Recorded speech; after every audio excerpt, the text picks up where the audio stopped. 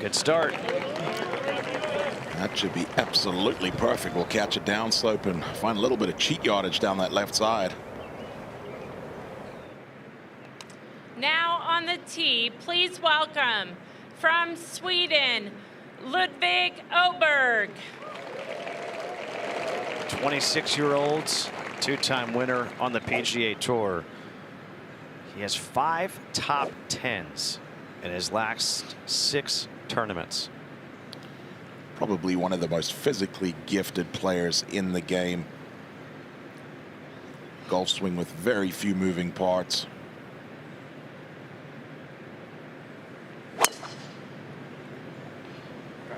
That produces a lot of shots just like that.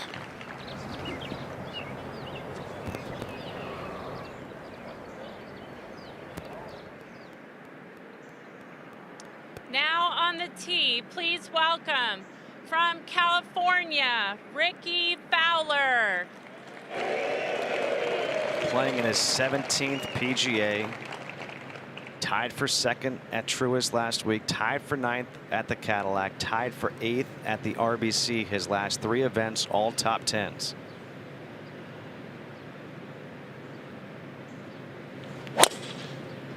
Made the change to a shorter driver shaft and is driving the ball very, very well. And that should be absolutely perfect right down the middle. 3 good tee shots at this 10th hole as these guys start on the back 9. And it's a chance for us to say good morning to the 3rd member of our team, the guy on the course, Graham Dillette. Good morning, guys. Graham, yeah, what do we have for the weather so far? Well, I'll tell you what, I was thinking about this morning. Like, these morning guys usually have the best side of the wave, but it's definitely very cool out here. We saw Bryson with the winter parka on, and the rough is definitely heavier than it has been all week, just with this extra added moisture. And even the wind is already up a tad. I know it's probably going to pick up as the day goes on, but we'll see how this all shakes out as the week goes on. At least these first 2 days, what side of the draw is going to be better here? Well, Graham, I think you bring up a really good point. One of those questions that I was going to ask you was, since it is cold, we saw the winter parka by Bryson. We've seen Jason Day on the course. He's got the hand warmers going. How much does this impact how far the ball will travel or what you have to do to get your distances early on? Yeah, definitely. I mean, most of these guys had their TrackMans on the range, so they kind of know, at least have a little bit of a gauge, and that changes as we go here. The other thing, I mean, we talked about these fairways are so wide. When with this rough being thick, it's such a premium on hitting fairways, trying to get it close to these pins, and it's all about where you try to leave it on these greens. If you can have an uphill putt, you can make some birdies out here. But if you get on the wrong side, it's tough to make 2 putts. Graham, we got a little bit of rain overnight. Does it feel like the golf course has softened up at all? Yeah, definitely. I watched a couple wedge shots here at the 10th in the group prior, and they're spinning pretty good right now. And even the fairways just don't quite have that firm feel that they had the last couple days. All right, well, we're looking forward to it. Enjoy that nice cold weather out there. Try to stay warm, get those hand warmers. You're from Canada. You'll be fine. Exactly, man. I got my T-shirt on already. Well, this golf course, we told you it is the story this week. 174 bunkers. That was what Donald Ross had originally set up. Only 2 holes where water really comes into play, but the average green size is massive. However, Brendan, there's not a whole lot of space to have your hole locations. No, there's not. You've got distinct portions to these greens, and if you find yourself in the wrong segment of these greens, it's going to be a very difficult 2-putt. There's going to be a lot of putts where you're coming up and over some big ridges, and the one thing we do know about this golf course, Kutch, is that the back 9 is going to play harder than the front 9. It's a noticeable difference in the difficulty of this back 9. So these guys that are starting on this 10th hole, if you can get through this opening 9 holes in anything under par, you've done pretty well, and then you turn onto that front side where there are more birdie opportunities. Yeah, as we look at this 10th hole, you see where that hole location is today. That back right hole location kind of takes the water out of play today. Yeah, it does. The water really shouldn't be in play unless you find a really bad lie in the rough. But yeah, cut all the way over there on that right side, and you could see there was a big ridge that you can use that sort of dissects the middle of the screen. You can use that ridge to feed it to that back right hole location. And if you're wondering, you know, what will these guys do this week at this golf course? Well, all 3 took out driver here at their 10th hole, their opening hole. Bryson DeChambeau hit his 362. He's got 115 left. Ludvig Åberg 356, got 121 left. And Rickie Fowler 332, 145 left. So they all hit the speed slot. And you could see Rickie Fowler right now, hands in his pockets, and they're actually asking for a ruling. You just saw his caddy, Ricky Romano, give that signal. Graham, do you have any idea why they might be calling for a ruling? Yeah, he actually is going to get a really good break here because there's a sprinkler head about 3 inches in front of his ball, and he doesn't have a very good lie. I think he'll be able to get this into the fairway, and that's a huge advantage here, especially because he's drawn such a poor lie. Wow, that is a huge advantage because, Brendan, you and I were just talking before. I had a chance to speak with Ludvig Åberg yesterday and asked him the rough, how important is it? And he said, well, you can find some pretty bare lies, but you can get some brutal lies. Yeah, I think that's been the common theme amongst the players, is the rough is really spotty this week. That there are some places where you can have, as you say, can get really clean on the back of the ball. There'll be other times where you're going to be struggling to even get something up around the front of the green. And yeah, this is going to be a great break here for Rickie Fowler, especially as he's on this pretty significant downslope as well.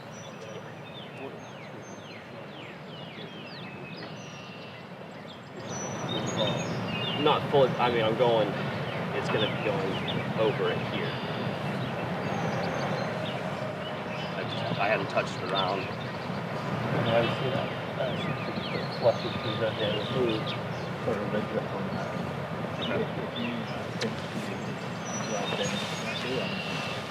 I don't think I'm going to get to the actual head. I was more the surrounding kind of cut of it. I'm happy to let you feel that. There's nothing.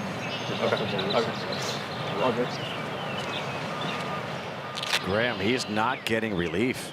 Yeah, I'm actually a little bit surprised. He didn't fight too hard for that either. I mean, I would have said, I'm going to go down through this. I'm on a downslope. I'm probably going to hit this on the follow through. But anyways, this is what it is. So now, kind of from a poor lie off the downslope, like Brendan said, this little target here is probably about 5 or 6 yards wide. Anything left kind of feeds into a little valley in the middle of this green, so it has to be dead on line with the pin to get it close. Brendan, you surprised? I am. I feel like typically officials will give you relief if it's even in question whether you're going to come close to that sprinkler head. But as Graham said, Rickie didn't fight it too hard, and he's dealing with what he's got here. 145 coming out of the rough. Yeah, this is pitching wedge. And this is drifting a little right of the hole, drawing back right towards it.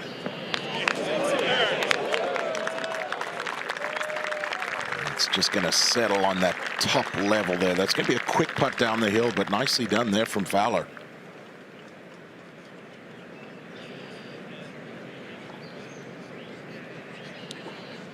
Now Ludvig Åberg, one of the fastest players on tour. Yeah, and he's drawn a beautiful lie here. This is no issue at all. It's almost on a tee. The only real concern would be kind of getting it high off the club face, but he picks the ball so nicely, that's not really a concern. 121. This looks like it's flying a little deep.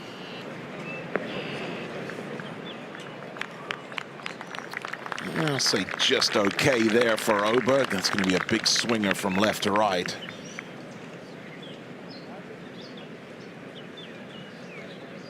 Now Bryson hammered his tee shot. Yeah, I know that they got some cheat yardage there down this hill, but first thing in the morning, just to get it to the crest of that hill and be able to use that is pretty big. I mean, what a perfect leave.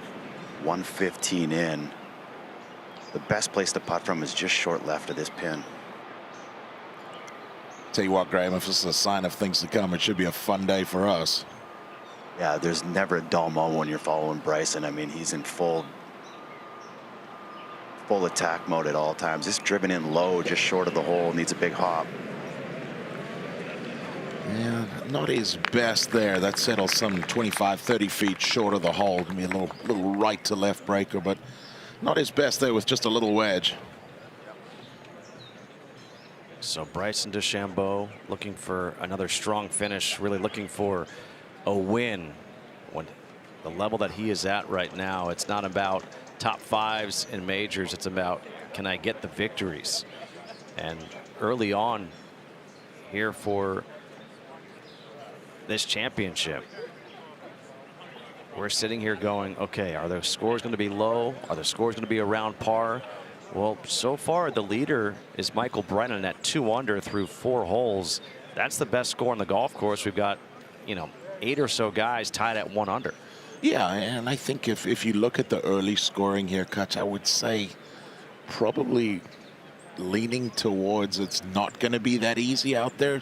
A couple guys have got it to 2 under. Michael Brennan, as you say, is there right now, have fallen back to 1 under. I think the thing is you are going to see a bunch of bogeys out here just because it's so difficult on the greens and the surrounds. And I know we're going to see aggressive play for the majority of it, but I'm going to be interested to see if the game plan changes for these guys as the week moves along.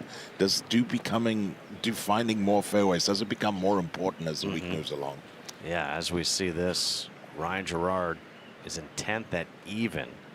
Again, it's very early, but with the cool weather, the rain that fell overnight, 1/4 of an inch, the course is playing very different, I would suspect, right now than it did in the practice rounds Monday, Tuesday, and Wednesday. I think especially for those guys that played a late practice round yesterday afternoon, the wind blew pretty hard all day yesterday. The golf course had really dried out. These fairways were running quick. They were playing very, very small. Would have been a massive adjustment for these guys coming out here this morning now. Bryson DeChambeau will be putting first, almost 30 feet for this birdie attempt. Yeah, not a great wedge shot. I mean, that's definitely one he'd want back. It's a scary little shot, though. There's just like not much room left and right there. You have to be dead on line, which he actually had, but well short. This is a super slow putt. There shouldn't be a ton of break in it.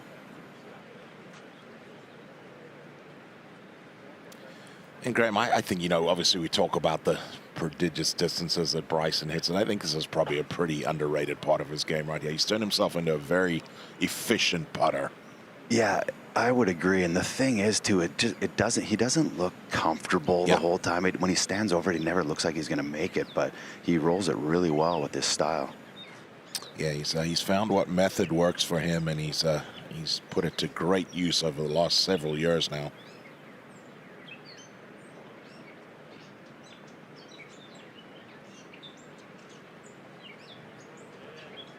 Stood up and out of it quickly, did not hit it nearly enough, and I just wonder, are the greens a little bit slower than they were, or is that just a bad putt? I think that was probably a combination of both. I mean, there's definitely some moisture in these greens right now, which is going to slow it down compared to, especially yesterday. If you were playing, the wind was really howling out here. These greens had dried out. But still, maybe just a little nervy putt there to get things going. Yeah, I'm with you there. I think that's a combination right there. He did look straight over at his caddy there like he was taken aback by how slow that was, but I don't think that was ever getting to the hole. By the way, who would have guessed that where the players were, Rickie Fowler would have the closest to the hole?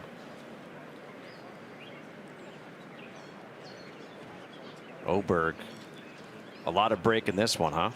Yeah, and I'll tell you, being below the hole is just key out here, and we're going to see it right here on the first hole. It's a big breaker, and the last half of it is just straight down the hill. Yeah, keep a close eye on this one. We're going to see a ton of putts like this as the day moves along. One where you got to really match up line and speed. Oh, and that stays well short above the hole, and I would say both guys a little surprised by the slowness of the greens. Now, Graham, the question that I have is, does Rickie look at the putts of Bryson and Ludvig and say, you know what, maybe I got to hit this a tad bit harder than I thought I would? I think you have to put maybe an extra foot of pace on it after seeing those two. I mean, those are two of the best players in the world. To misjudge it by 5 or 6 feet, I think that he knows in his head that they're definitely slower than they have been. Rickie Fowler, now 37 years old. Can't believe I'm saying that. Playing in his 17th PGA Championship. And to Graham's point, sometimes that's the hardest thing to do as a player. You know it's typically a very fast putt, and now you got to hit it that little bit harder.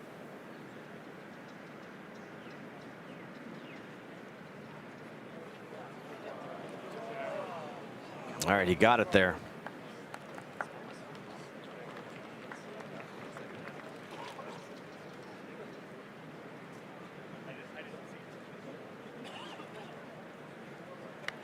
So Fowler starts with a par at the 10th. You mentioned the back nine versus the front nine. There aren't a lot of scoring holes on the back nine. No, there aren't. There's a couple birdie opportunities in the par 5, 16th, and then you've got a couple short par 4s in 12 and 13. But outside of that, there are not too many opportunities to pick up birdies. And I think we'll see the front nine average at least a shot easier than the back nine. Now Åberg has 5 feet left, still coming down this slope. And this will be a number to keep track of this week. 3-putt avoidance. Yeah, I would agree. I think the person who wins this tournament is going to be very high on that list. He had to move his coin. He was right in Rickie's line, but Rickie didn't really give him much of a read because he was about a cup left of him. But it should be pretty straight here.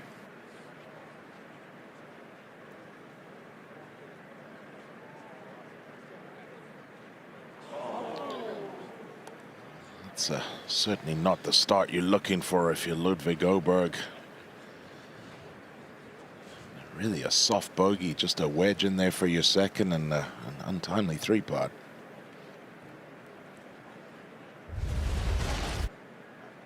Didn't look to be a bad stroke, just not carrying enough speed there, and just wiggles a little bit right as it gets to the hole.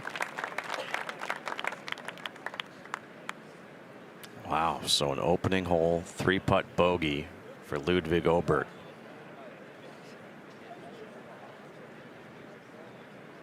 And now Bryson from about 4.5 feet. The difference, though, he's still coming back up the hill. Yeah, the hole's a lot bigger when you're putting from below it.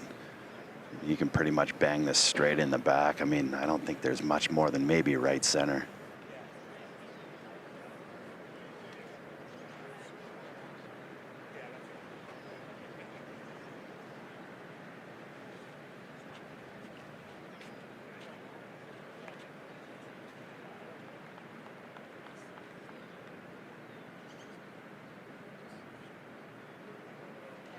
All right, just catches the right side of the hole, but safely in now.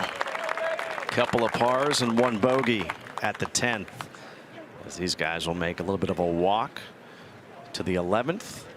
And we'll take a look at this 11th hole.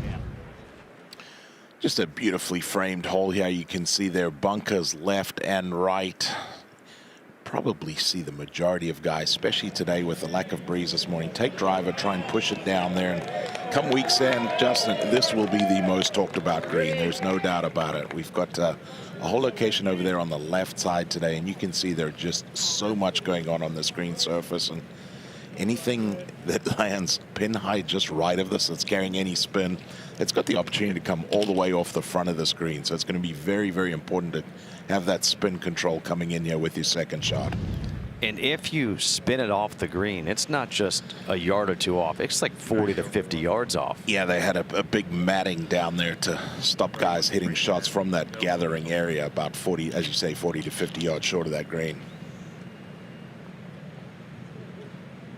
Bryson had the great tee shot at the 10th. Now here at the 11th. Driver in hand here for Bryson, just trying to hit it as far down there as he can. This is the one hole where hitting in the rough probably isn't a bad thing. It's high and hard down the right side, right center of the fairway. That will work just about anywhere. Absolutely perfect. Nice angle to that left-hand hole location. For Bryson, you got to wonder, does this remind him of where he won his first U.S. Open, Winged Foot? Here we are in the Northeast. Same type of grass. Rickie Fowler, he's got the mini driver out. That's exactly what this is. I watched him hit a bunch of these on the drive range today, and he was just slotting it. Just a tiny little baby draw every time. This one started up the right side, but it's actually fading right. This is not going to be very good. There's a series of bunkers over there. That may have been the biggest miss I've ever seen Rickie Fowler have with the mini driver. And typically that has become the go-to club when he needs to find a fairway, and that one was well offline. Now Åberg with the driver. Yeah, wind pretty much straight down, maybe a tiny bit out of the left here right now at the 11th. Picking up slightly, and it's a cool breeze. This starts up the left side, just kind of bleeding to left center of the fairway. Not much can go wrong with that golf swing right there. A little bit more release than we saw from the tee shot of Bryson DeChambeau, and a good opportunity there for Ludvig Åberg to pick it up and get one back. Bryson and Rickie each with pars at the 10th, as we have 20 bunkers on this 11th hole and an incredibly sloping green.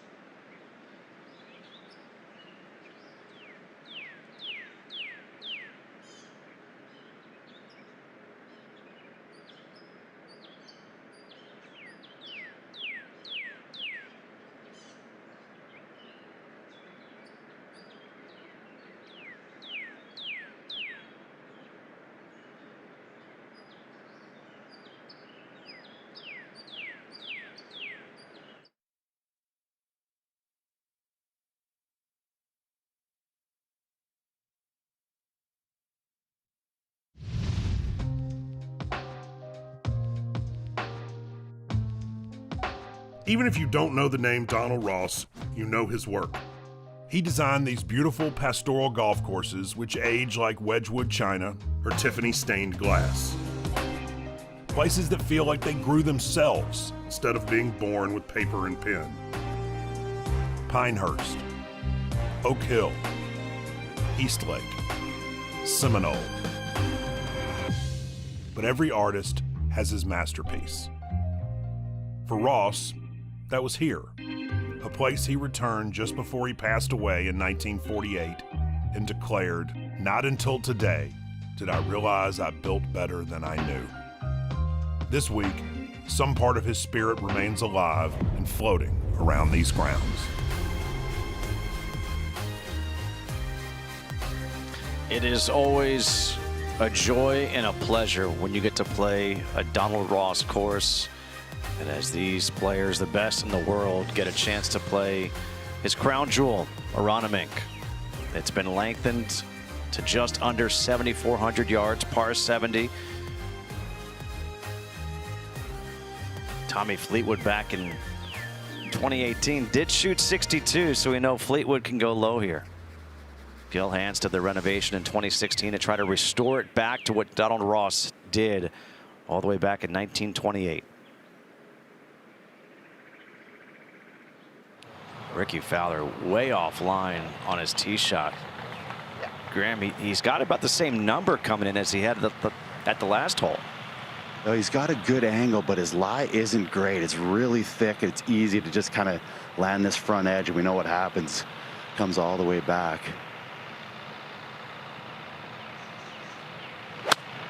Yeah, and it just came out so dead.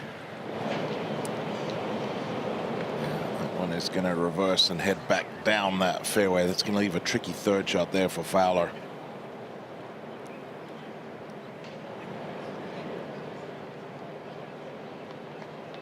Walking the last couple of days, saw a lot of guys do that out of the rough.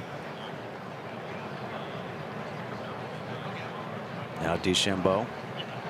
Yeah, such a tricky second shot. You have to take an extra club and try to bunt one. There's a backstop in behind it, but if you get it over the back, I mean, it is almost impossible to get it close.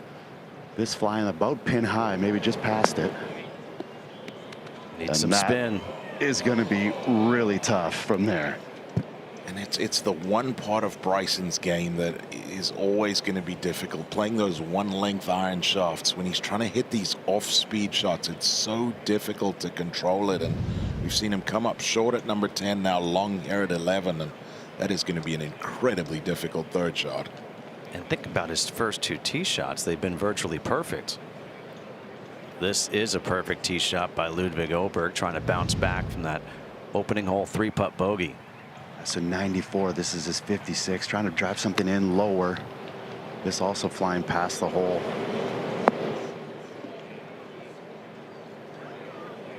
This could be, oh my God, I can't believe that held. That's 2 or 3 feet from coming all the way back down to the hole there. And just like Bryson, that's going to be very difficult, very fast down that hill.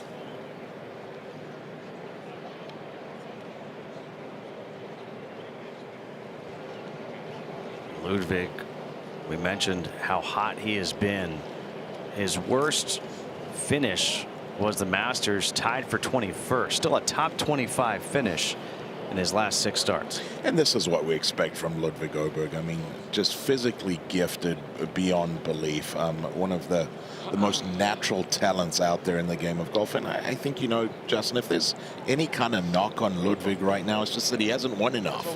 I think, you know, when you watch him play, it's almost like you'd like to see him look a little bit more desperate to win. And I think a big part of that is he's a guy that he's so talented. He knows he's going to get himself in that position over and over and over again. But as I say, you'd just like to see him look a little bit more desperate to win on the golf course. And then you have to wonder, you know, how does what happened at the Players Championship this year impact him if he does have a lead coming down the stretch? Yeah, no, certainly. There's going to be some scar tissue there for Åberg. I think we all agree that come the end of his career, he's going to win several majors. I think he's that talented. But yes, there is going to be some scar tissue there. Now Fowler, that one came all the way back, 62 yards left here. Yeah, so you got to try to drive something low. It's all about spin control and trajectory here, and how aggressive you want to be. You can use that back slope by Ludvig's and run it all the way back. He's hit this heavy though. Be careful there. That should stay up, I believe, just because of the moisture in the greens, and the wind's kind of down here today, but it just shows you the treachery of this green.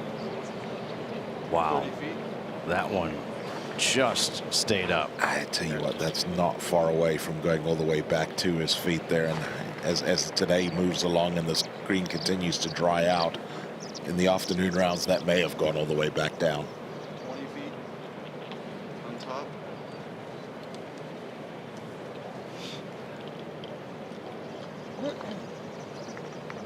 So really what we've seen in the first 2 holes is what Ludvig Åberg had said.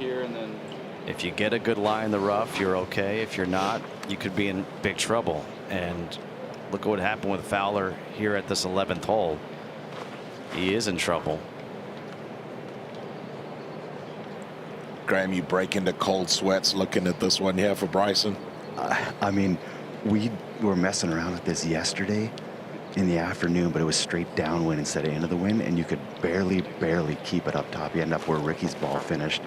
But I think with these conditions right now, I think a good shot for Bryson would be about 8 feet past the hole unless it hits the flagstick. Rickie's still going to go first here, though. He's got a tough putt down from the valley, straight up the hill, obviously super slow putt.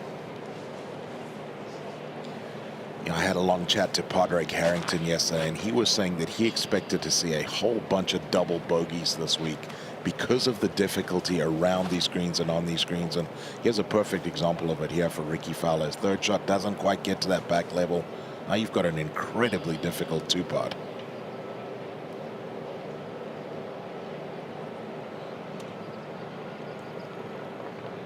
This is the defense for the golf course, the greens.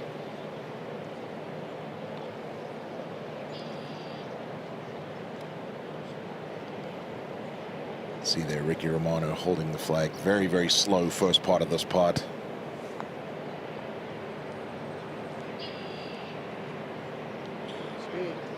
That's pretty well done. Good speed, and actually more of a misread than the speed there. Do you like 5? Yeah. 4 feet? I like 4 feet. Okay.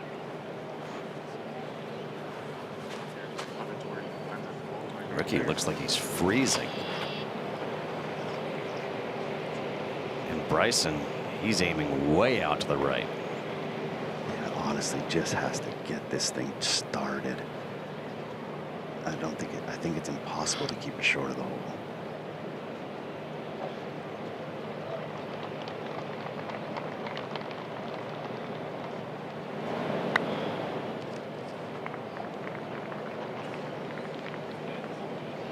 Wow. As soon as it hit the green, it just took off. It's going to be interesting to see if this ball stays on the green. That is unbelievable. I'm a little surprised. Like, I'm standing kind of right here beside him, and he hit that with like a little bit of pace. I thought he was just going to basically almost nudge it with the toe of his putter just to get the ball moving. Yeah. A huge mistake there. Yeah, there was definitely a little bit of hit behind that stroke right there. When that got on the green, it was carrying a bit of speed. Now he's back to where almost Rickie Fowler was just putting from.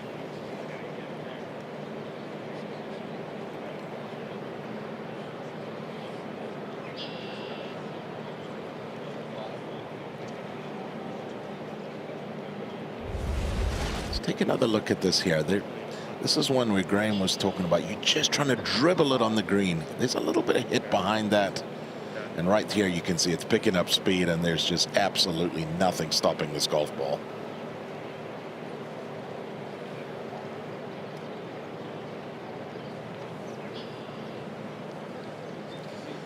It's going to be a patience test. No doubt about it. It's going to be a patience test this week.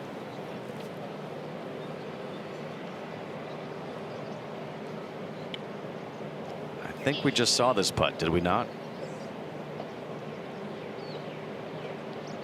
Yeah, almost the exact same putt that Rickie had. See if he reads it a little bit better. Really, it's all about the speed here, though.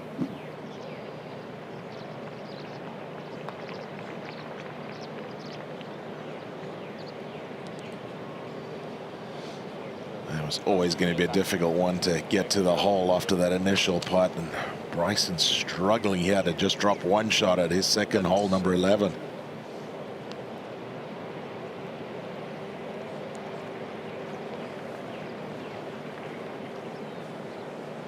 If you look at Bryson's putts so far, he hasn't made a good putt yet. No, he hasn't. And now he's got a tricky 5-footer to avoid a double bogey here at 11.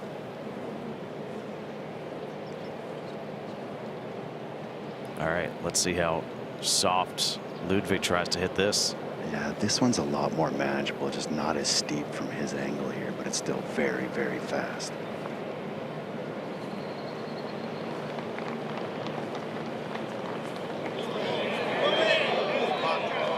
He's not going to believe that stayed short. Great putt.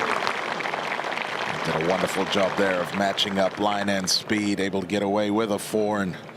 And we talked about it. This will be the most talked about green comes week's end, no doubt about it. This is probably the easiest hole location on this 11th green, and you can see here already giving these players fits.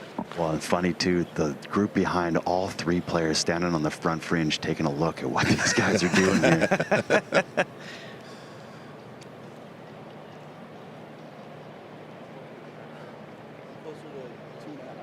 By the way, that group is Tyrrell Hatton, Brooks Koepka, and Xander Schauffele. Yeah, and this is a big part of why guys are talking about these rounds out here are going to take a long time now. There's going to be a lot of this where you're having to really struggle around the greens, and there's a lot of cross traffic as well. So we're expecting rounds to be over 5 hours. To save a bogey right now.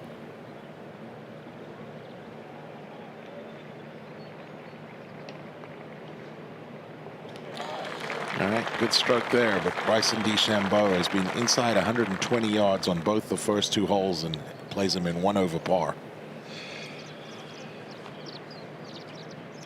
That does not officially go down as a 3-putt, but guys, correct me if I'm wrong. In your mind, are you writing down your scorecard 3-putt?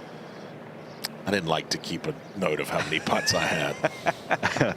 I second that. I always kept track of greens and red because that was what I was good at. You were very good at that. As we see Fowler here carrying a ton of speed, took all the break out of that one. And that's a good 4. Oh, excuse me, a 5. Bogey right there for Rickie Fowler. Being in that rough off the tee cost him. And now on to the 12th. As you can see, very similar to the 11th hole here. You want to make sure you avoid all these all these fairway bunkers, excuse me. 310 gets down to that second cluster down the right side. Look for guys to take something that's going to keep you short of that. Maybe a fairway metal. We will see some guys take driver, try and push it down that left side. And again, another very, very difficult green complex here. Pin cut today all the way on that left side in a high spot. It's going to be tough to keep it over there. If you do challenge that left side and you miss it left, you can see there feeds down into a low area, leaving a very, very difficult up and down. And this is it's going to become a common theme this week. Well, we can see Ludvig Åberg. He's got 3-wood out. Yeah, just to keep it short of that bunker, just widen this fairway so much. This is one of the few scoring holes, like Brendan said, on this side. Wind kind of down off the right, mostly off the right.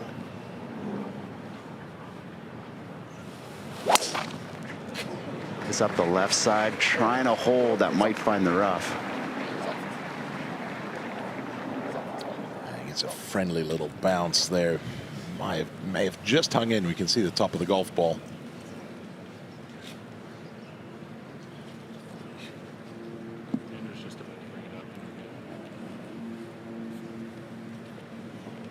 Bryson, is that driver again? Now this less than driver here for Bryson, so also trying to keep it short. I think if it was warmer, he could probably send it over those traps, but it's asking a lot right now. Just hard to compress the ball. It's still, I don't think it's reached 60 degrees here yet.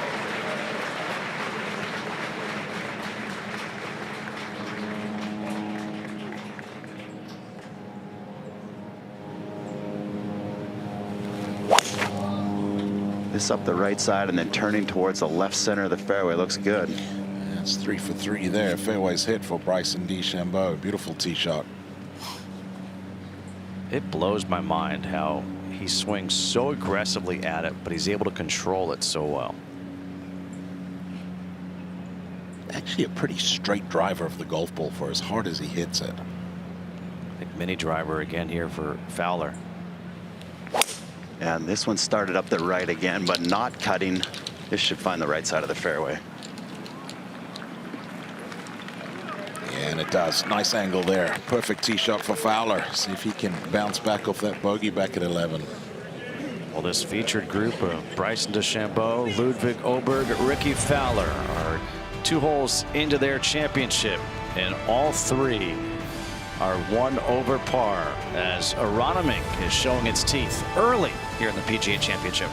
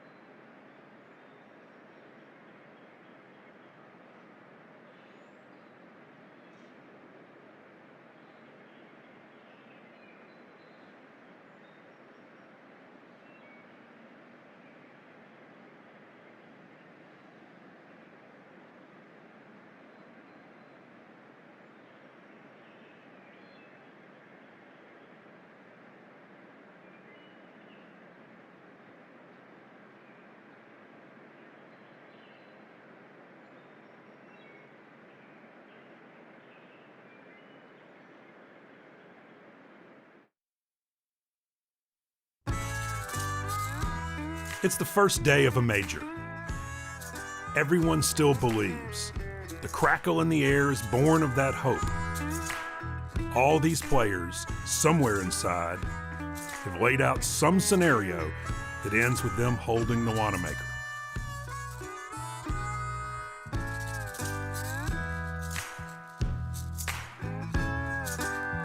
First round coverage here of the 108th PGA Championship for Aronimink Golf Club outside of Philadelphia, Pennsylvania. Let's go out to Frisco and say hello to Natalie Sheehan, PGA of America golf instructor. And hello, Natalie. What can you tell us about Ludvig Åberg? Thanks, guys. Yeah, so one of the drills that Ludvig worked really hard on growing up in Sweden is very simple, and you at home can do this too. You're going to grab a chair, and you just put your backside right up against that chair. One of the things he said he struggled with quite a bit growing up was some early extension, so those hips move toward the golf ball instead of turning, and then your hands get a little bit flippy through impact, so you can get all sorts of directional misses from there. So all you're going to do is get set up with your backside up against this chair here. Practice hitting some balls and keeping your backside against the chair as you go back and through. And you can make really nice contact just like that. It's going to help you stop that early extension, help you stay in posture better, and I think we can learn from one of my favorite swings on tour. Awesome. Thanks, Natalie. I was going to say, so that means that Ludvig actually at one time in his life had problems with his swing? It's hard to believe when you watch him swing the golf club, and I was happy to see you taking some notes over there. Oh, trust me, I already got my chair ready to go hit because I'm having a lot of trouble.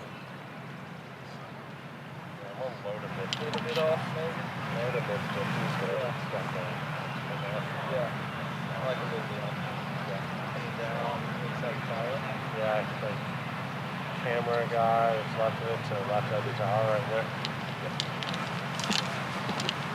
All right, Åberg staying in the fairway, 166. Yeah, this is an 8-iron. It's such a tough pin to get to. I mean, perched just up on top of that ridge, and it says 5 left, but there's really only about 3 left because there's a big runoff. You heard them talking about the cameraman right at the pin, but this is going on a pretty aggressive line. Fortunate there, draws a really good lie, but that's not going to be an easy up and down. Very tough.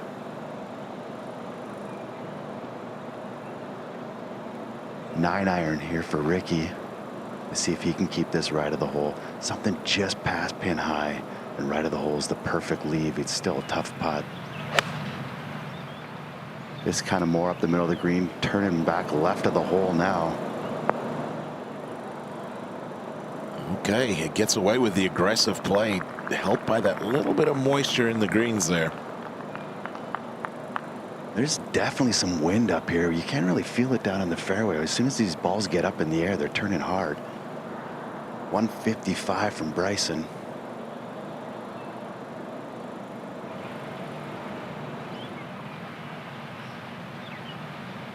No signal on the club here. God, I think it's pitching wedge. He's driven this in much lower than the other two, but also going left of the flag.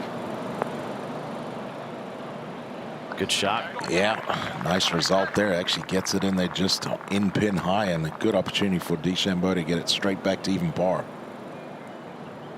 Graham, we were just talking during the break about you could see some early potential frustrations with these players. Just from what you've seen early on, even with Ludvig right here with the approach now going long and leaving himself a really difficult up and down. Do you feel as if the players might have to change their mindset from what they came in with a game plan to what they're seeing? I don't think the mindset really changes. It's just the early test of patience. I mean, this is what major championships do. If you're hitting good shots out here in these first few holes, you can have birdie looks. And it's kind of the way that this golf course is, but you have to, you know, give yourself those opportunities, and when you don't have a perfect number in, play it to the fat side of the green and try to get out with pars, because you make a bunch of pars out here, you're going to be in pretty good shape, but it's all about patience. Yeah, Graham mentions patience there. I think discipline's a big part of it as well. You know, as he's saying there, if you don't have a perfect number, be disciplined enough to play away from some of these flag sticks. I think that these guys, what they really have to keep in the back of the mind is there are plenty of birdie opportunities out there. So if you get to certain holes where you don't have that perfect number in your head, be disciplined enough to play into the middle of the green. If you happen to make a long putt, great. If not, you make par. You still do have plenty of birdie opportunities, because there are a lot of wedges into these holes. Right.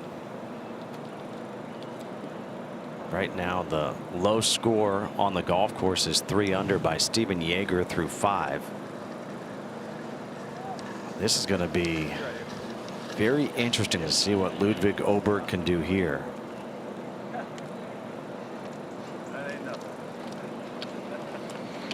Well, it's not going to be easy.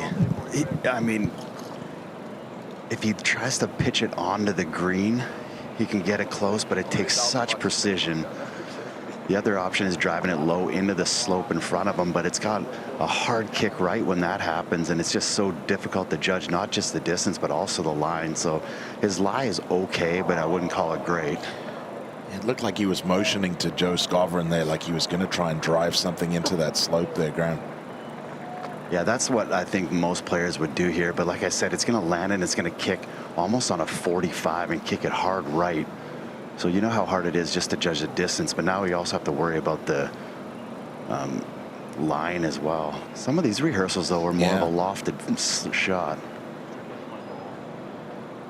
If the lie was really good, that's definitely the play. But it's just kind of a little bit sketchy, just enough to make you think. Definitely practice swings there. Say he's going high with this one.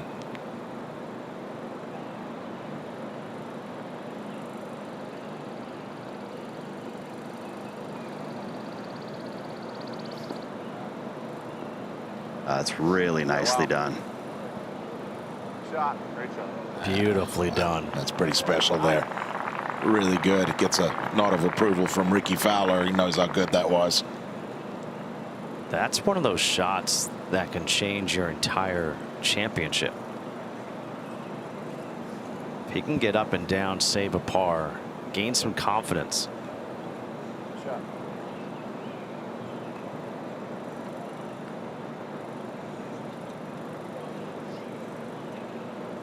Well, Joe Skovron just set his golf bag down beside me. He looked at me with these big googly eyes, and he's like, how about that shot? Said, yeah, that's why I'm carrying the mic now, bud.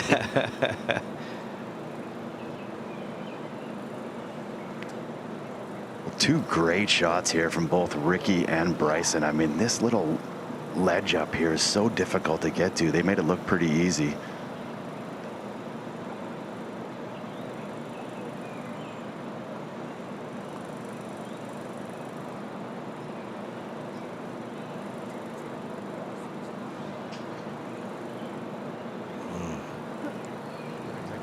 Just carrying a little too much speed, and that one's not dead yet. Some work left there for Fowler. And that's the thing, Brendan, you know, with fast greens, it's just like you never have tap-in pars. It just seems like you always have those 4-footers to save par all day long, and it just wears on you mentally. Oh, man, you're tired. You're tired at the end of these rounds, Graham.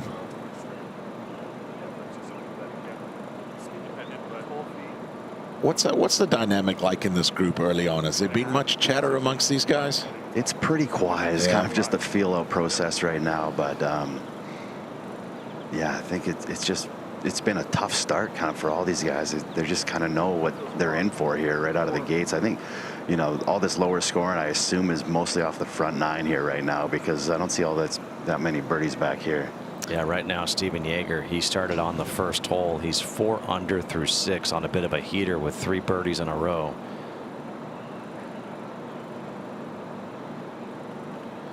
Let's see if we can get our first birdie in the group here. Bryson just outside of 12 feet.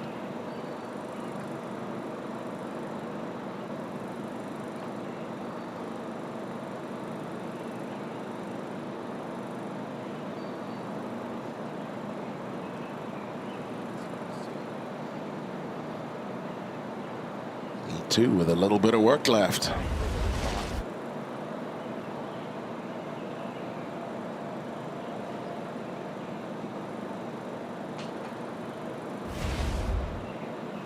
Rickie for his 2-putt par. He's one of my favorite guys out here to watch hit these 4 or 5 footers, especially the uphillers. So aggressive all the time. Good speed through the golf ball with this putter. Yeah, lovely flow to that stroke there, and a nice comebacker there from Rickie Fowler.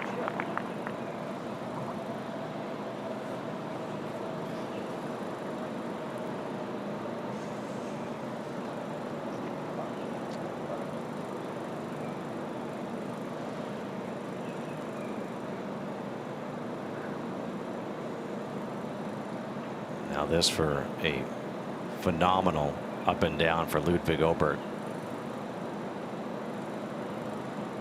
Yeah, it sure would be. I mean, that shot was pretty special. Good save. Yeah, that's definitely a shot saved right there. Beautiful up and down. See if you can get things going in the right direction. I always say when doing baseball, put a star next to that. Put a star next to that up and down at 12 for Ludvig Åberg and see what happens the rest of this round, the rest of this championship. Even Rickie's like, dude, how did you do that?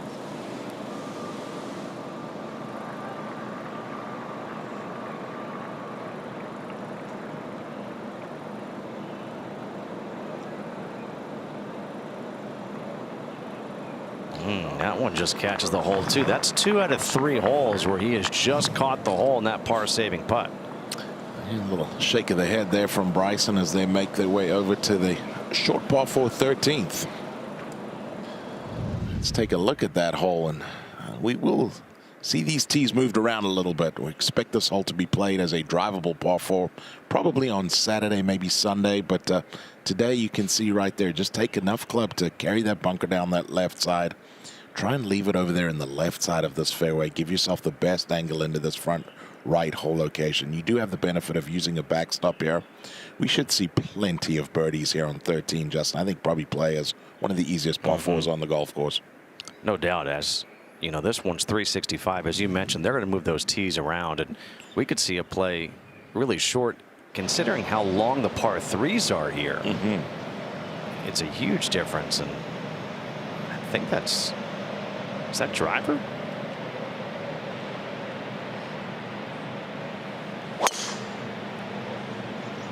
All right. All right.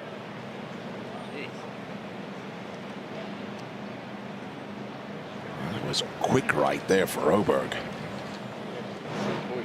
You?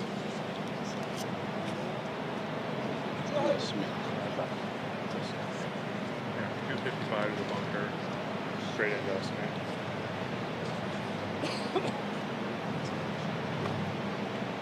And Bryson going with an iron here off the tee.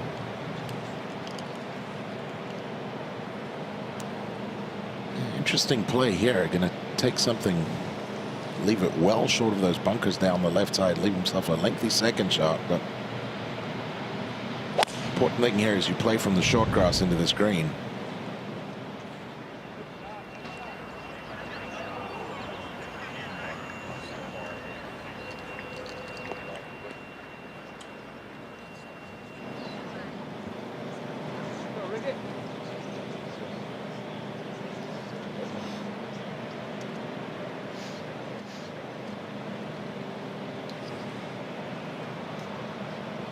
For Fowler, this could be a 5-wood. 265 to the start of the bunkers down the left, 280 over the top.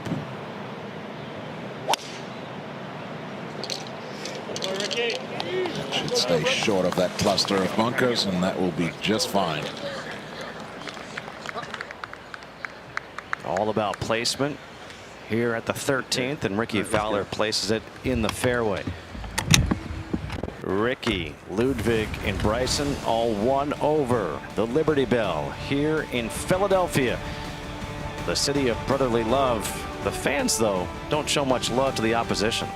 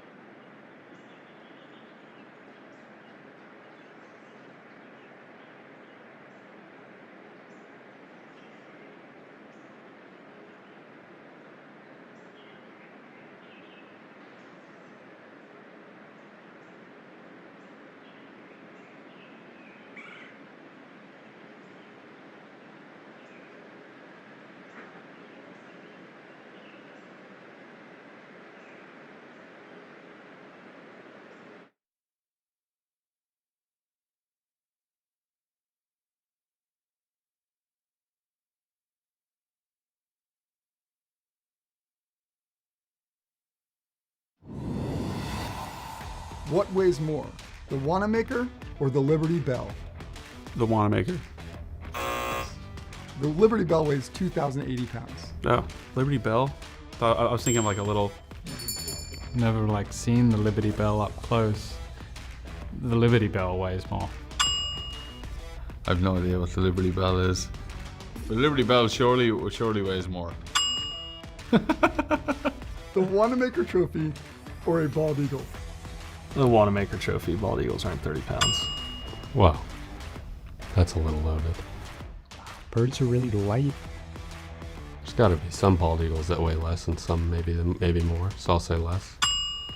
The Wanamaker Trophy or a punching bag? A Rocky style punching bag? So not a speed bag, like a full-on bag. A full-on bag is going to weigh more than 32 pounds. Yep, I agree. Here's DeChambeau with his second at 13 in that rough. Yeah, big mistake with an iron missing the rough. Pretty marginal lie at best. You got to try to chase this up the front of the green. Oh, he flew that way further than he was. There's no way he was trying to take that on. It just came out hot and right. That is going to be such a difficult shot there left for his third shot. He's making a mess of this pretty easy hole. And that's so frustrating where you take an iron off the tee and you miss the fairway, and now you're going to have a tough third shot.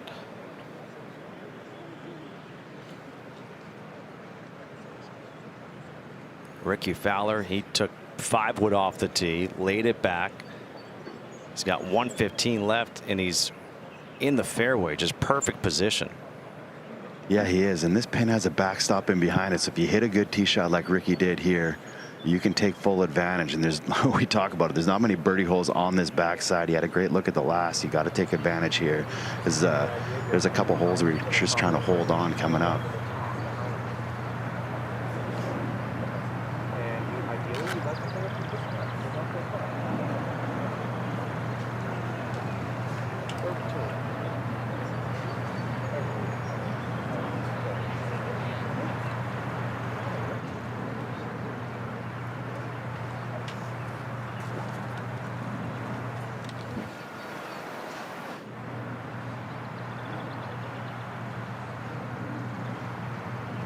The Rickie's only got 2 wedges in his bag here this week, the 60 and the 54. Added a 5 and a 7 wood. He's drilling this in low. Looks to be on a good line. Okay, just stays there. It can be a very makeable look there for Fowler. It's almost an old school approach here for Fowler. Just 2 wedges in the bag. That's an interesting bag setup. They said he went to it a few weeks ago, just kind of with Quail and here coming up with and Miami with the long rough. Ludvig drew a pretty good break in the trampled area. Might have to flight this a little bit more than he would like to. This is kind of going out towards the middle of the green, just left of the hole. That's what we're talking about there, that discipline, a little bit out of position there, but that will be a makeable look, can be inside at 20 feet. See Bryson walking up to the green there. He's going to have his hands full with that third shot. Lots of slopes to deal with. Going to be a very difficult one to get close. Talk to me about Bryson, and you mentioned with the wedges, because he uses all 1 length clubs.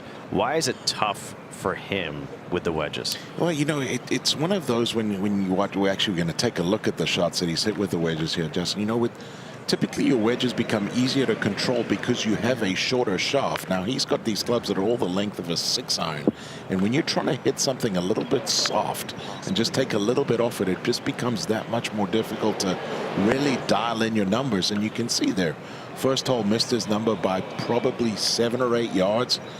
The 11th hole there, his second hole, he missed it by even more than that, a good 10 yards. And then this one, listen, it's not quite as easy here coming out of the rough.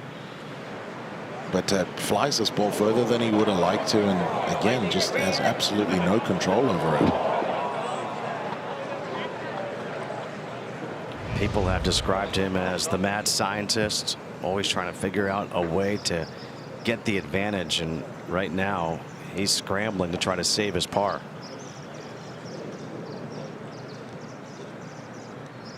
Yeah, and it's not going to be easy. I wasn't able to get back there and see what the lie is like, but I mean, it's just a little bit of a guessing game all the time out of the rough around here. And then obviously that last 15 feet, almost straight downhill. Should move a little from his left to right overall. Graham, if you want to know from our view, we can barely see the ball, if that gives you any idea. Yeah, so then obviously that makes the shot a lot more difficult to judge the distance. Looks like he's going to take a pretty big swing at this, fly it halfway there.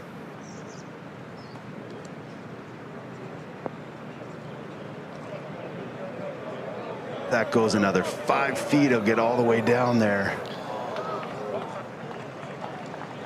And it doesn't. That's going to be a tricky putt now. It's going to be a big breaker from left to right, and a tough one to save par.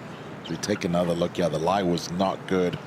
Goes with some sort of mini explosion there. Does a good job keeping the face angle there, keeping the loft on that club. And right here, Bryson knows it just needs to get over that next slope, and it doesn't.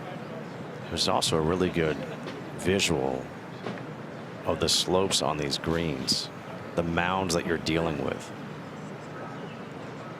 You really have to be masterful around these greens to handle them. You do, and you know, this is why I just wonder if come week's end, is the game plan going to change for these guys? Because you're playing from the rough constantly. If you do choose to play the golf course that way, hitting driver everywhere, you lose that little bit of control over the golf ball. We've seen it with Bryson there. I know he took an iron off that tee, but because he played out of the rough, missed the green in the wrong spot there with his second, and again he's struggling to save par.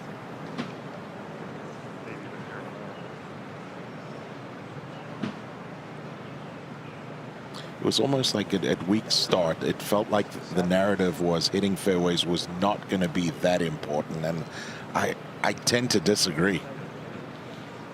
I'm with you.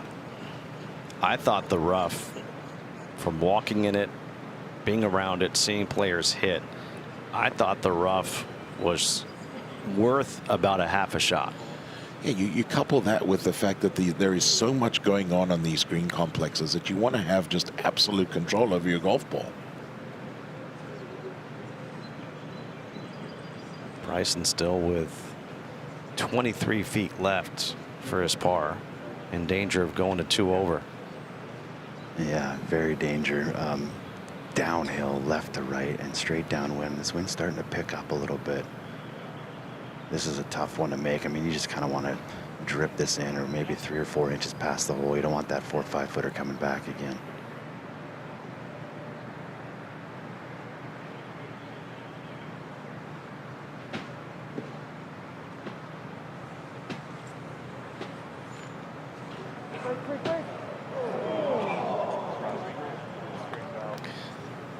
Did that actually go left late? It definitely straightened out. Definitely straightened out as it got towards the hole, and you can see there he's obviously very surprised. But it's been a stressful first 4 holes for Bryson.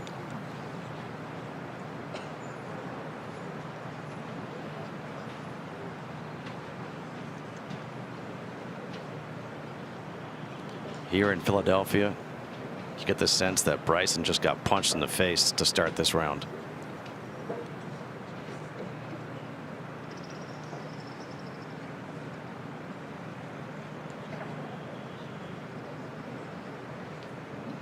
For Ludvig, let's think back to what happened at the previous hole, that up and down to save par, and now this putt would get him back to even for the championship. Yeah, really tough read because this whole green kind of goes back to front, but there's a big shoulder where Rickie's standing from that front bunker that might want to move this left back up the hill slightly. Yeah, takes the lid off. First birdie in our featured group there from Ludvig Åberg. Nice bounce back after that opening start of 1 over through his first 3, excuse me. I look at that 12th hole, that up and down, and now following it up with a birdie here at 13. It could be what changes the entire week for Ludvig Åberg. It was going nowhere but dead center there. Lovely speed and a lovely stroke. Now Fowler hoping to keep the birdie barrage party going here at the 13th. Yeah, a bit of a hook putt, but the ball way above his feet, so it's going to feel like it probably hooks more than it actually does. Great read. Great read from Graham, great read from Fowler. Also back to even par.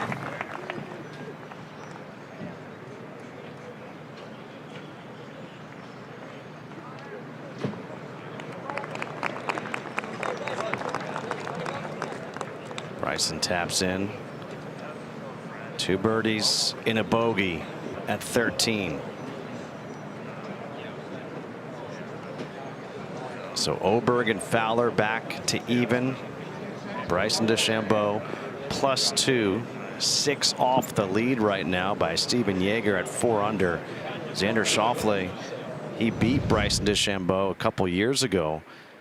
And Xander's in second as we look at this par 3, the 14th. Yeah, first par 3 on the back 9 here, the 14th, and it is not an easy one. It's only given up 1 birdie so far. A big part of that is because of a difficult hole location over there in this back left corner. Again, cut in a high spot. If you want to get something close, you've got to hit some sort of low chasing draw. Try and land it just below that slope. Get it to release back there. We're going to see a lot of golf balls funnel down into the middle of the screen. I think all 3 guys would take middle of the screen right now. Pretty good cold wind here too at the 14th, back into the player's face. This is a tough par 3 today. Yeah, to your point, playing as the 3rd toughest hole on the golf course right now, averaging over a 1/3 over par so far. Looking at the par 3s on this golf course, with the exception of, I believe, the 5th hole, is this just a golf course where you get to the par 3s and you go, I don't care what the flag is. If I can be middle of the green, I'm happy? For the majority of it, yes. You know, unless you get an absolutely perfect number to a certain flag stick, you might want to get a little bit aggressive, or you get the perfect wind direction to a flag stick maybe. But you know that if you make 4 3s every day, you're not going to lose any ground to the field.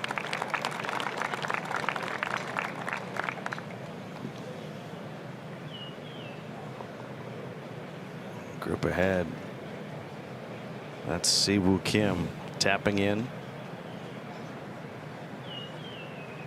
Derek Berg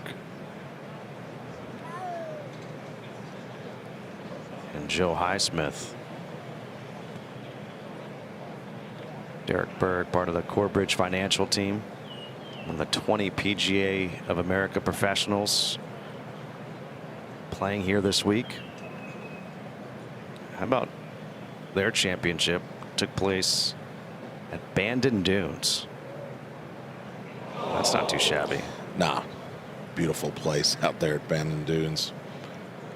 Not much better as far as going on a buddy's trip. Go out to Bandon, play Pacific Dunes, play trails, Old MacDonald. You got all sorts of options out there. It is a golfer's paradise. You know it's cold when Joe Highsmith takes off like the fishing hat and goes with a ski hat. This is a guy that grew up in the Pacific Northwest. He should be used to this. It is, which is why he has that hat on.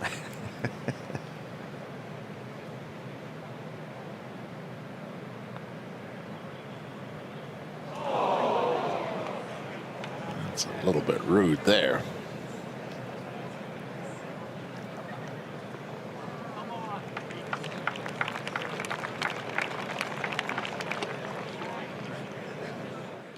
Now you see the distance measuring device. Those are allowed here at the PGA Championship. Obviously you have to turn the slope off and all that kind of stuff, but you can use it to measure your distance.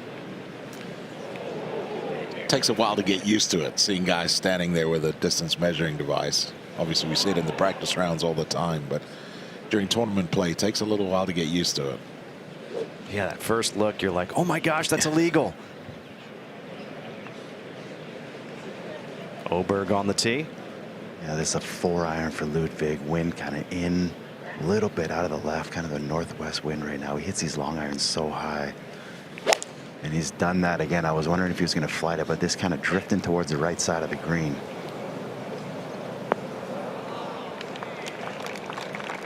I would take that. Yeah, that's going to be a very popular spot right there, just below that slope of their right of the hole. And it's a high-quality golf shot from Åberg.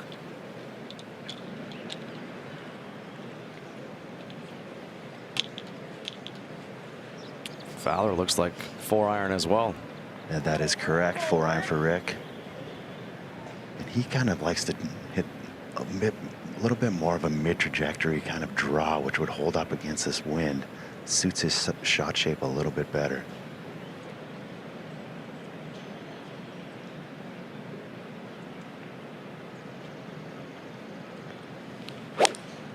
That was a crisp strike, but it started off right.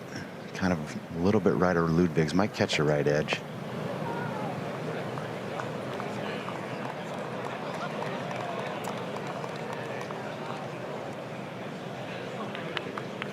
It did. Stayed on the green. It's at about 10:30 wind as well.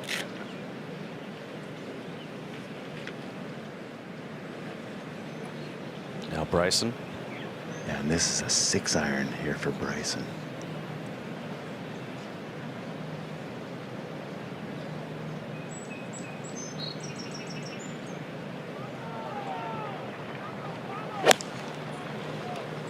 This also going out towards the right side of the green.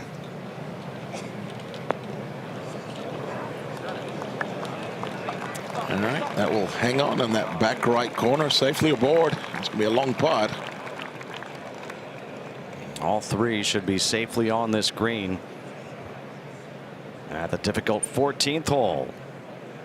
The PGA Junior League is bringing friends, families, and communities together through golf, all with expert PGA and LPGA coaching. Find a team near you at PGAJuniorLeague.com.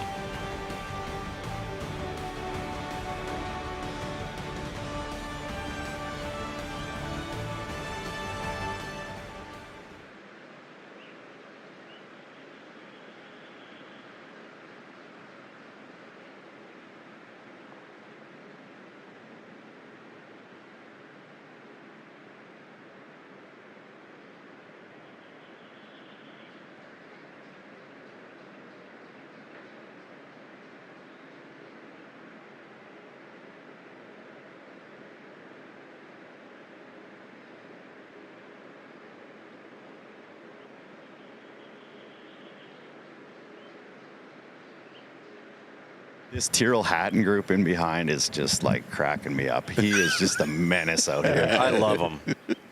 Is he standing in there with hands on hips waiting? Him and Robbie Mack should literally have their own channel out here. Agreed. They should be mic'd up with nobody else there.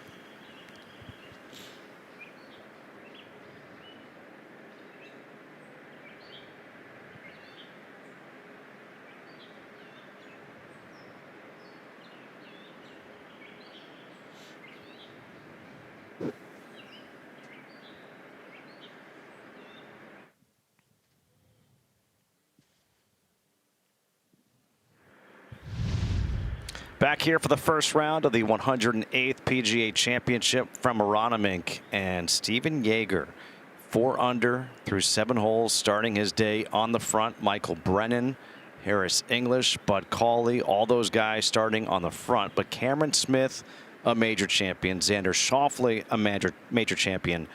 Those two guys have begun their day on the back.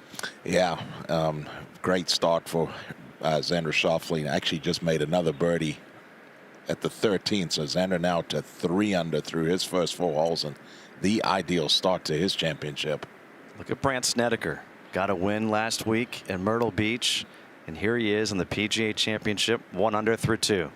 Just a testament to what a good golfer Brandt Snedeker is. The fact that he has to go about it a completely different way to most of these guys, but still contending out here on the PGA Tour and contending here at another major. Brooks Koepka, 3-time PGA champion, even through 3. Yeah, Brooks just looking for that putter to heat up. Can he find a hot putting week? The iron game, the ball striking is certainly right in check at the moment. Just riding a little bit of a cold putter at the moment. It's been cold all season long.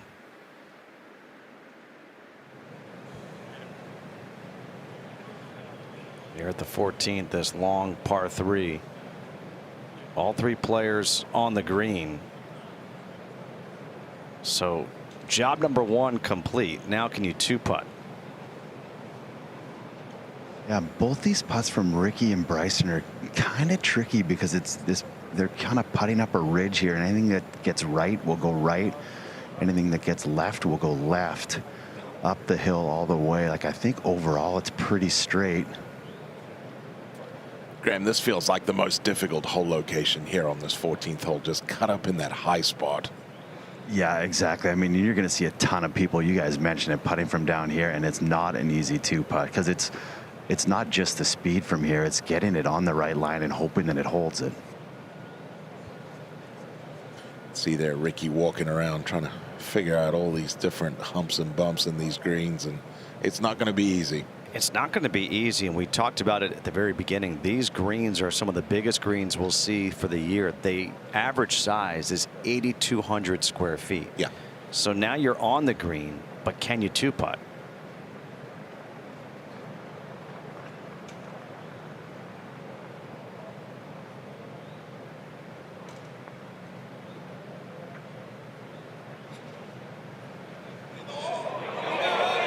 How about a 1-putt? Oh. Wow, was that a good putt? Amazing effort there from Fowler from long range, and I'll tell you what, that kept him interested for a long time. I was reading something recently about Tiger Woods, and he said one of the keys to victory for him in majors and in his 82 wins was his lag putting. Yeah. Well, I'm going to go ahead and state it right now, Justin, and this is not going out on a limb. There won't be a single player that goes through this entire championship without a 3-putt. Graham, how do you feel about that? I mean, I know I wouldn't get around this place without one.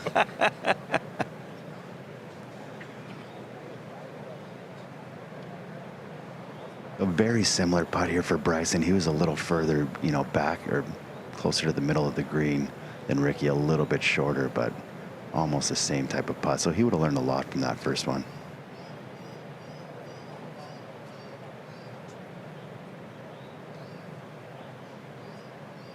He's struggling a little bit with the speed so far. Let's see if he can figure it out.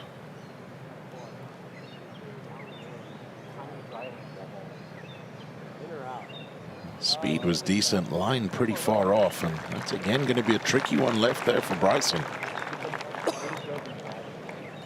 Graham, did he have that spine you were talking about to deal with there?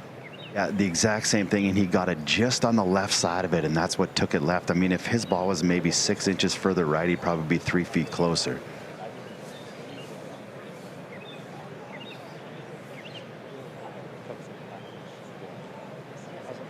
No Åberg.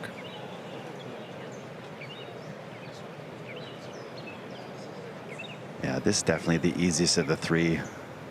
Probably only 2/3 of the length, which makes it easier too, but a lot easier to read. Starting to see some shadows for the first time today. Sun's starting to poke out. It's pretty nice. Fine attempt there, perfect for speed.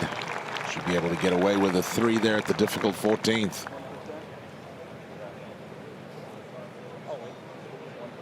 This stretch of 13, 14, 15, 16, really interesting. Yeah, a couple birdie opportunities sandwiched in between, and then a couple really difficult holes sandwiched in between them.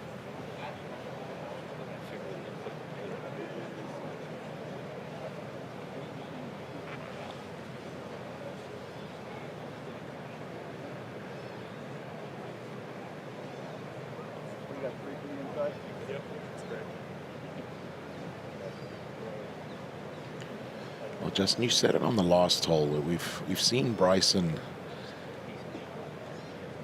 from this sort of range, and a couple putts have just caught the edge of the hole. Let's see if he can hit this one with a little bit more conviction.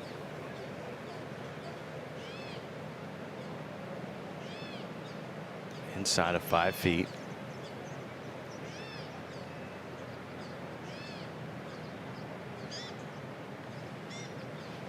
That was his best putt so far today.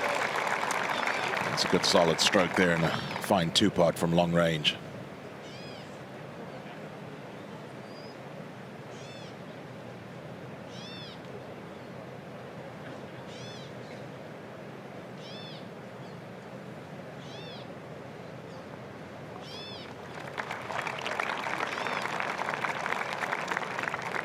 Åberg remains even par through his first 5 holes.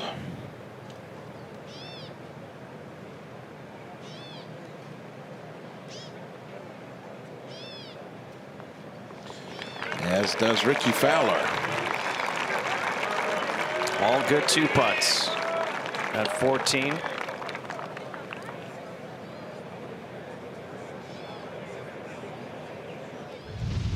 And now these guys go to the final stretch, 15 through 18. This 15th hole tied for the longest scorecard distance for par 4 in any major all time. Then you go to the 16th, and it's only 10 yards longer, and it's a par 5. At 17, you've got a par 3, almost 230 yards, water in play. And in case you were hoping for a nice, easy finishing hole, well, they added 27 yards since an event was last played here in 2018. And the tree you see down that right side will definitely be in play. If you drive anything even right center of that fairway, you're going to have to cut your second shot, moving it from left to right. Very, very difficult finishing hole. This 15th hole, when I made a note of it, as we speed through the flyover, I said this is a beast of a hole. I think that's a perfect description. It's going to play as one of the most difficult holes on the golf course. You couple it with the length plus how difficult the rough is down that left side. It's some of the thickest rough on the golf course. The one little, I guess, grace that you do get is that you can bounce something up into the screen. You can land it a good 15, 20 yards short, get it to chase onto the front. We've actually got a pretty friendly hole location just in that front right corner today. Folks, please stand. It starts with this tee shot, though. Yeah, you really do need to find the short cross. Yeah, absolutely. And this hole playing a lot easier than it did yesterday in the practice round. It was straight in the wind. Some of these guys are barely getting to the fairway. And that 318 bunker on the right is in play downwind, so you have to try to squeeze it up the left side if you're going to hit driver. It is driver for Ludvig.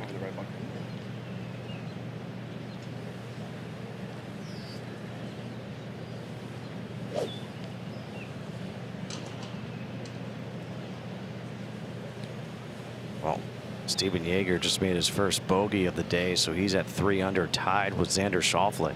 Xander Schauffele is a dream start, 3 under through his first 4, starting on the backside. Good looking tee shot here from Ludvig.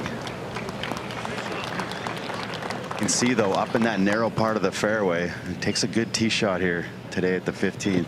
Yeah, perfect shot shape there to hold it into this fairway. There's a pretty good camber from right to left. Like to try and cut it into this fairway, and Ludvig did just that. And from that left side, great angle to this front right hole location. Rickie Fowler with driver, and Brendan, you mentioned how he's gone to a shorter driver. Did it last week at the Truist in Charlotte, and it worked as he was tied for second.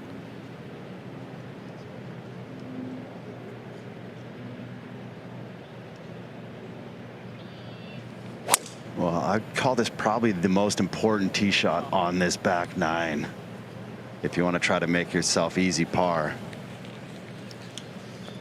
You see the difference there. That one with that right to left shape doesn't hold the fairway. That's going to be over there in the left rough and hopefully draws a good lie.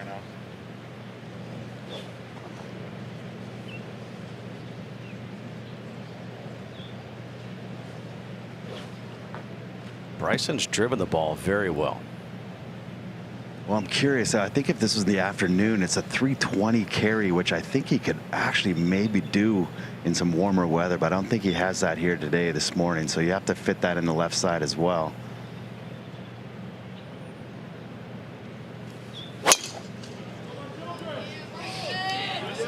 This hit towards those bunkers on the right. What bunkers? Wow. There you go. Beautiful tee shot there, right next to Ludvig Åberg. Both guys will have some sort of mid-iron into this 15th hole. The Wanamaker Trophy. Champions of the past, John Daly, Gary Player. He won it when it was here at Aronimink.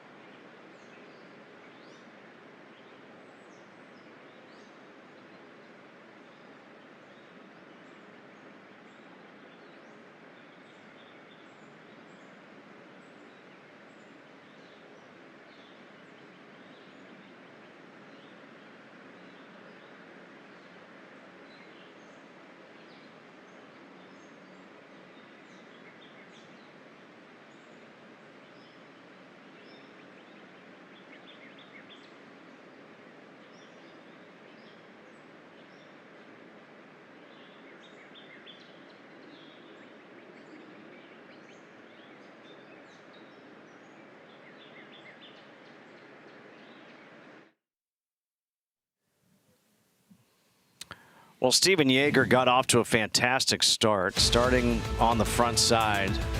Very first hole of this championship. Perfect speed on the green, just drips it in. Yeah, dream start there. Beautiful putt down the hill. And then this is where things would start to get really fun for Jaeger on the front. At the fourth. Not an easy putt here. Coming up a pretty big slope, carrying a ton of speed, but rams into the back of the hole. That would get him to 2 under. The very next hole.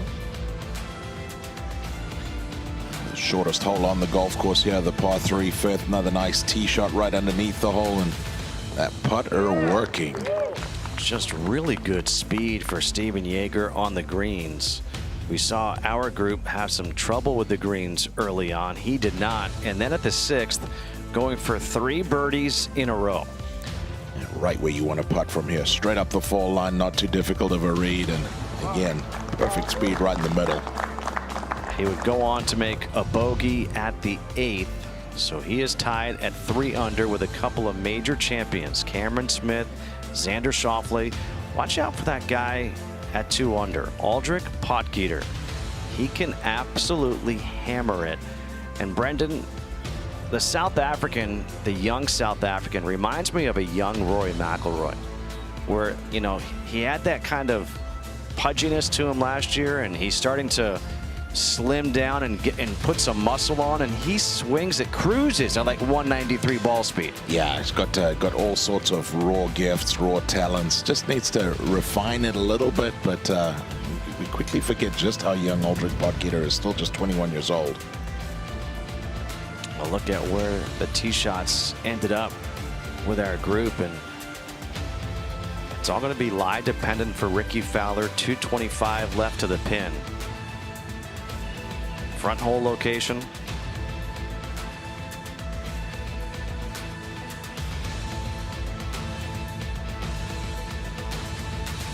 Anytime you see 520 something, you're thinking, wait, this is a par 5, right?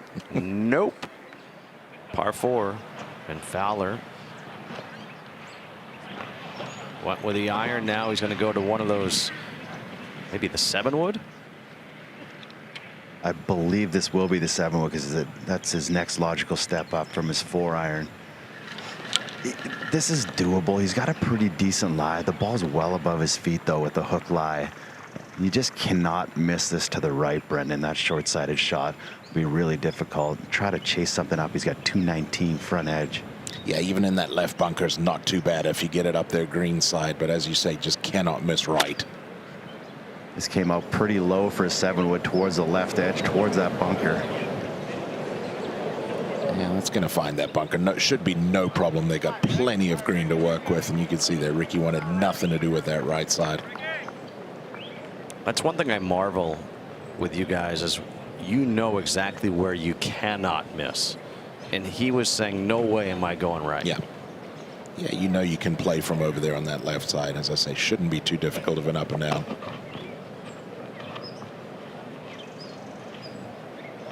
How about these two tee shots, Graham? How about this 180 pitching wedge, Brendan? Yeah, two beautiful tee shots here side by side. And with a pitching wedge, I say you could take this on. Something 2 steps left of it would be perfect. I hope it's a full wedge. I think it is. This is kind of towards the left side of the green. It's just going to hang up over there. And I've often thought about this. Imagine trying to caddy for Bryson DeChambeau. No. Just how difficult it would be to club this guy. Do you even club him or just ask him what he wants to hit?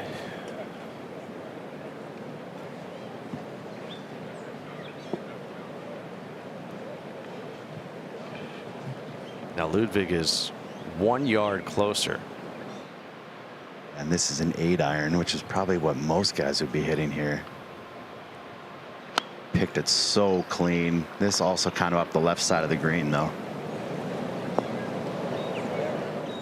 All right, a little bit deeper into the green there. It's just so hard to stop that ball going left. So much slope in that fairway from right to left. But good solid shot there for Åberg. We're watching this featured group of Ludvig Åberg, Bryson DeChambeau, and Rickie Fowler. We've got you covered all over this golf course. Feature groups of Gary Woodland, Jason Day, Sam Burns, Xander Schauffele, Brooks Koepka, Tyrrell Hatton, Rory McIlroy, Jordan Spieth, John Rahm, and then holes 15, 16, and 17 all available on the ESPN app right now. And with the sun coming out, it's nice to see. Got to say, the PGA of America has done a wonderful job with these featured groups. So many big names, so many wonderful storylines out there. And tell you what, if you got nothing to do on this Thursday, just hunker up and watch some golf all day. You know, these major championships, you think about Thursday, Friday of March Madness, it's not easy to get work done. Because you oftentimes have us potted up at work and someone's like, hey, can you email me this? Email you what? I just saw Ludvig hit a 8-iron into the green.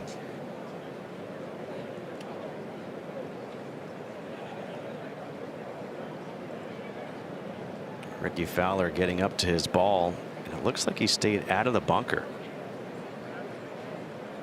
Yeah, he did. He's kind of right in between the sort of first cut and the second cut. It's kind of nestled down a little bit, but he's got a lot of cushion underneath the golf ball, which is going to help. Everything that he lands kind of right where he is kind of goes back down the hill towards the hole. He could choose to kind of loft this up and land it on the green or land it somewhere on the collar as well. It's kind of got options here. This has been one of the weaknesses in Fowler's game the last few years, which is really shocking. I'm not a big strokes gained guy, but he's 112th around the green in strokes gained.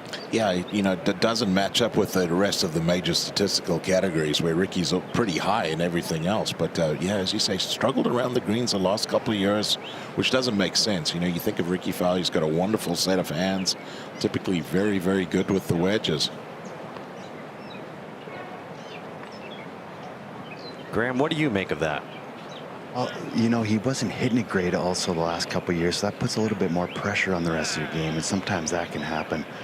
This, I wouldn't call it straightforward, but this is very doable.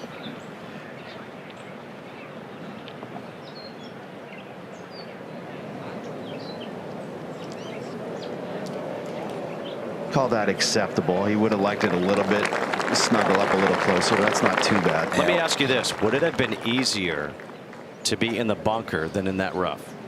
I certainly think so, yes. And it almost looked like he got away with that one a little bit there. The strike wasn't exactly what he was hoping for and got a pretty good forward bounce there.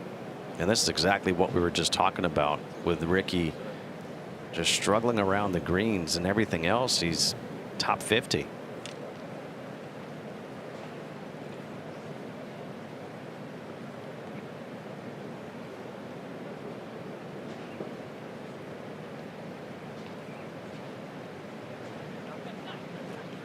Bryson from off the green has just inside of 43 feet.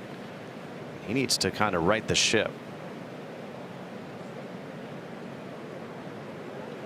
Well, it's not one that you expect to make, but this is easier than most of his 2 putts because it kind of goes downhill and then back up at the hole. So the speed, judging the speed, is much easier here.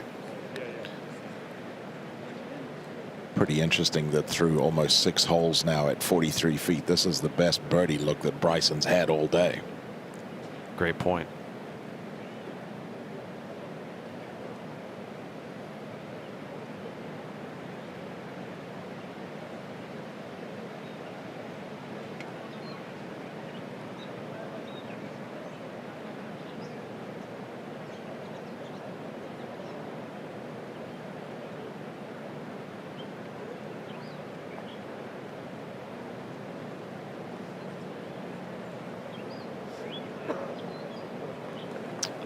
Nicely done there with the speed. But again, right at that range. Should be just outside of 4 feet. Do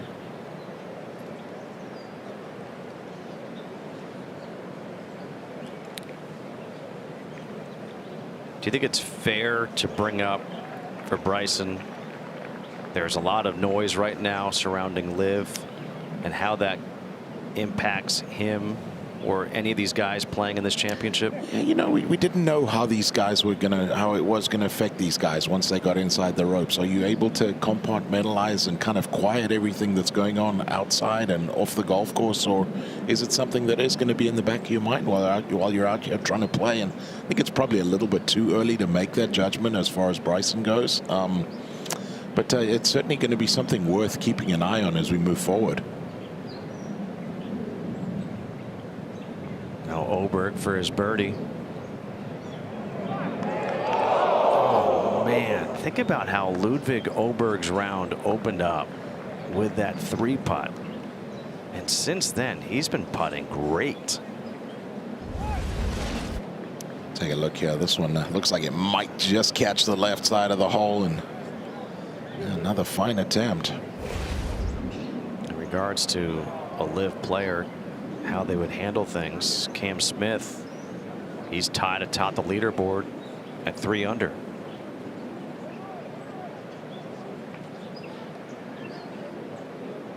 Rickie Fowler trying to save his par, stay even.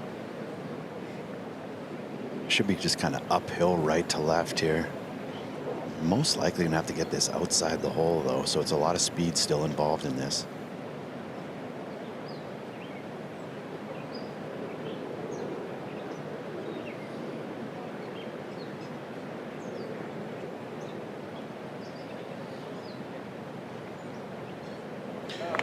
Beautifully done. Graham mentioned it earlier. It really is one of the best putting strokes on the PGA Tour. It's a great stroke to emulate. The putter is always moving nicely. It's got a wonderful flow to it, and typically one of the very best in the world.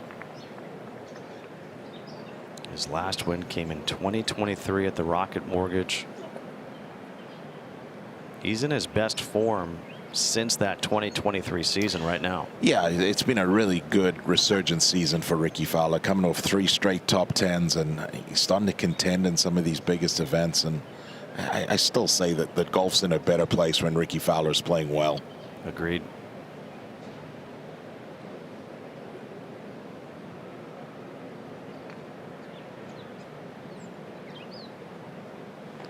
Safely done there for Bryson.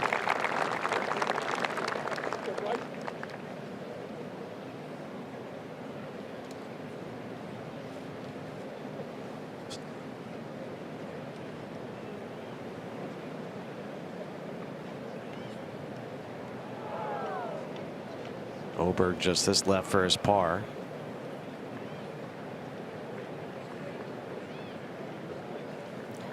Yeah, not too much to this one. Inside at 2 feet.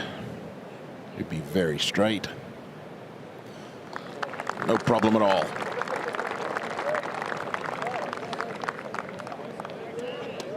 So a 529-yard par 4, no problem for these guys.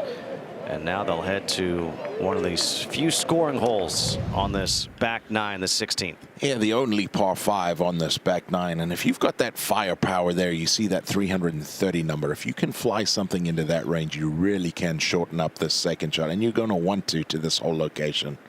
Over there on that left side today, very, very difficult to get close to. Going to see the majority of the guys in the field just try and hit something up the middle of the screen. Try and get something over there towards that right side and 2-putt for birdie. That way, if you do happen to miss left, it can kick hard down there, down towards the 17th tee, leaving a very, very difficult up and down there. But you said it, certainly one of the scoring opportunities on this back 9. So right now, the front 9 scores plus 20. The back 9 scores plus 48. Yeah, that's that gap is going to continue to widen as the day moves along.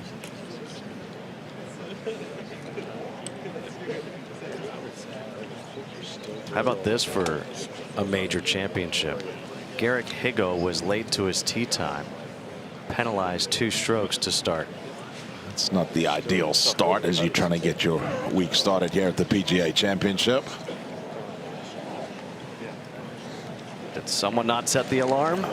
That'll have the nerves unsettled right off the start. I can tell you what, you're not sleeping well the rest of the week.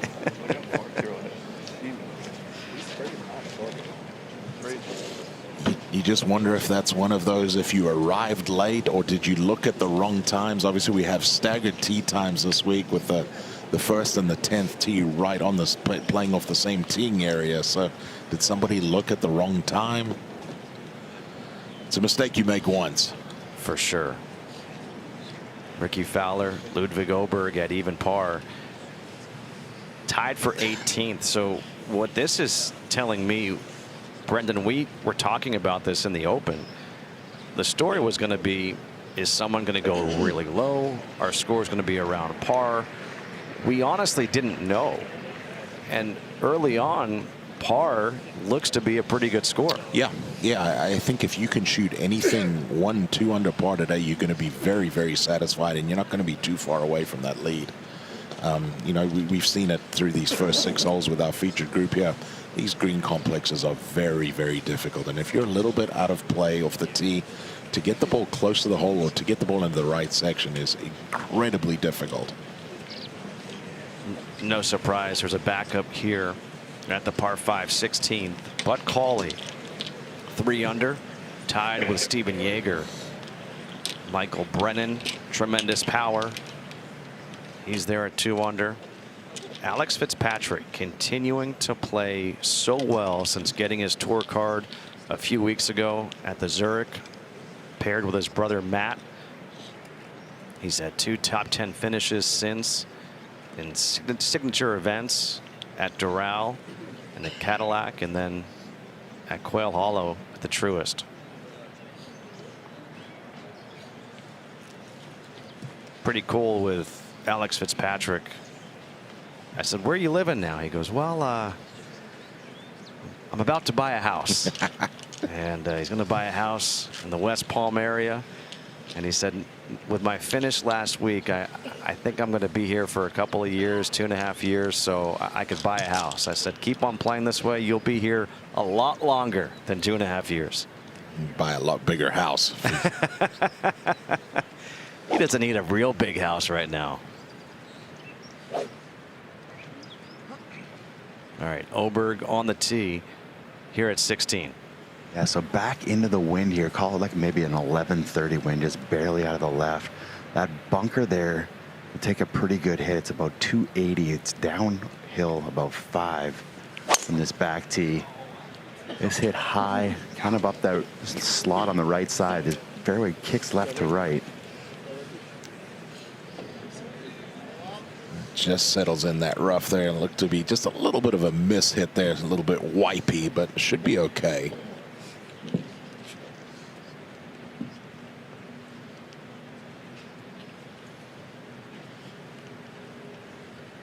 Fowler, and it is the mini driver. Yeah, and I don't think he has the power to get it over that bunker, and then it's easy to run out with his regular driver. So that's why he's gone with this, trying to turn it back up into the wind, but this up the right side as well, flared as well. That's 2 with the mini driver that's been mishit. That will be a layup there for Rickie Fowler. That's going to be a long way back. He's had more mishits with the mini driver today than I've seen in 2 years of him hitting that club. Yeah, it's typically been very reliable. He and Tommy Fleetwood used that thing as a weapon. Yeah, just because the compass has it right here. And that's what we got on the last set, the second shot last one. Just play straight in right now. The flag is just showing better. First real big gust of the day just hit. Wind just kind of slowly freshening here as we're going along. You're starting to see Bryson's sweater moving around there. And this hit pretty hard up the right side as well.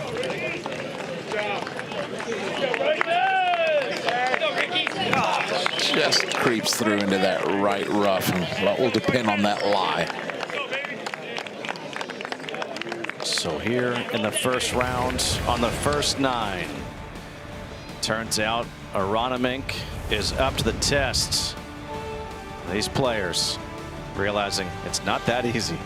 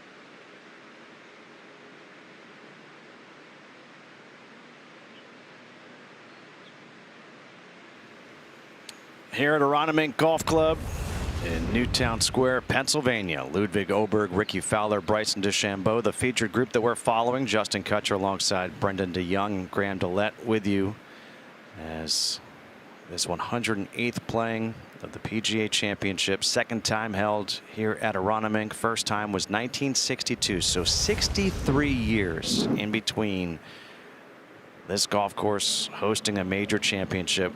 And there was a pretty good player who won it back in 1962. That was Gary Player. He won with a score of 2 under par. Right now the leaders are tied at 3 under. Stephen Yeager, Bud Cauley tied at that number right now. Rickie Fowler among let's say a few guys who have played this golf course championship. Drove it in the rough. Graham, can't imagine he's going to be able to get it home from here. This has got to be a layup, no?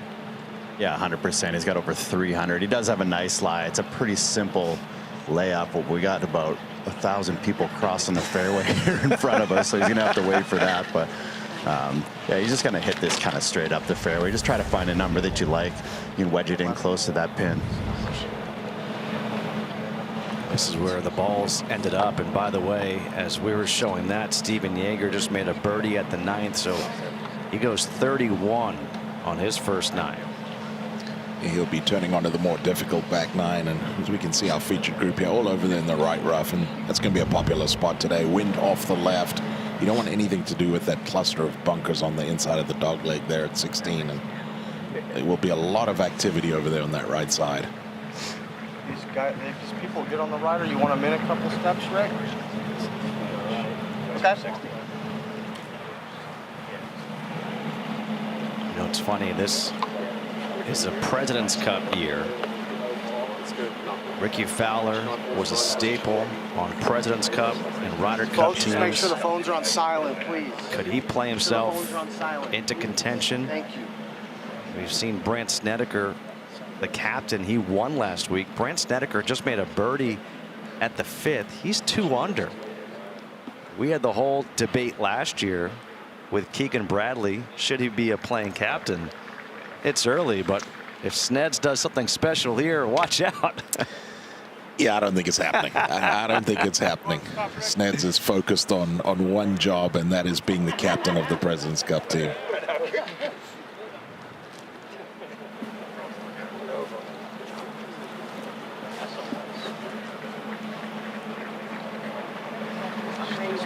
.190 is going to leave you roughly 115. Really?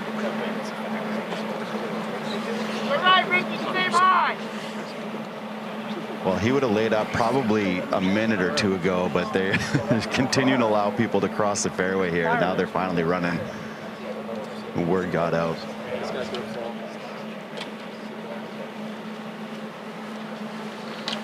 Everybody nice and still, please. Nice and still. Some Don't layups, spill. Brendan, that are difficult. In this one, I mean, big wide fairway. Just make sure you pick a good target.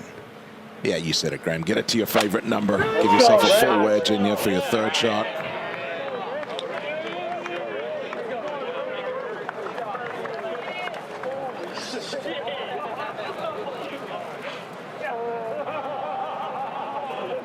That is not the ball of Rickie Fowler. That is the tap in up ahead. That would have been one heck of a shot by Fowler. See it?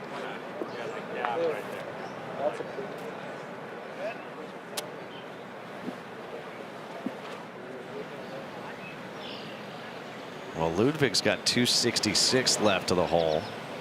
Bryson 254 coming out of the rough. Yeah, and actually drew a good lie. I'm a little surprised. He only had 247 front edge, but just playing this safe, trying to do it with a wedge. Is that just because of where the hole is located today? I think it has something to do with that, and it's a stiff wind. Like, even to get front edge at 247 right now is a big hit. Bryson does have a fairway wood out. His ball was sitting down a little bit more, so it's going to knuckle, and I would assume that this just has to be right towards that 16 tower, up that little gap in front of the green here.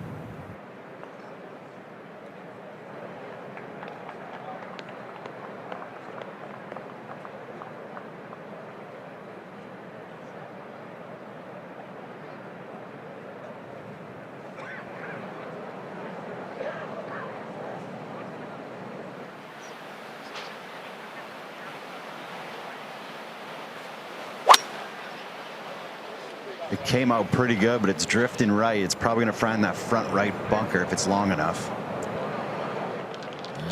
Actually hits really softly over there in the fairway there, and that's not going to be the easiest pitch shot in the world. He's going to have to come over that bunker that guards the front left, and not a ton of green to work with. Getting the sense that this is going to be a championship where it's really going to take course management. And I always feel like Bryson wants to overpower courses. Could that hurt him this week?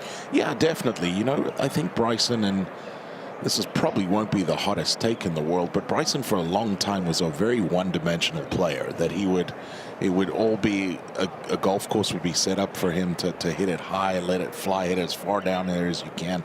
I think since then he's probably maybe added a couple tools to his toolbox for sure. Turned into a very good putter. I think at times still struggles a little bit with the short wedge shots, but yeah, I don't think you're going to have the ability to overpower this golf course. And we've talked about it a lot. Our guy's going to change that game plan, because everybody you listened to early this week, it sounded like that was the popular theme. We're going to overpower this golf course. You're going to drive it as far down there as you possibly can and figure out a way to play from there. And I just think the guys are going to back off as this week moves along. Bryson DeChambeau His 2 major victories came at U.S. Opens, one at Winged Foot, one at Pinehurst #2. But you saw his last 6 majors, he's either been top 10 or miscut. And he has been among the best in majors in the last few years. But he missed the cut this year at Augusta. He's been so good at the PGA Championship.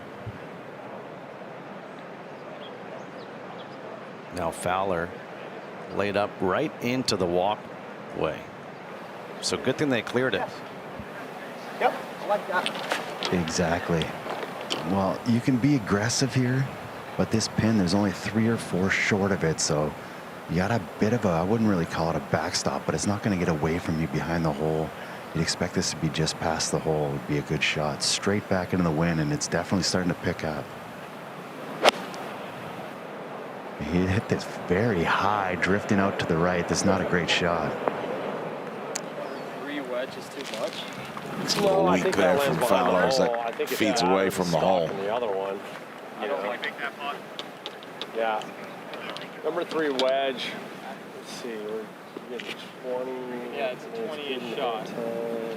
Yeah, I like that. I like that. Yeah. Pretty straight in. Yeah, I like playing straight in right now. Right at it? Yes. Graham's shot made a little bit easier by the fact that they are back into the breeze. Yeah, it is, except it has to be flighted slightly, and you have to control your spin because this could easily balloon on you. He's got a little wedge from 115 here, so trying to drill something a little bit lower. And this is almost the exact same shot that Rickie hit. Yeah, it's going to take that slope and also feed away from the hole. And that's not what you're looking for here at 16. Couple long birdie looks for both those guys. Again, it shows the importance of being in the fairway off the tee. On a short par 5, not one of these players went for it in 2.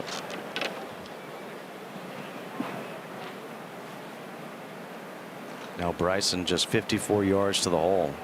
Yeah, this is actually a pretty doable shot here. You get a lot of spin on this golf ball. These fairways are absolutely perfect, and they're mown down grain. This is drilled low. Okay, gets it to bite on that second bounce. About 12, 15 feet beyond the hole. And I feel like he may have just gotten away with one. It felt like that. Almost, it looks like the little bit of right hand gets in here at the bottom. Feels like he's hit it too hard, but you can see Bryson saying bite right away, and it does.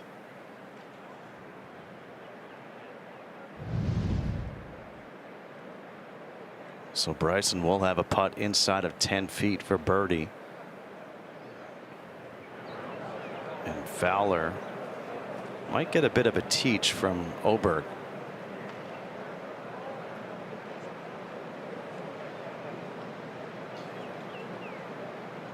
Probably the most difficult hole location as far as getting close to with the second shot today. Anything up that right side. We will see some eagles as we move along this week.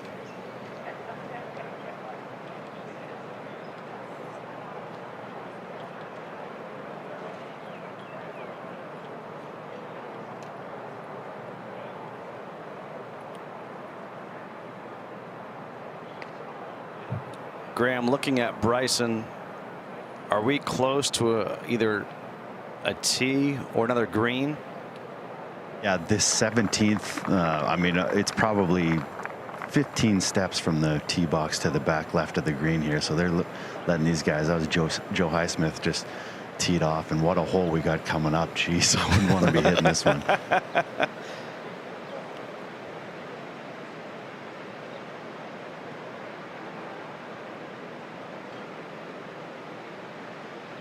You know, you think about walking a golf course, and usually it's between 6 and 8 miles that you walk. Mm-hmm. This golf course, 4.7 miles. Is it really? Yeah. Yeah, I mean, the tees are right next to the greens. They are right next to the greens indeed. And yeah, no, I guess it makes sense. I know what you're thinking, Brendan. You're like, wait a minute. I thought I walked at least 8 miles each of the last 2 days. I should not have had all those Well, for me, all my Uncrustables. I did walk it twice both days, so I did get my 8 miles in. Oh, I thought you got 16 in each day.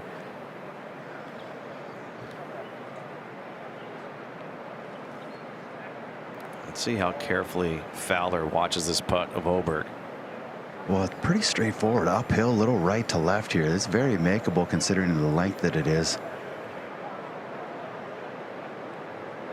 It's a good aggressive go at it. Rickie's might be a little bit straighter because there's that little hip on the left side of the green here, kind of from this bunker that Ludvig didn't really have to deal with. So a little bit different angle here for Rick. Great crowds in early on this Thursday morning. Wonderful sports town here in Philadelphia.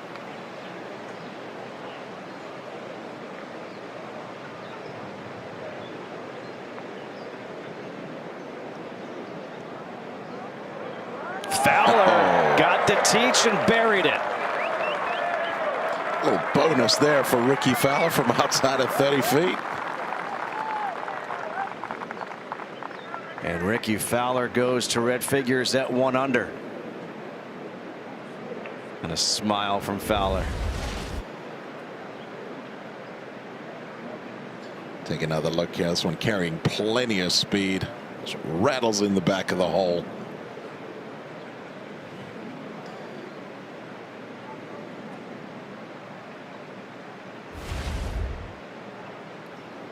Rickie looking at his old caddy and good friend Joe Scavron. Those guys were together since Rickie came on tour from '09 until August of '22. Yeah, a lot of success there between those two guys. Still remain very good friends.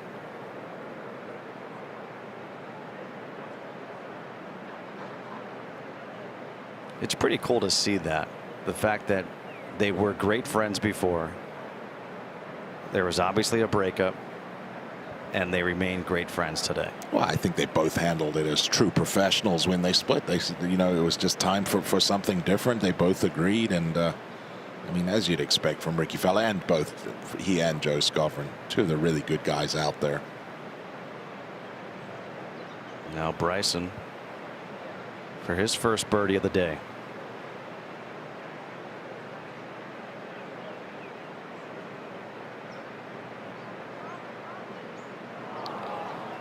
He's still bewildered by these greens.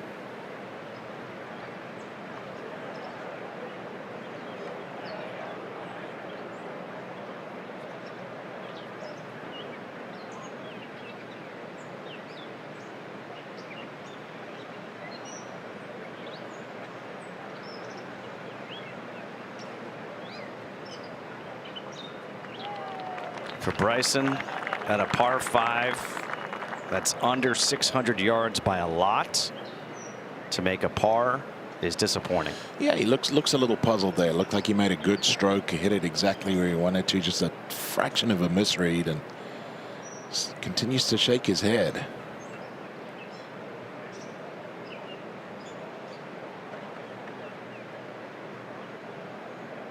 Åberg to remain at even. So Åberg maybe gave a bit of a teach to Rickie Fowler. Fowler took advantage. Second birdie in the first 7 holes. And Rickie Fowler moves to 1 under. As these guys will head to the long par 3 17th.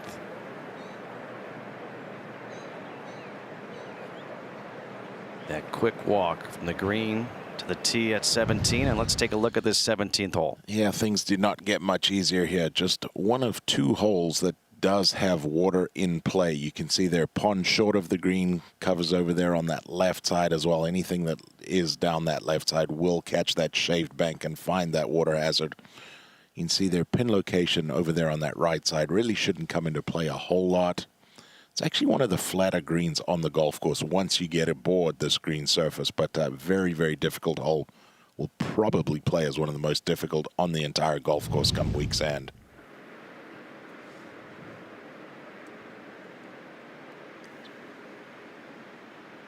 So far, 2 birdies on the day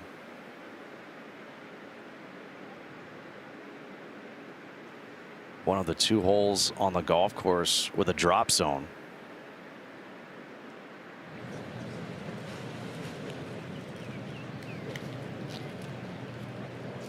"156 players in the field, 97 of the top 100.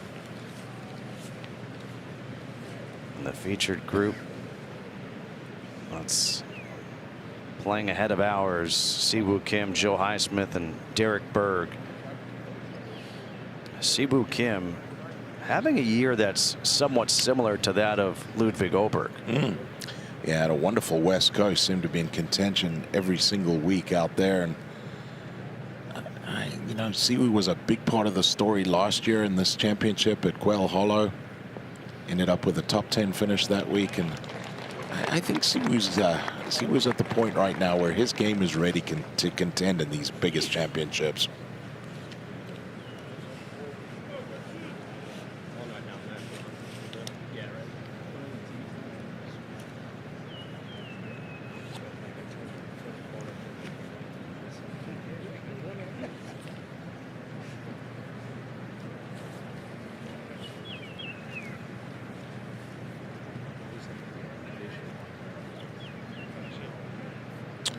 Derek Berg. This is for a double bogey. It's been a rough start to his 2026 PGA Championship. That will drop him to +8 now through his first 8 holes.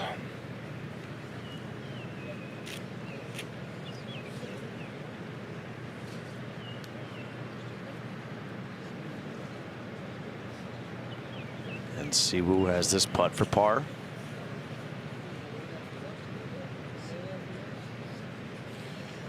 Not too much to this one. Maybe just right center up the hill. Keep the speed up. Has any player changed putters and putting styles more than Siwoo Kim? No, but a much improved part of his game is the putting this year. He's become a lot more solid, a lot more reliable from that sort of range.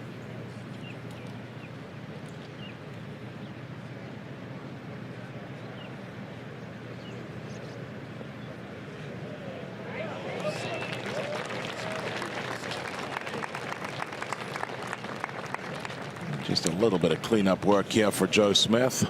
Knit hat off. Back to the big bucket hat. Rattles that one home.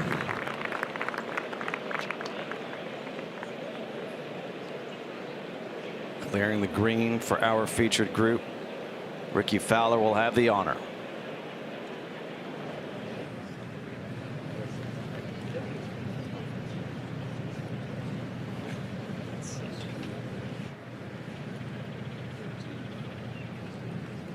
Rickie Fowler, one of 21 players in the field right now under par.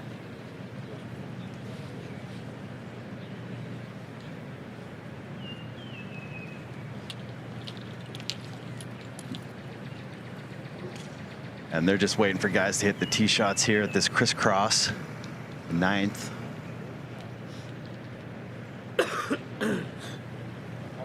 Graham, looks like a couple head covers off for both Fowler and Åberg here.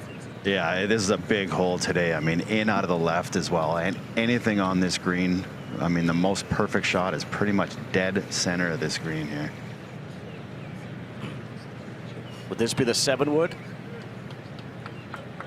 I'm kind of about 40 yards up here, so I didn't get the signal, but that would probably make sense. It could possibly be the 5 as well.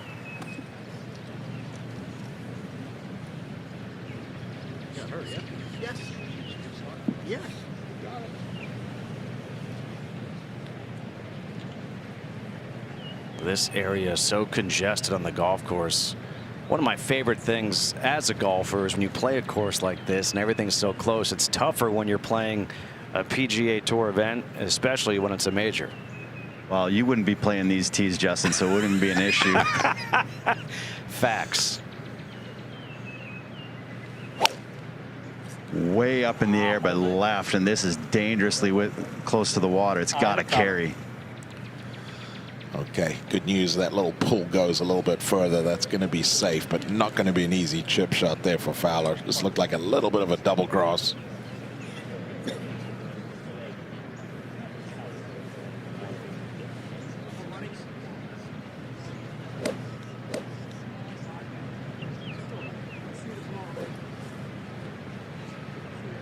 fact that Ludvig Åberg has a fairway medal in hand just goes to show you how long this hole is.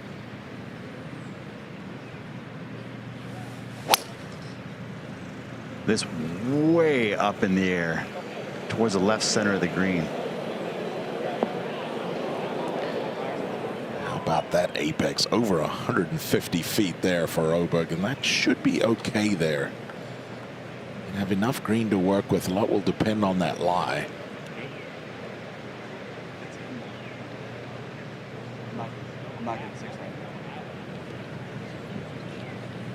It's crazy. The group behind up on the tee here just kind of watching these guys. They're just trying to learn as much as they can. You don't see this week to week on the PGA Tour. There's just so much extra thought and care that goes into every shot out here. Club switch for Bryson, Graham. I don't know what he went to or what he had, but it's going to be one of his longest irons. Yeah, again, I didn't get the signal. I'm just a little too far up here, but that's a long ways to hit an iron. I know that, but he's one of the longest players in the world as well.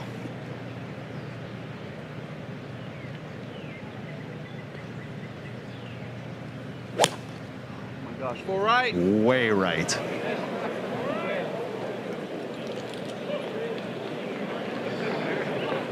Looked like he went to a shorter iron, tried to hit it hard. The body outraced, the arms just left that face wide open, and that is no good down that right side. Not going to have much green to work with, and it's going to be an incredibly difficult up and down.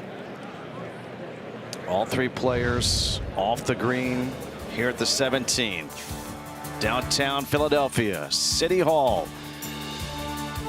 As the city of brotherly love is not showing much love at Aronimink.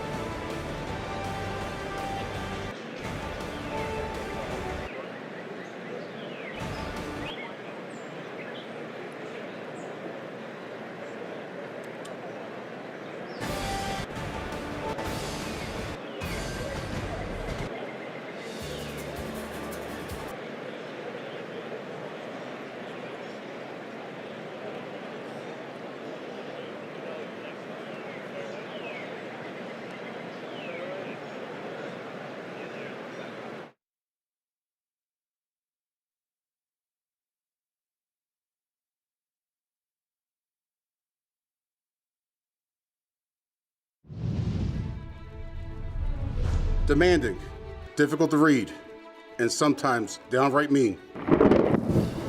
No, not Eagles fans. I'm talking about these diabolical patches of grass. They'll taunt you from afar and haunt you in your dreams. The greens of Aronimink.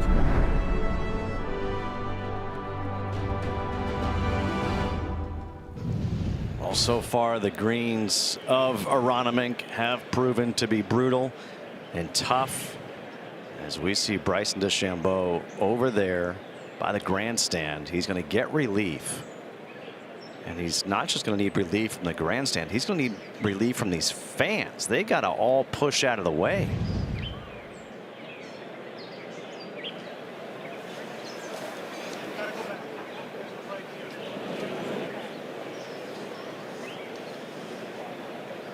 And then what you're going to find is, Brendan, it's all trampled down grass. To get up and down, how difficult. I mean, it looks like he's almost looking for a patch of grass where it's not trampled down. Yeah, I think if he can, and Graham's probably closer to this, he's looking for something with a little bit of cushion underneath. If you can find cushion and down grain, that'd be ideal. I mean, he's got a go straight up in the air with this thing, and he's going to land on a downslope.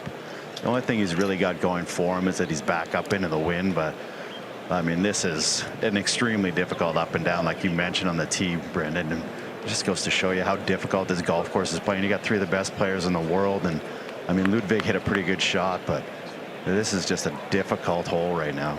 Yeah, with this northwest wind direction, this 17th hole, without a doubt, is going to be one of the hardest holes on the golf course. And Graham said it at the start, just anything in the middle of that green is a high-quality golf shot.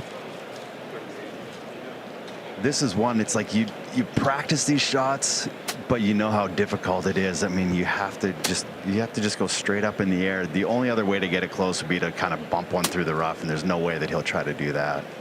Something 15, 20 feet past the hole would be pretty good. He's got a little bit of a backstop at that 15, 20 feet kind of long left.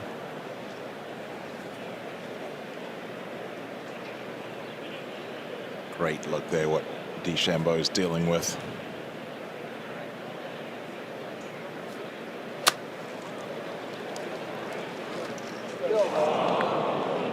It sounded heavy.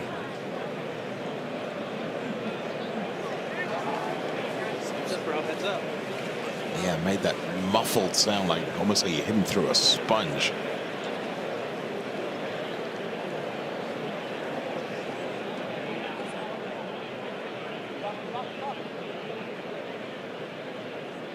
From the other side, it's Fowler. Yeah, this is a fun little shot. You can kind of hit it into the upslope on the green, and it'll sort of kill it, and then it rolls back downhill towards the pin. I would call this pretty straightforward.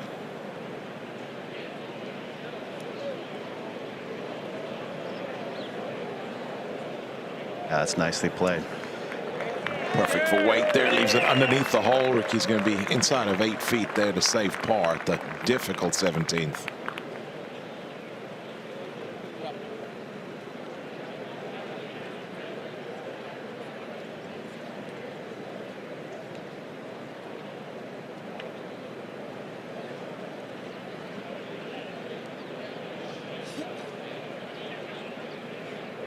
Now Åberg.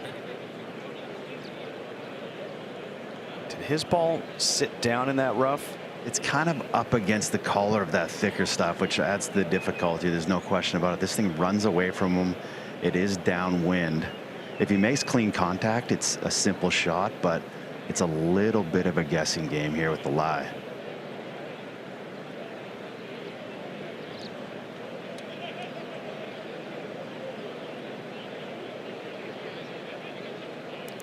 Very important to keep the speed up here.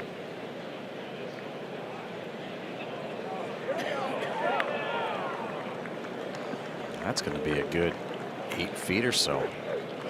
Just came out a little quicker than he anticipated there. Flew it a couple feet further than he would have liked. And working hard now.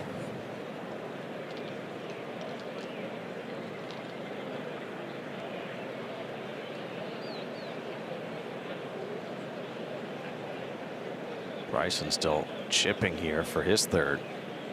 And this is going to land on a downslope, so he's going to need a little bit of loft on this shot, even though it's so short.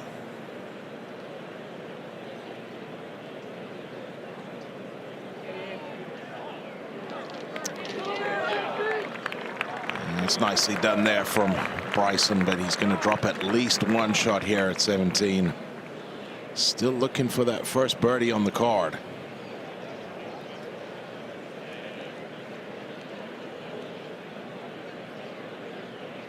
It's early, but for him to go to +3 through 8, not in the position he was hoping to be in.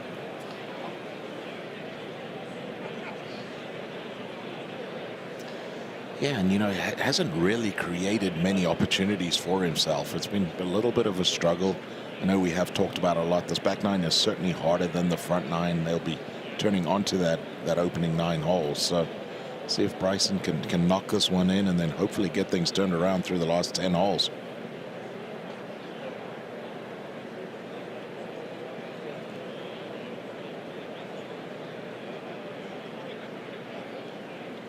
Here's Åberg looking for another 1 putt. He had that opening hole 3 putt.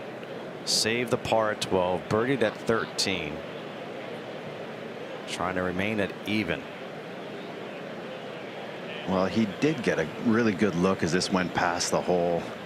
Pretty much knows exactly what it does, and now if you just kind of keep your head down and put a good stroke on it, you expect him to make this. Should be just slightly right to left.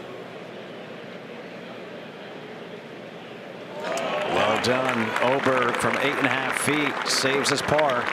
What a good stroke that was. Lovely speed to that putt. Take a little bit of momentum over there to the 18th tee.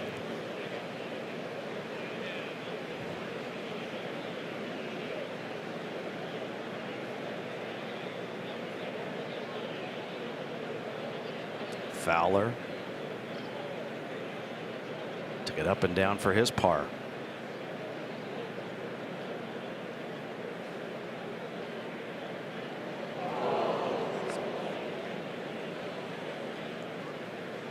Was a good stroke there. Just a misread for Fowler. Thought that ball was going to go from right to left.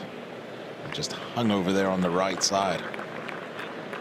Second bogey in 8 holes for Fowler. 2 bogeys, 2 birdies. He's back to even.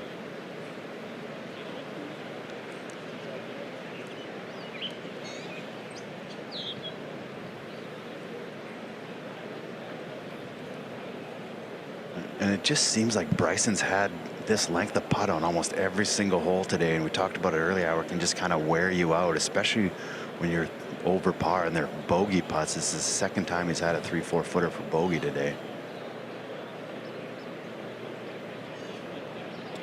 And that is another drop shot for Bryson. 3 over through his first 8 holes, and a lot of shaking of the head. They'll head to the 18th, a hole where a tree comes into play. A hole where they added some good length to it, 27 yards longer than it was back in 2018, and you would love to keep something down that left side. You mentioned that tree coming into play. Anything over there on the right side of the fairway, you're going to have to fashion some sort of cut shot into the screen, especially where that hole location is cut over there on that right side. Do have the ability to use a slope left of it to feed the ball closer to the hole here, but it's a very, very difficult finishing hole here. Tough finishing hole on this side. On the front, you've got a 600-yard par 5 up the hill for the 9th.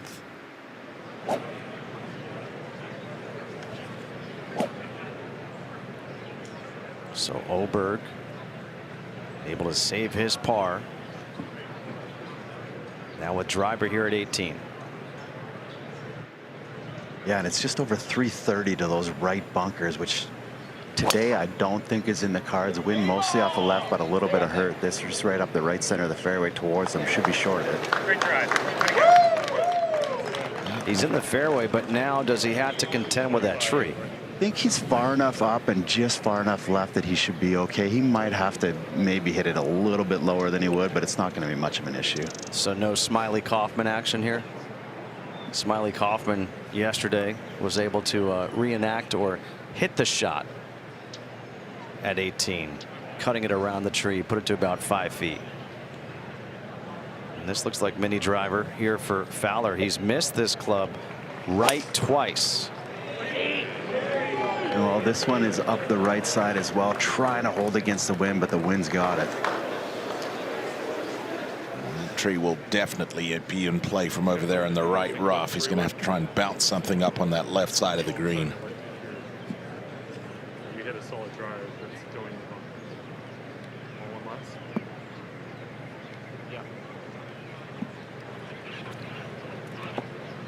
All right, so you just heard Bryson's caddy, Greg Bodine, say you had a solid drive. That one is going in the bunker. You want one less? He said, yeah. So he's got 3 wood.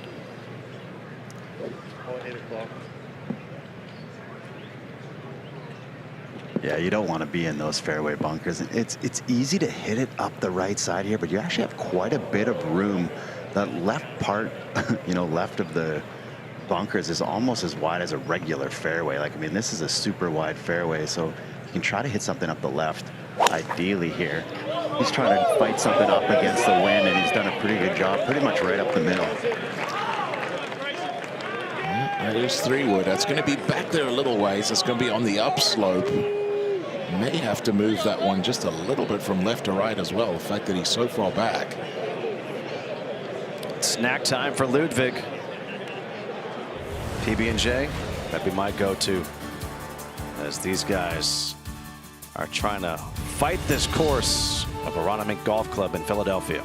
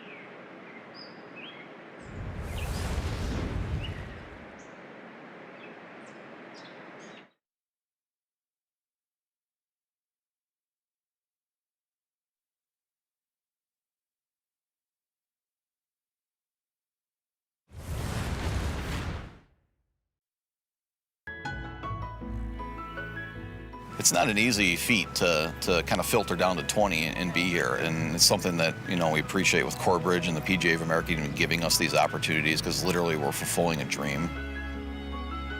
It's the top of the dream pool. It's actually really hard to explain, you know, words just don't do it justice. You almost got to feel it to believe it. Hello, how are you? What's up, man? It has been a little different. Get my own parking spot, which is pretty cool. I think the whole experience of just having my family here, and actually as I was practicing, I kept hearing da da da da da, and I turned around and they told me I got Scheffler's autograph, so it was pretty important for them to tell me that. These are my daughters. They designed my golf balls. This one says Bryce is #1, and it goes a lot farther, I can tell you that, with their love on it for sure. Yeah, it's just a good reminder of what matters. Good luck this week. Thank you. That's what makes this week extra special, is you can change your life in just a week.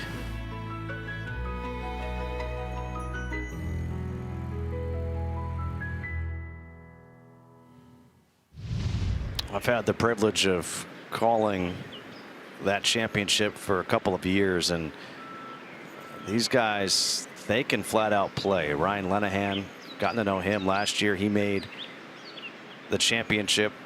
He used to work in Charlotte, so to go back to Quail Hollow, he was super excited about that. You see Tyler Collett, even par through 7 holes. 20 players. PGA of America Professionals make the Corebridge financial team. The question you asked me is, do I think we'll have one of those players make the cut this week? And I said yes to you, and I'll say yes on the air. Yeah. So it's on the record, official. And I think that's a wonderful goal for all of our 20 club professionals, is to be around for 4 rounds. That's wonderful. You're playing against the best players in the world. If you can make it to the weekend, I think that is a job well done.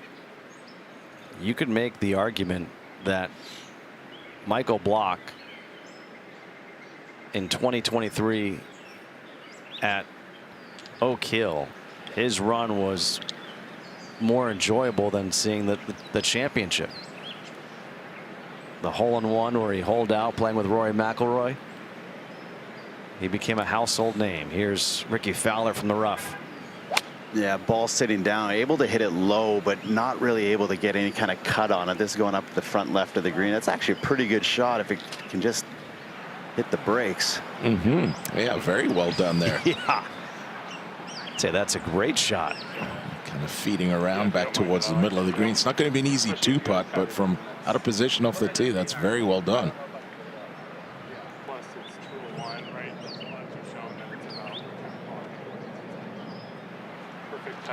you one of those. That's no problem. Well, the tree definitely is a factor to get it close to the pin, but to get it in the middle of the green, which is all he's really looking for. He probably still has to hit a little bit of a cut here, but the wind is helping. Probably about a 10-yard cut.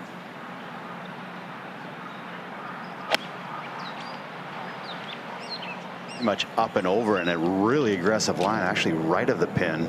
That's a mistake, guys. Wow. It's going to catch that front right green side bunker. And hopefully didn't bury. Flew right up into towards that lip. Well, Ludvig, 313 with a 3-wood. Yeah, and being further up here and less on the upslope kind of gives him more options. He can hit something lower. He's still going to have to cut it to get it anywhere near the pin. Anything in the middle of the green probably requires a little bit of a cut as well, but he's actually just gone up and over, and this is on an aggressive line, but it's struggling too. Oh, okay, gets away with it, and this is going to get better and better. Risk reward, and he may have just taken that huge risk to get the huge reward. He's going to be very pleased when he gets up there and sees where that golf ball finished there. Take another look at this one here. Just carries this bunker down that right side, gets a nice hop forward. Takes some of that slope off the right side of the green. Now going to be inside of 15 feet for birdie. You know, Brendan, it's so funny. One of our colleagues, Billy Kratzert, says these players today, the first thing they do is they look up. Can I go up and over? They don't try to look down. Do I have to like punch this? Up and over. And both Bryson and Ludvig took it up and over the tree. It's not a little tree either. No. It's one of those red oaks that's been around for a long time. See that big tree down the right side of this 18th fairway, such an integral part of this hole. Really does frame this entire fairway. Beautiful look back there to the 18th tee, 17th green.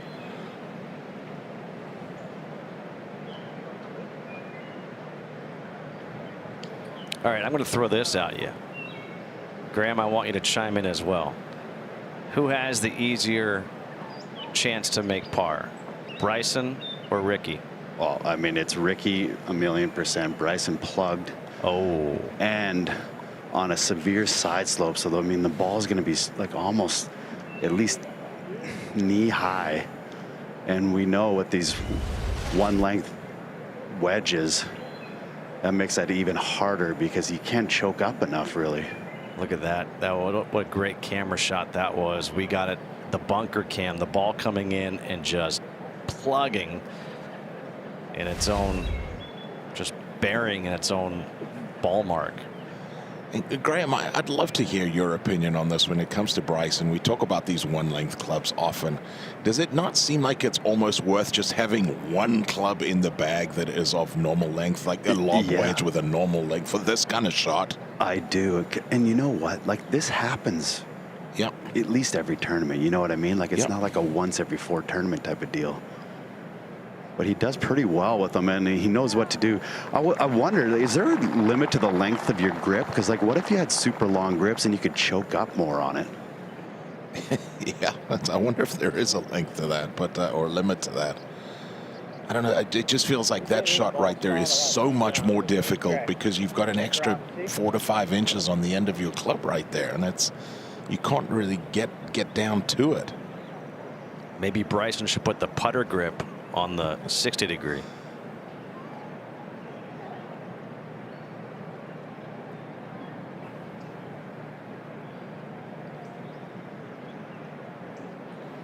You saw that look on Bryson's face right when he saw where that ball had finished up, kind of closed his eyes, and doing a good job of remaining relatively patient out here at the moment.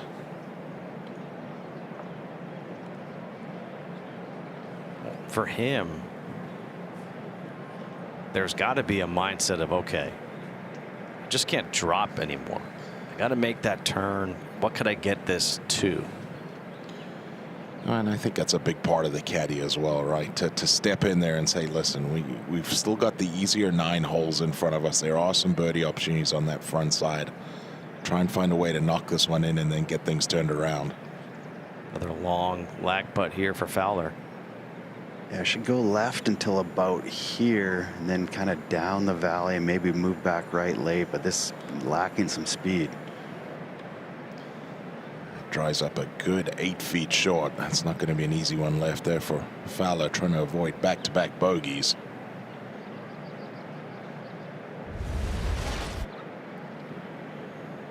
He knew it as soon as he hit it. Not enough.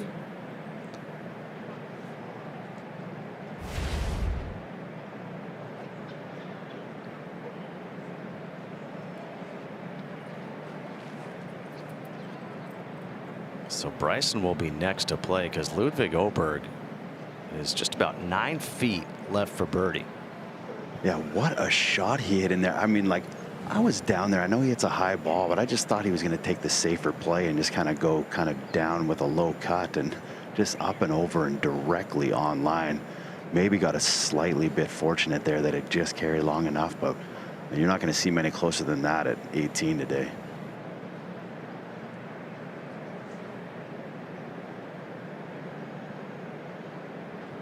Bryson here. This could be a big swing in momentum if he can somehow make this putt. He needs to see something positive. I mean, even with the front nine coming up, like, the conditions are getting harder. The only thing I'll say is that this rough is starting to finally dry out. But even with some birdie holes coming up, you got to make something at some point in time. And that's not in the hole now, as he was going for that one. So he's got that left now for a bogey. Be a front side 39. Again, looked to be a good stroke, just carrying way too much speed on that line. Doesn't take the break, and at least the 4th or 5th 4-footer that Bryson's had to hit in this opening 9 holes.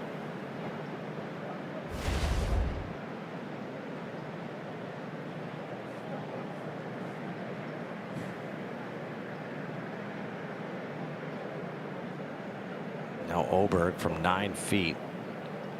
Talked about the risk and reward of that second shot. Would love to pay it off with a birdie, make the turn at 1 under.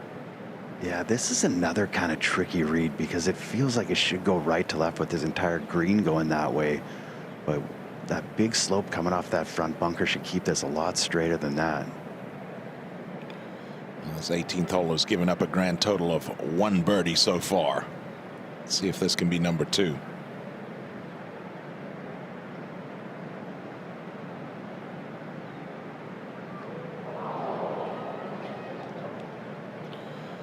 And that reaction says he hit it exactly where he wanted to. Just a bit of a misread.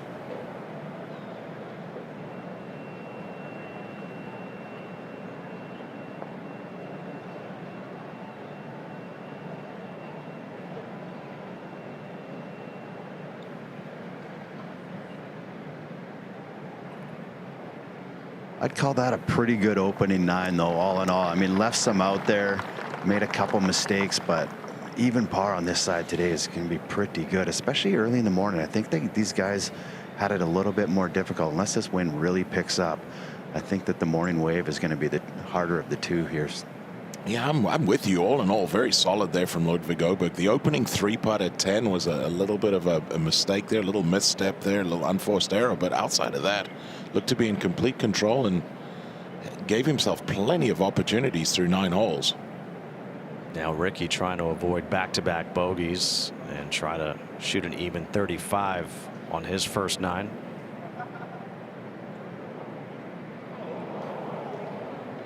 Man, everyone's hitting putts that they thought were right on line, and they're all just missing them.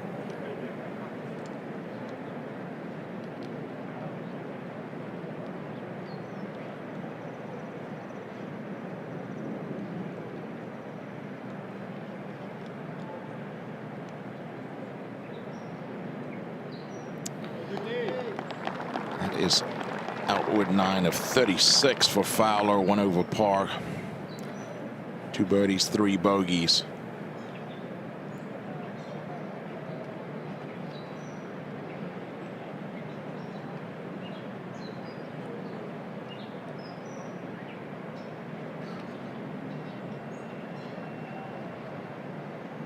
Oh, bogey putt here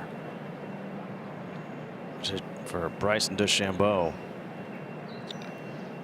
Feels like we've said that a lot. Yeah, this would be his 4th of his first 9 holes.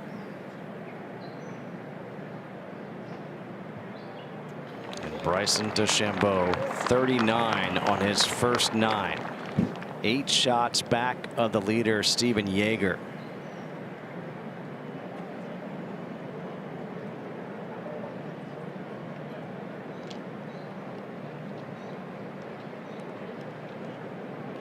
A guy with his firepower, he could certainly turn it around. But for him, he's got to see something drop. Stephen Jaeger, the leader at 4 under. Bud Cauley, Xander Schauffele, just 1 back. Xander Schauffele, he began his day on the back 9, so that just means his round is that much more impressive. Aldrich Potgieter, 2 under.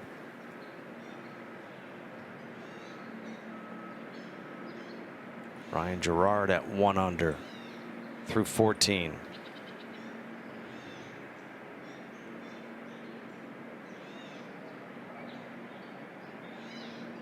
As these guys make the turn, let's go back. Ludvig Åberg started his day at the 10th with this, a missed putt for par. His initial putt came up well short, so a 3-putt bogey. Then at the 12th, this might be the best shot we've seen so far. Yeah, out of position with a second shot. Incredibly difficult there. Flips it up, lands it in the perfect spot, and is able to get away with a par there at number 12.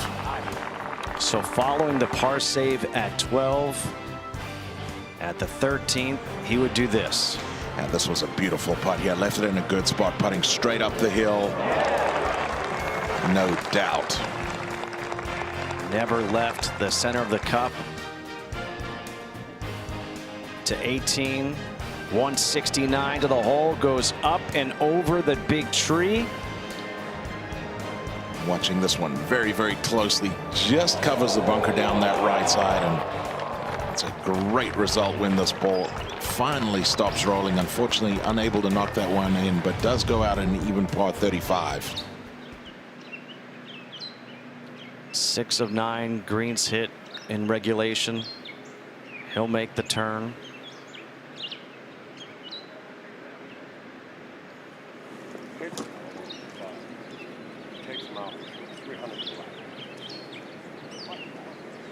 Rickie Fowler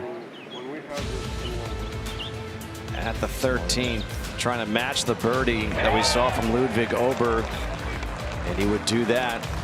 First of 2 birdies. The second one came at the 16th. Yeah, misses his tee shot out to the right here.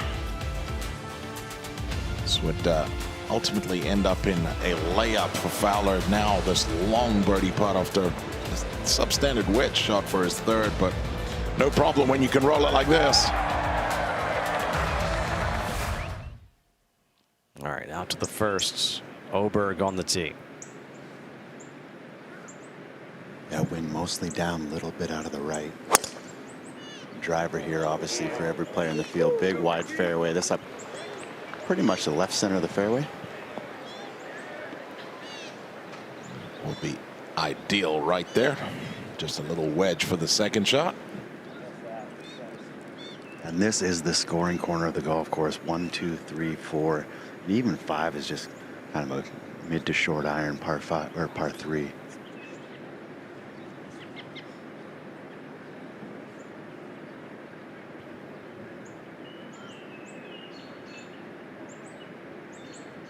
I'll tell you what, guys, Rickie was hitting this club so good on the range this morning with about a 2-yard draw every time.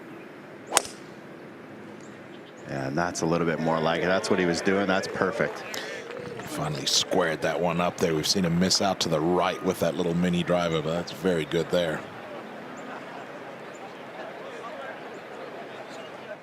That's what we've seen from Rickie Fowler with that mini driver, seemingly every time he touches it. And this is going to be less than driver here for Bryson. Yeah, downwind, and it's 330 to that first bunker, so definitely within his reach.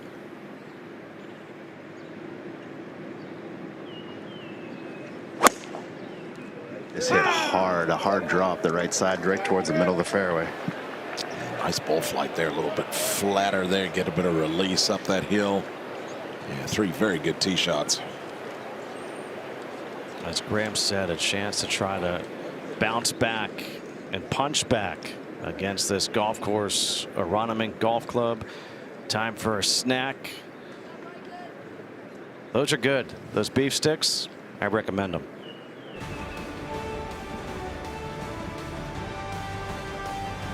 Look at this putt. Look at this putt. Look at this putt. Beautiful performance by the PGA champion. It's wonderful. There's your champion.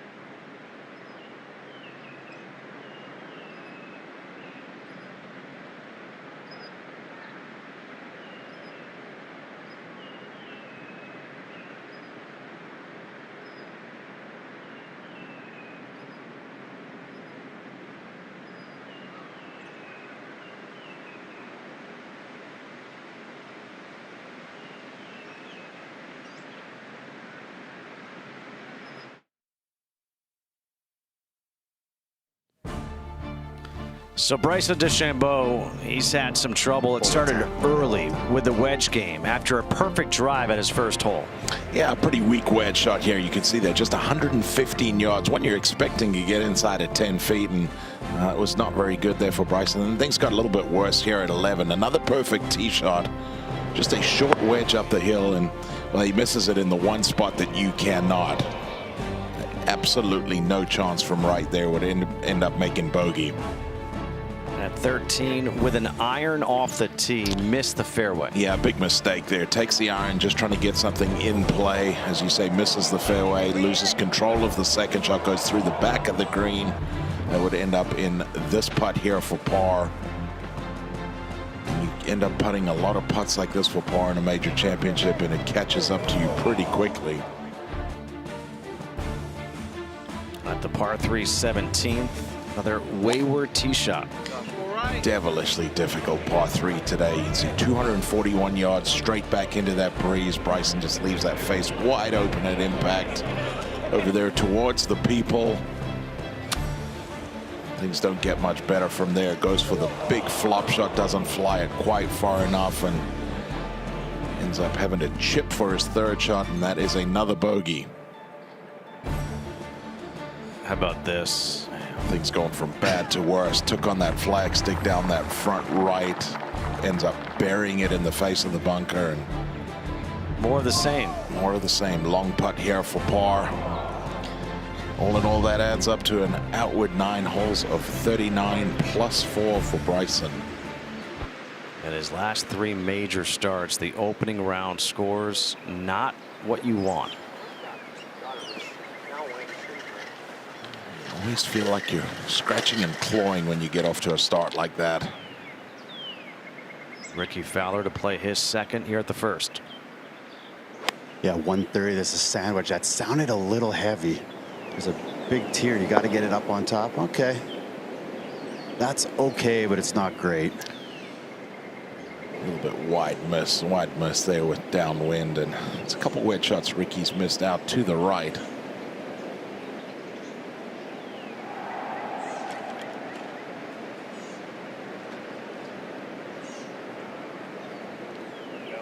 Fowler and DeChambeau both coming off back-to-back bogeys at 17 and 18. Or 1030 is 120. So 1030 or just under, huh? All right, 117 for Bryson. There's only 4 short of this hole. It's also a sand wedge. Wind down off the right. There's not really a backstop in behind this hole, but it won't get away from you.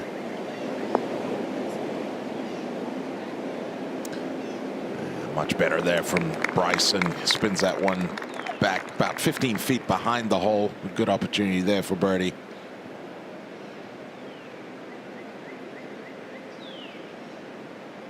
A frustrating day continues for Bryson. Now Åberg, after a perfect tee shot, just 103 left. And staring this down. I mean, you got to just take dead aim here. If you took dead aim at the 18th, he's definitely only thinking of the pin here. Just beautiful tempo there. Bit of a flighted wedge. Oh, lovely little crisp motion there. Abbreviated follow through. Controlled the flight perfectly, and inside of 6 feet for birdie here at number 1. I just love how relaxed this is. A lovely cadence to his golf swing. Just back and through. Very well controlled indeed, and that's right where you're trying to hit it, just right of the hole inside of 6 feet.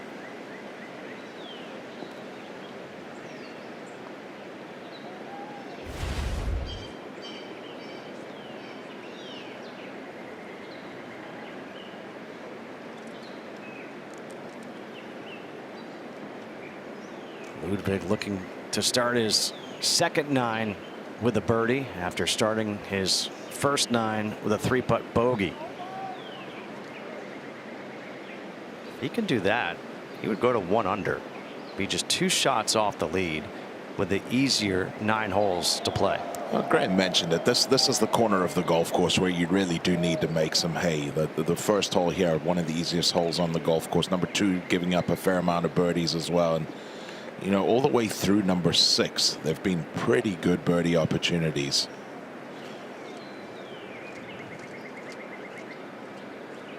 The front 9 playing about a full shot easier than the back 9.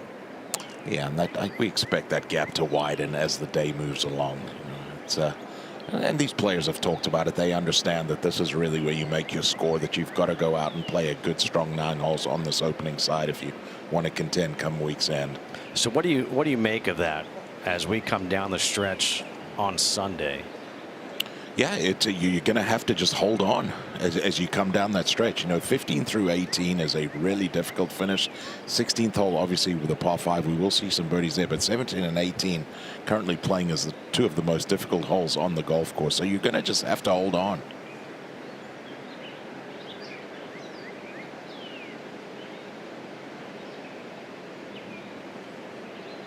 Rickie Fowler almost 31 feet left here. Yeah, but there's nothing that's going to fool him. He knows it's just kind of right to left the whole way. Just can you marry that speed in line properly?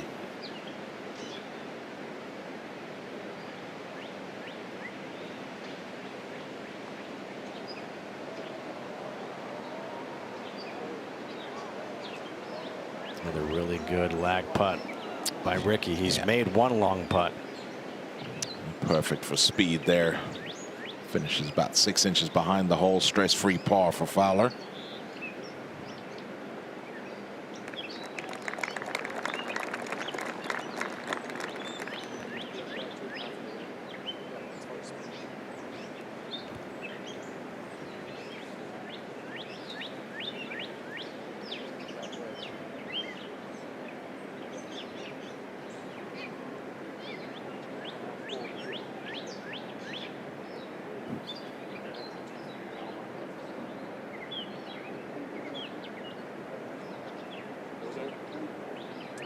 Bryson eventually needs to see a putt of more than 4 feet drop. Well, and this is a tough one. I mean, he's just on the wrong side of the hole here again.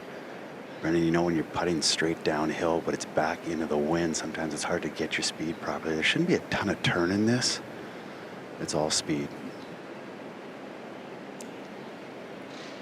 Graham, I watched a couple guys hit putts from this direction to a little cup that was down there yesterday, and everybody was missing it out to the right. I felt like it should break a little bit more than it actually does.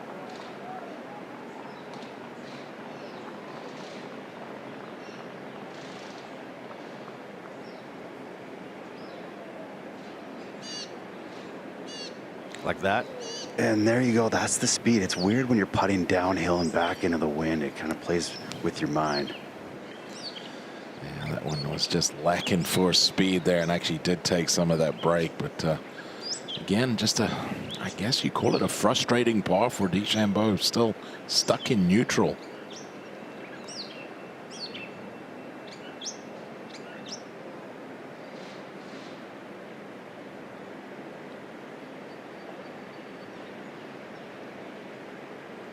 All right, this is a really good look for birdie for Åberg, about 4 feet.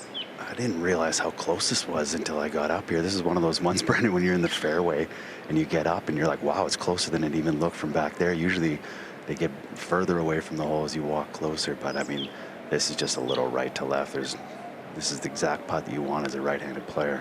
Yeah, very comfortable putt for the right-hander. Keep it inside the hole, keep the speed up to get back to red figures. Well done for Ludvig Åberg. A birdie to start his second 9. For more on Ludvig and his putting style, let's check in once again with Natalie Sheehan in Frisco. Thanks, guys. We all love Ludvig's golf swing, but he's also tied for first in 3-putt avoidance this season so far. And one of the things that I think correlates really strongly to that you at home can use to get better at putting is your distance control. My favorite way to work on that is if you go on Google and you type in metronome in Google, there's one that pops up.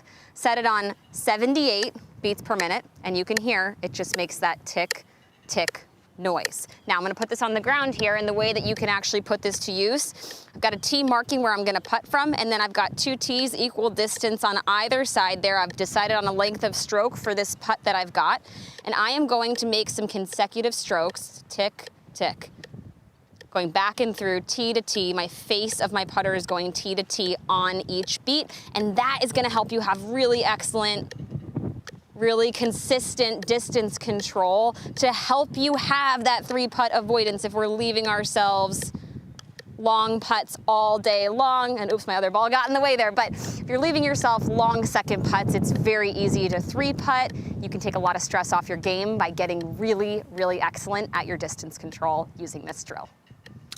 Thank you very much, Natalie. You can get really good at 3-putt avoidance if you have good friends and they say, that's good, pick it up.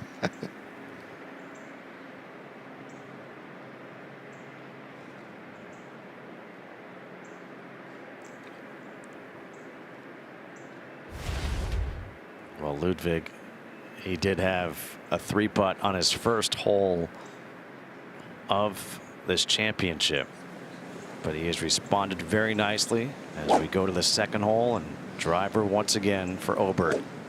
Yeah, and it's bunker avoidance here would be the key at the second. There's a tree through the fairway that's kind of got a little bit of a right lean to it. That's a perfect target for Ludvig. You can carry it 300, you can get over everything, but back into the wind here is going to be tough today. Oh my gosh. This is way right. Wow. Oh boy. That is not something you see very often out of Ludvig Åberg, just completely out of sequence there. Oh man, look at where they are running to. It's hit the top of the hospitality and kicked the other way, kicked away from the fairway, and well, heard somebody over there say he might have a shot. Well, this is the mini driver again, and I think you have to keep it right of all the bunkers here because that's about a 275 carry over that first one. It's asking a lot from this thing today. Drifting back towards the center of the fairway. That'll be just fine there for Fowler.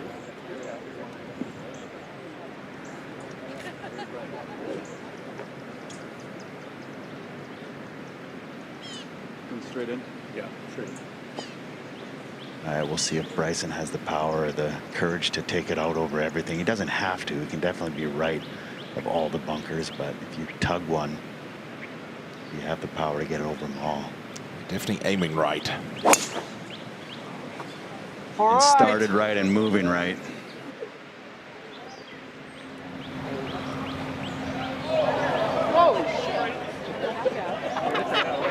That area is getting peppered right now. He set up way down that right side like he was trying to play some big slinging draw. Obviously didn't turn, and we'll see where that ball ended up. And you thought getting refreshments was going to be peaceful.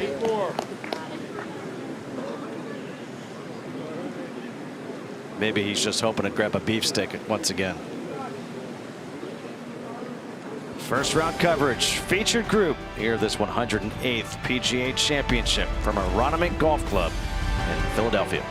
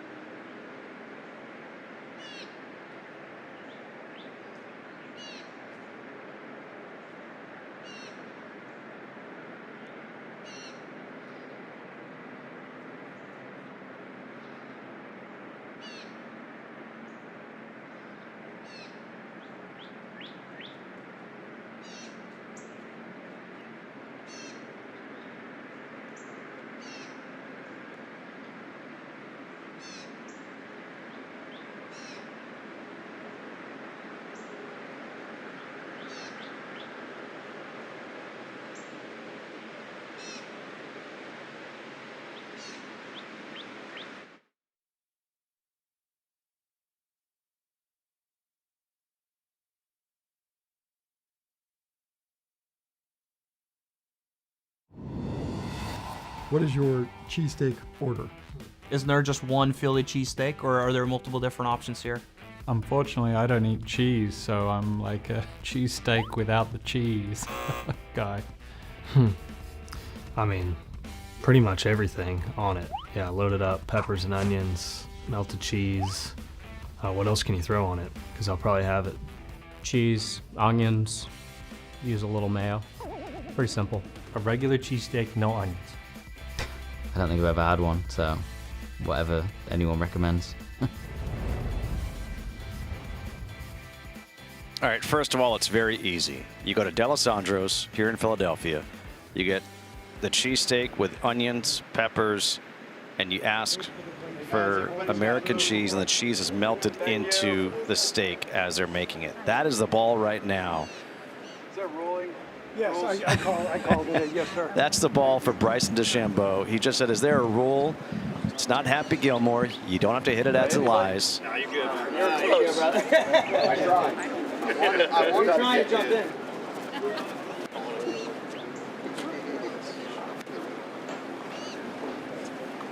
Thanks. Now I'm going to wonder the relief and where is he going to be able to drop from? You guys are going to have to probably move that way. Gus, tell them to take Ludwig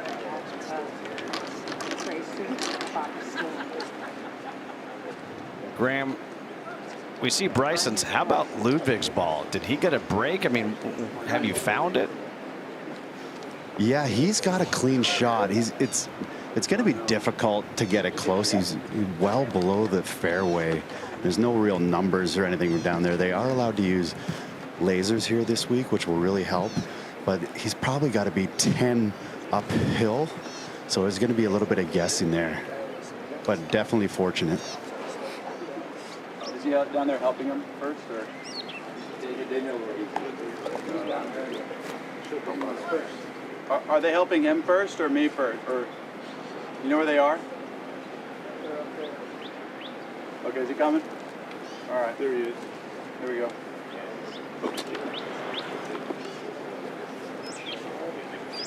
So is this part of the relief too, or no? No, so they got the TIO, and then we're going to take relief from this too. So yeah, everything's going to have to go way back, please. So where is the back here? If you're out the TIO, you take the one club length, of course. Yeah, obviously.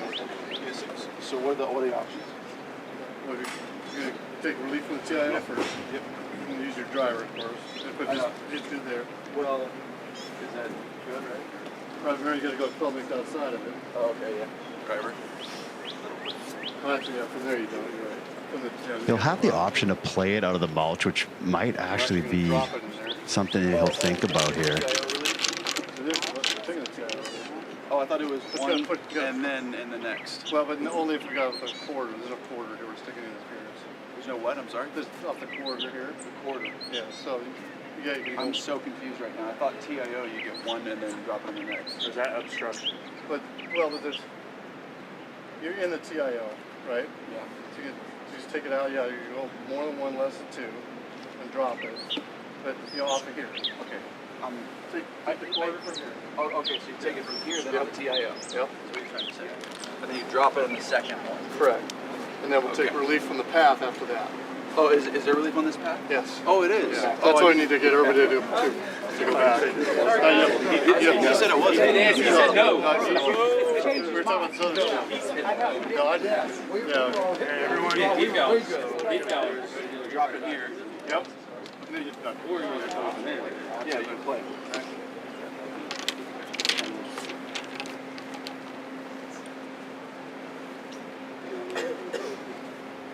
All right, as this is all going on, Ludvig Åberg, who likes to play fast, he's ready to go. Right out.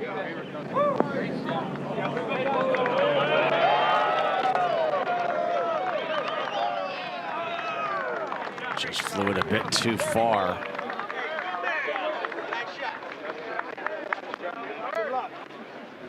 As we go back to Bryson. It's on a bird's nest. But is it better than here? It's your fault.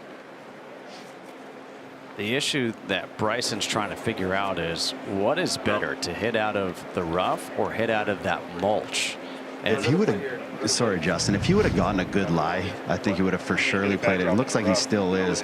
I heard him say it's a bit of a bird nest, but I think he'd rather pick it. You can pick it cleaner off this than you can out of the rough. And judging the distance is much easier as well. I'm with you, Graham. I like this option. I think the fact that you can get clean on the back of the ball or a lot cleaner on the back of the ball is going to give you that much more control coming into the green here.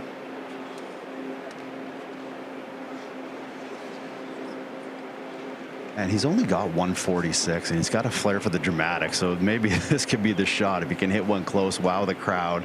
You know, it's not as difficult of a shot as most of these people that are watching think that it is. And maybe that can give him a little bit of energy here.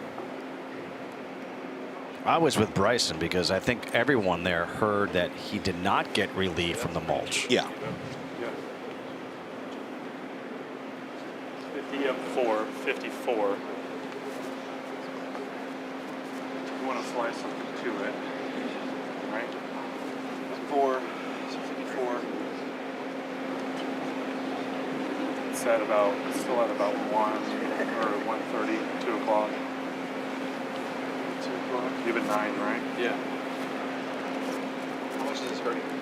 12? Yeah, what do you think, like a 10:30? Yeah. Like that? 55, 57, 10:30, yep. Okay.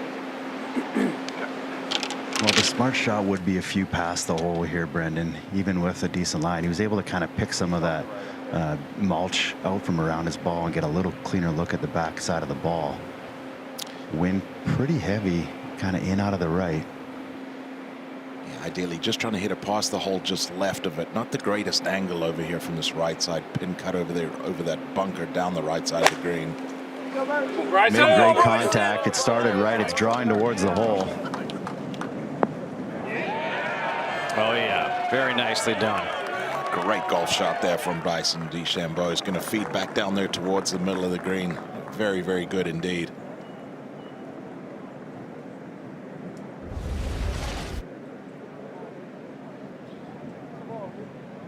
It's amazing what these guys can do if you give them clean contact on the back of the golf ball. They're able to shape it every which way that they want to, and that's a fine result there from Bryson. Now Fowler from 137 in the fairway. Yeah, and this is just a little 9-iron back up into the wind out of the right. Really nice contact way up in the air. Started right, not really moving back towards the hole. Oh, does with that nice bounce there. Now just 4 feet underneath the hole. Beautiful golf shot from Fowler.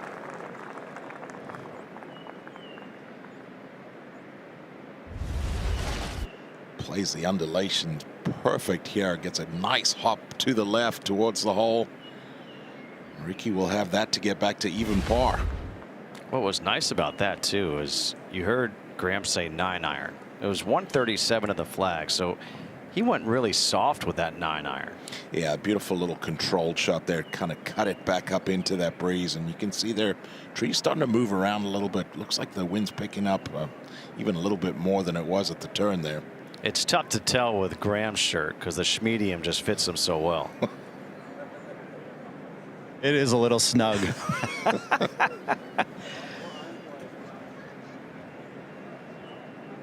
Rickie Fowler, coming into this event, has been playing some of the best golf in years, coming off those back-to-back missed cuts, and then 3 straight top 10s. Yeah, he put a lot of pressure on himself in those Texas events. He really wanted to make the start at Augusta. Ultimately didn't end up getting in there, but since then has played some fantastic golf. Really gave himself a good chance on that second 9 last week at the Truist, and we've talked about it a lot, Justin. That the golf is better when Rickie Fowler is playing well, and it's nice to see this resurgence this year in his career. Think about Rickie Fowler, Jordan Spieth, Justin Thomas. These guys now in their mid-30s. They've been out here on tour for a long time. They're the vets. It's weird to think like that.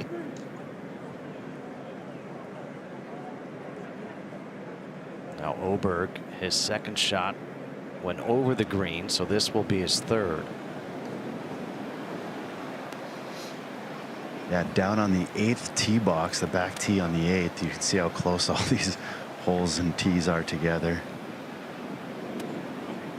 Nice thing is the tee boxes are cut the exact same height as the approaches, so these are shots that they've practiced all week. That just didn't have any check on it. And releases out there into that 10-foot range, and just going to put a little bit of pressure there on the putter for Åberg. It just didn't sound right when he hit it. Well, you know, everything is kind of mown in one direction here, and it's kind of from tee all the way to the green and over the back. I wouldn't really call it into the grain because there's not much grain in this grass, but it's kind of into the mow cut, and that just makes it a little bit harder to get, you know, extra grooves on the golf ball.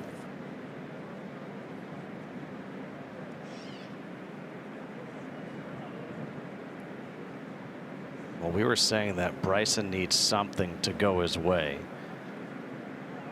And we thought maybe, just maybe, pulling off a shot like he just did, can he follow it up with a putt for birdie? Get some momentum going in the right direction? Well, it's another putt. It's not going to really fool anybody. It's just left to right pretty much the whole way. Speed's not much of a problem either, pretty flat.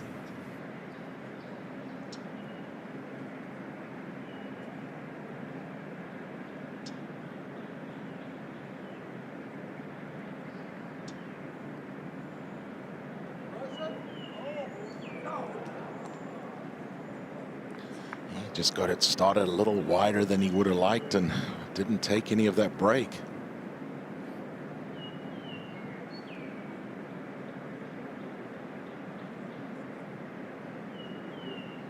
Right now, you know, there's a lot of negative thoughts going through that mind. Yeah, he needs to see something good happen. You know, honestly, knock in a long putt, just something good happen. Just get that mindset switched, and you know, obviously 4 under through your opening 9 holes. Set mini goals for yourself. If you can get this opening round in at 1 over, even 2 over, give yourself a good chance as you go into Friday tomorrow. And as I say, it's going to take something good to happen. Get that complete mindset switch. Åberg just about 8.5 feet to save his par.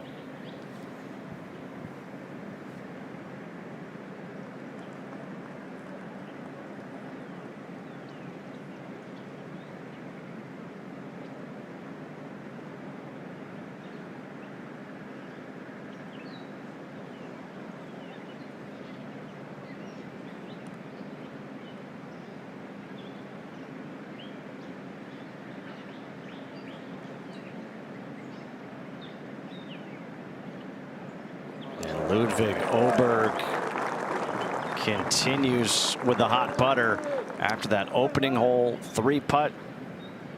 He has been really good since. I mean, a couple really nice par saves there for Åberg. Stays in red figures. Rickie Fowler to get it back to even, looking for his 3rd birdie of the day.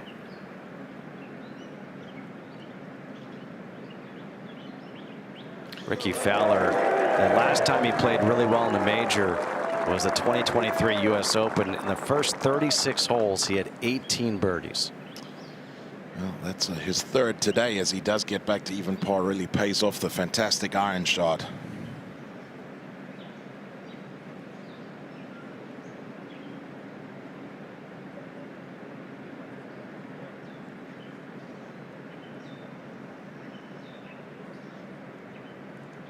Now Bryson for the par.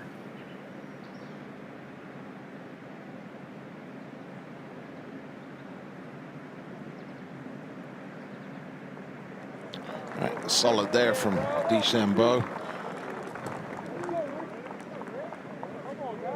Back-to-back pars to open up the second 9 for Bryson DeChambeau, as these guys will make their way to the 3rd, another par 4. Win today should be down off the left here. Those first set of cross bunkers really shouldn't be in play. You just want to hit something that's going to keep you short of that second set right there. Have to play from the short grass to this hole location. Cut over there on that far right side of the green. Not much depth over there, so really want as much control as you can have over the golf ball.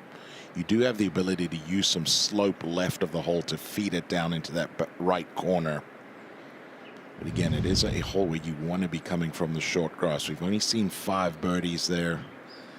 A couple big numbers already on this 3rd hole, and a big part of that is because of that hole location. The only possible way to get anywhere near this hole location is from the fairway. That bunker is about 290 carry downwind. This again, the mini driver. And that's right at it, so we'll see if he's got enough. Seems to be pretty confident that he's got enough, and he does. That's perfect, and that's a great angle from that left side. By the way, you know how we talk so much about length in the game, and you know, can you make a golf course long enough? Aldrich Potgieter, the 21-year-old, just reached the 9th hole, 609 yards and 2. Well, how about this? The way the length is, it's 290 to carry that. I know we're downwind here, 290 to carry that left bunker, but it's 350 run out to the kind of cross bunker short of the green. And that's why these guys are hitting less than driver, because they don't want to hit it 350 through. It's a good problem to have, Graham. Good problem to have.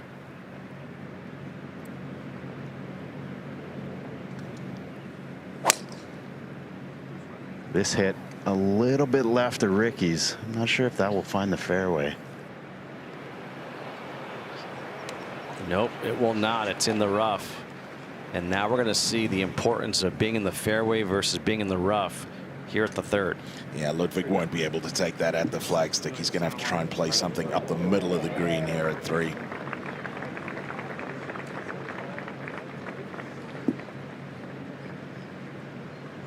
Well, it's funny because it's 3-wood here for Bryson. So, Graham, we were talking before he came on the air about this hole.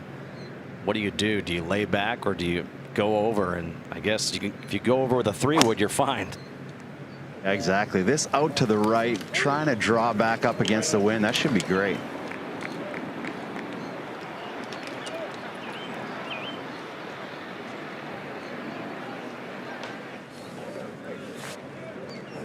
We'll figure out exactly where that ball finished. He seemed to be pleased with it. It might be a school day for some, but not for these kids. It's Thursday. You got a major championship in town. Skip it. School, that is.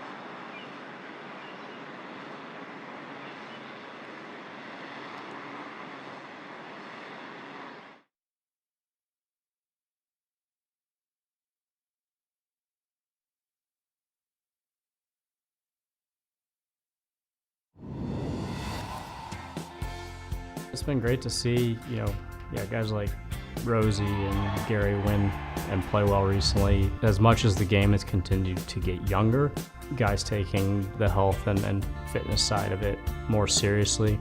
I feel like careers are also getting longer at the same time. Someone like Adam Scott, he's probably, has some of the fastest ball speed he's ever had. Rosie, Gary's always been fast, but it has been fun to see. So I think it's great for the game, and a little maybe kick in the butt for myself to know we still have plenty of good years in front of us.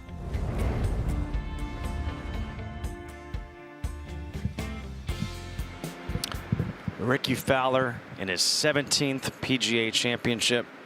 How about Adam Scott? 99th consecutive major start.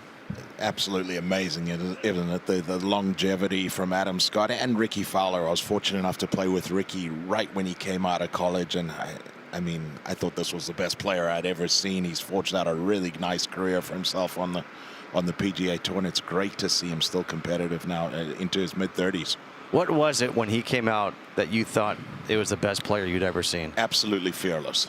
Absolutely fearless. Took on every single flag stick you could imagine, and he played golf with this kind of carefree attitude. And I understand you play on the PGA Tour for a long enough time, you're going to develop a little bit of scar tissue. But when he came out, he was absolutely fearless, and you see it with a lot of young guys when they come out now. They've never seen a flag stick they don't like, and listen, the game of golf's in a really good spot right now. And these guys are in pretty good spots on this hole. Ludvig in that rough. We'll have to see what it leaves him. I can't imagine he's going anywhere other than that, TV tower. Yeah, Graham will let us know about the lie, but I would imagine he's going to have to play something out to the left and try and use a little bit of that slope left of the hole. Yeah, that's exactly right, guys. I think if you're on the right edge of the TV tower, there's a little mound kind of in the back of that green, a ridge that you can kind of use to try to feed it towards the hole. Left first and long with the second edge, so check 5. gotta cover this. Yeah, we gotta cover that. Yeah, 13.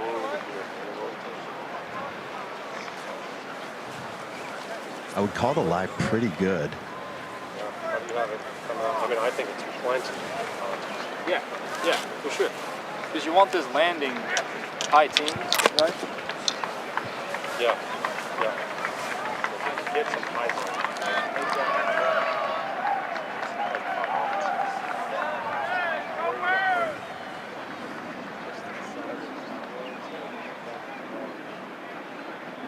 I would be like, halfway between the tower and the sign to tower. Yeah, anywhere. The only real danger here, if he tries to ride that ridge, as it gets back there, it starts running away. So you could hear him say high teens. He's got 138, so trying to land this about 20 short, right up the middle. If it catches a little bit of that feeder slope, I think that's just a bonus. Came out really nice, but a little left of where he wanted it. There's that slope. Pretty good. Yeah, very good there. Getting better and better.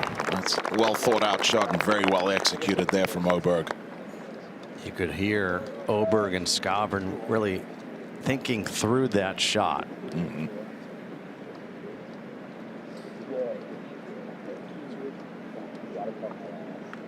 So there's only 3 short directly on line. So even Rickie, he's got to take this left of the hole. It's going to land slightly on a downslope.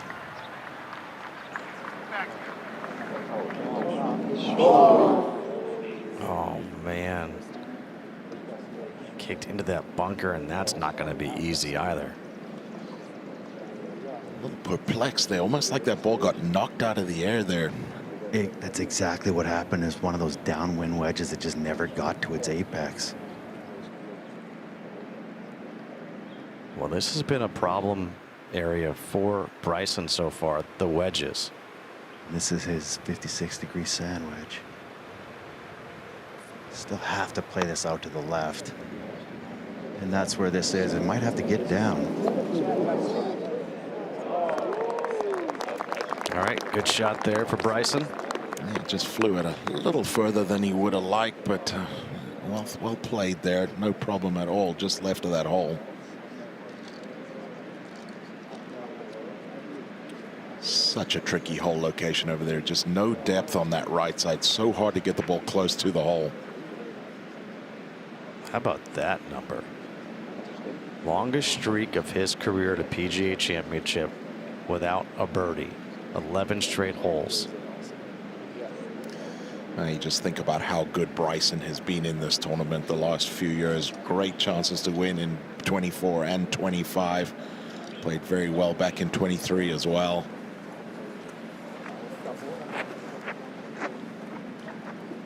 Hey, Graham, question for you. You said it felt like Rickie on that shot, like the wind kind of knocked it down. Yesterday, walking the course, as the wind was picking up, it seemed like the wind was swirling. You could never tell what direction it was blowing in. Are you seeing that right now? No, it's been super consistent, pretty much directly out of the northwest since we teed off this morning. It's just slowly been picking up, but it's not fooling the players. I'll tell you what, this shot that Rickie has is extremely difficult. I mean, you have the option of hitting it 15 feet left of the hole, and then you got a little bit more room, and if you take it dead on, it has to land absolutely perfect with spin to avoid going over the back. The way that Rickie's been around the greens, does that change your approach? Do you take that shot towards the left? I think he has to. I see him looking left here too. I mean, it's just, there's too much risk for not enough reward to hit it directly at this hole. Yeah, just taking his medicine, aiming way out to the left here. Even this takes a pretty good shot to keep it on the green. Like, that was pretty well done. He's going to continue to feed in a very similar spot where both Bryson and Ludvig Åberg are.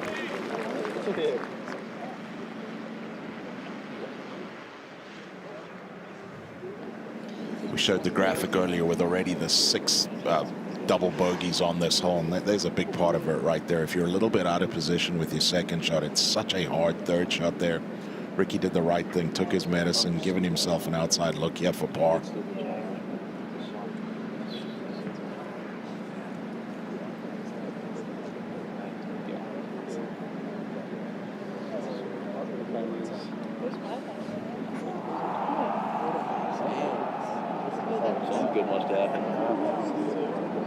Well, I mentioned before that Aldrich Potgieter had reached the 9th and 2. Aldrich Potgieter is in the clubhouse with a first round 67, starting his day on the back 9. That's a wonderful start to his championship for Aldrich Potgieter. Very, very good opening round, 3 under par.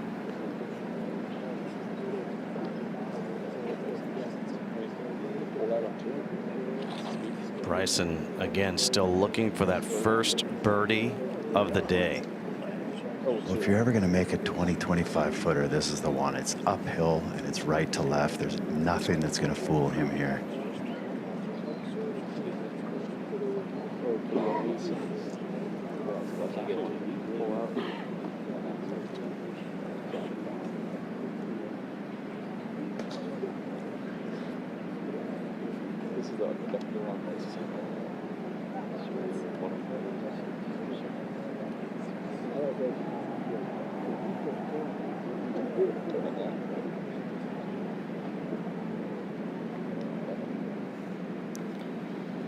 Oh my gosh.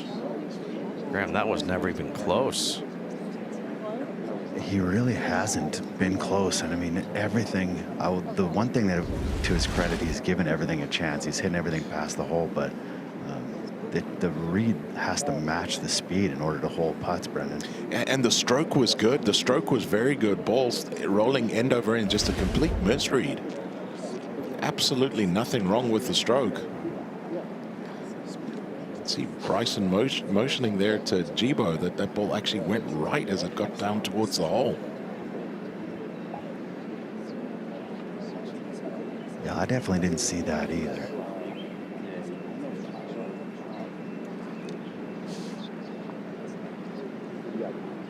Now Rickie looking at this par-saving putt. And Ludvig is on a very similar line, isn't he? Yeah, he'll be watching this one closely.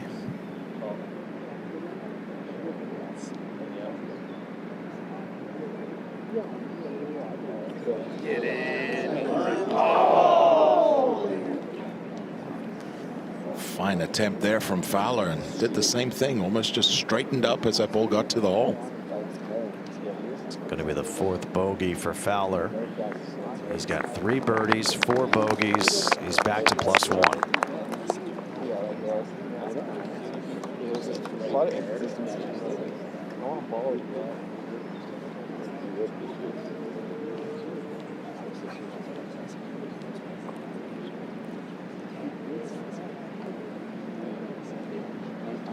Well, you couldn't get a much better read if you were Åberg. I mean, his ball mark was actually right there, right next to Fowler's ball.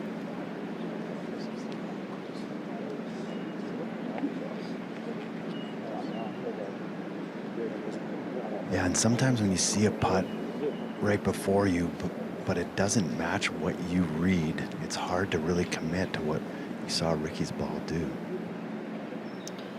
He's been very good with this club today.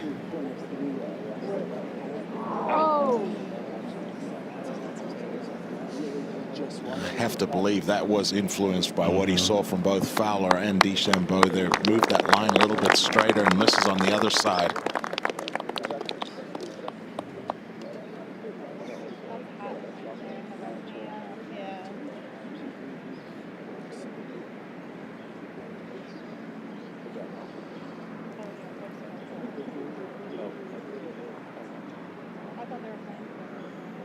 Bryson, this left for the par.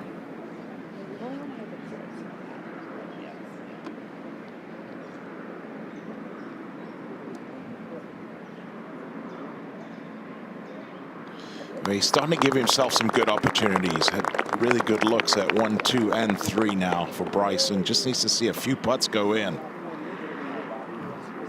Well, at this golf course, it's not huge. So if you hear a roar, you know something good happened. At the second, John Rahm playing his second. Still looking for his first birdie of the day. Still looking for it. Still looking for his first birdie of the day. The eagle always helps.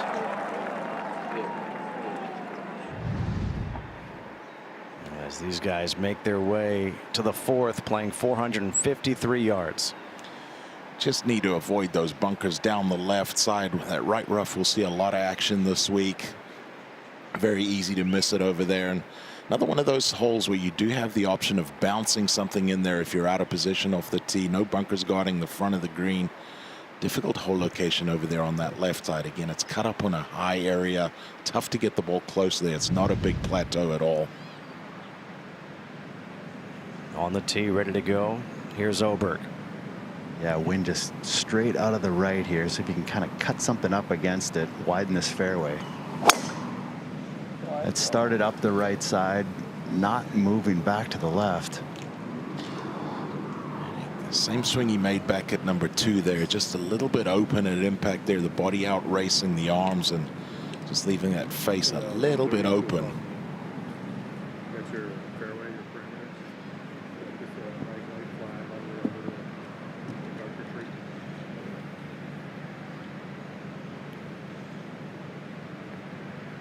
Driver here for Bryson. There's a bunker at 350 run out on the left side.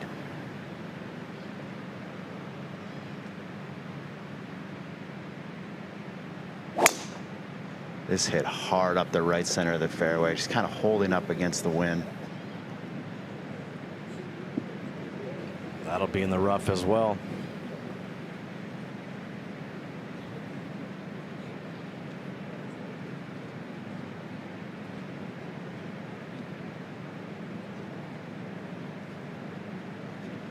It's been a long time since we've seen the actual driver for Rickie Fowler. And he likes to move the ball right to left. This one on a much better line. Starts up the right side of the fairway, just turning back towards the middle. And just creeps through in that right rough.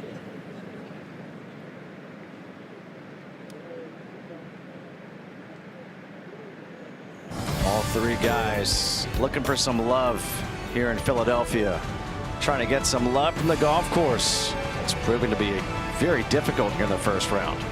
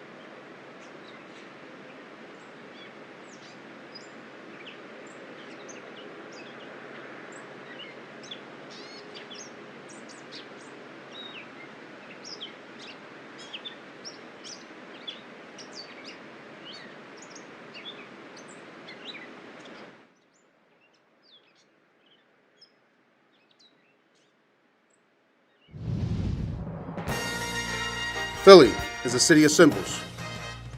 None more inspiring than these 72 stone steps. 50 years ago, Rocky's Race to the Top lifted hearts across the country. And like all the iconic monuments around town, that scene and this statue stand forever. This simple proposition. In America, you can do it. Philadelphia, the city of Rocky.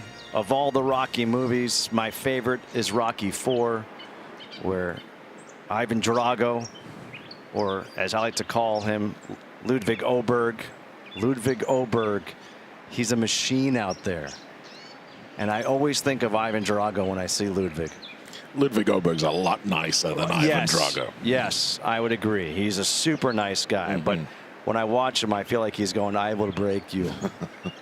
They were both built in a lab. Yeah. I mean, that swing is so good, and it's amazing that we've seen a couple of drives be offline.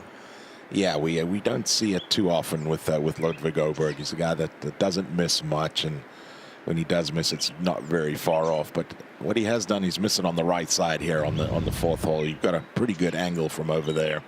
Can chase something up the front of the screen.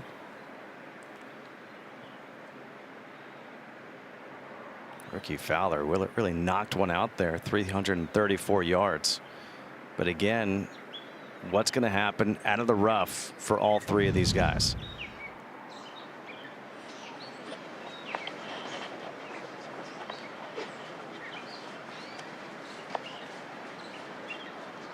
And this pairing of Åberg and Skavron.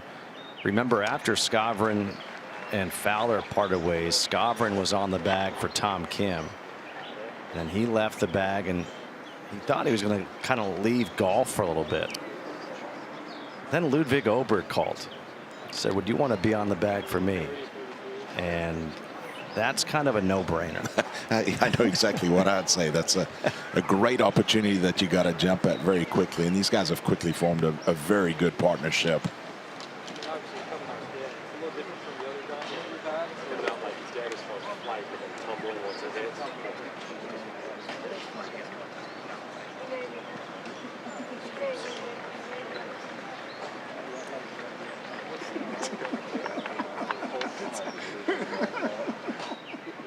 Åberg out of Sweden, went to Texas Tech, got his tour card via PGA Tour U.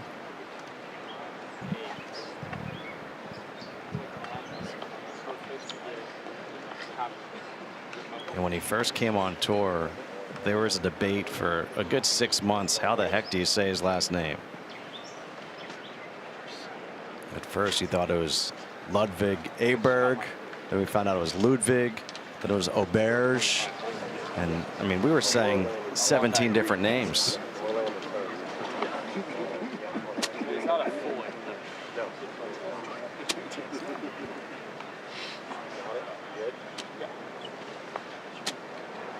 A little bit of a squirrely lie here. It's just kind of grass going every different direction. Should be able to get some club on it, but it might come out a little bit funky. 167 hole, 154 front edge. That's probably all he's looking for. Trying to chase something back there. Just going left. That sounded That's really fine. That's clean. makeable. Yeah, not too bad at all. I looked to sit up in a good lie over there just off the left side of the green, and that's not going to be too difficult at all.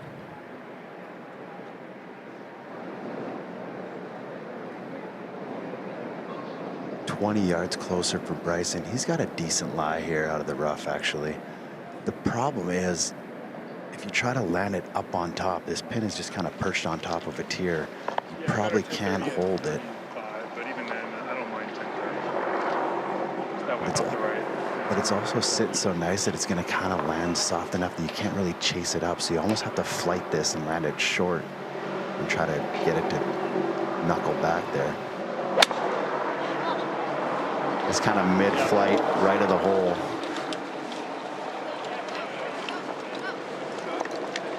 And nicely controlled there. Settles just below that slope.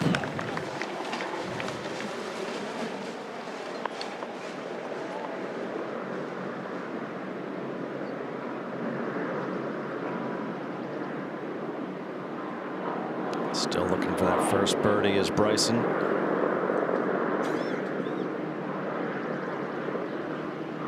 Now Fowler, his ball just crept into the rough. This is a 52 degree, pretty good lie. This also just right of the hole, trying to drift back. Yeah, that one does get on the correct level. That's nicely done there from Fowler. Couple birdie looks, and Ludvig Åberg just off the left side of the green there.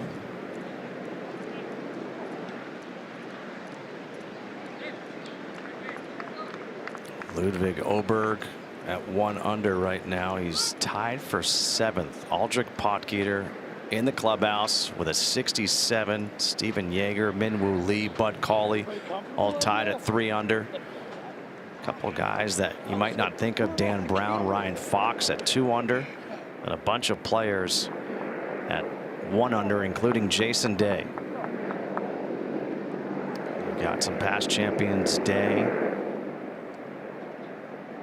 Xander Schauffele, Brooks Koepka. Jordan Spieth is looking to win the PGA Championship, to complete the career Grand Slam.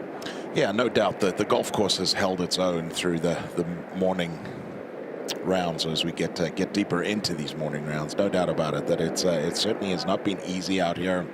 We just see the difficulty of these green complexes. If you're a little bit out of position, it's so hard to get the ball in the right areas and get the ball close to the hole.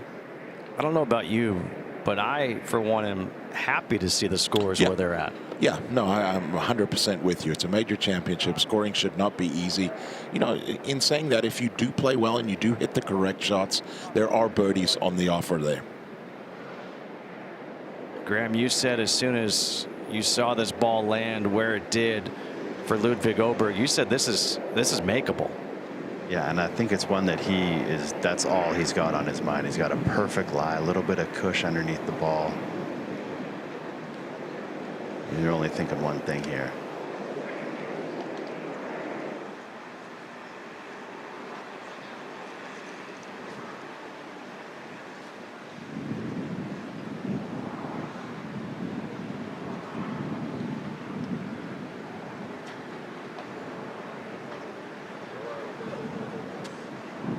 Just a little sticky there. You can see how he's reacting to it. Yeah, it looked like it just came out a little bit fluffy there.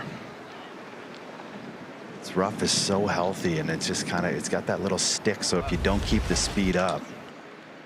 Take another look at here. You're just trying to brush this off the top of the grass, and maybe just got that a little bit high on the club face.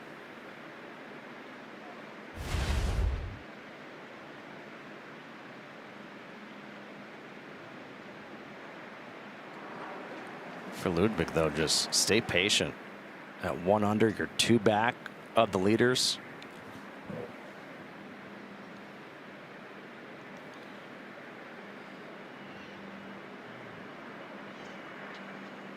Bryson, is this putt a little bit uphill?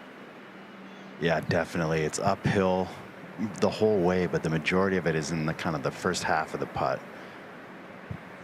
And Graham, it feels like the biggest struggle so far for Bryson has been reading the greens. He's hit a lot of putts where he's stepped back and kind of given it a very whimsical look and just really hasn't seen the lines.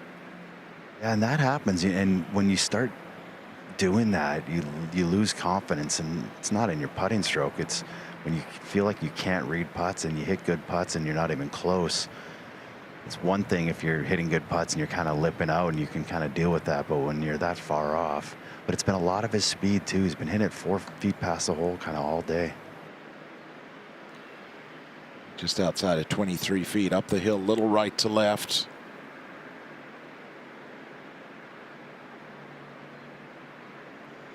Yeah, the right read that time, just didn't hit it. It was dead in the middle there.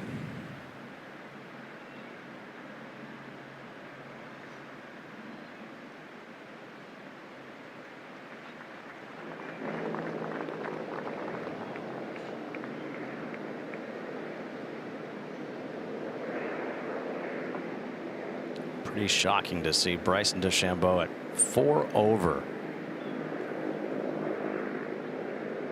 Talk about how well he's played in this championship the last few years as we see Fowler now, Graham. Yeah, another great look. He's hit some good putts that haven't fallen today.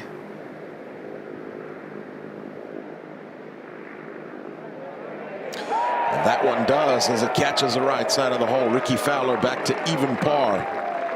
Fourth birdie of the day for Fowler. 4 birdies, 4 bogeys, even par. And Bryson's like, hey, Rickie, can I borrow a couple of those birdies? Take another look here.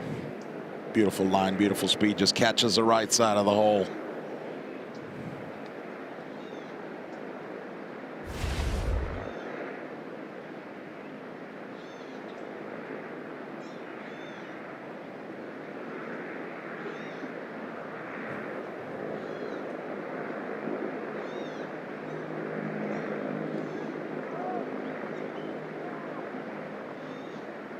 Åberg still about 6.5 feet left for his par. He's made a few of these already today, these par saving putts of between 5 and 8 feet.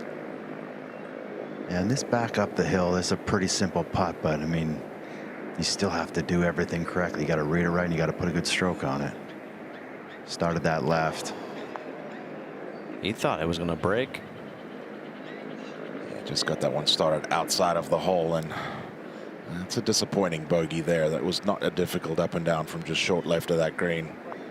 That's his first bogey since his first hole of the day, the 10th. So a bogey at the 10th and a bogey at the 4th, and he is back to even.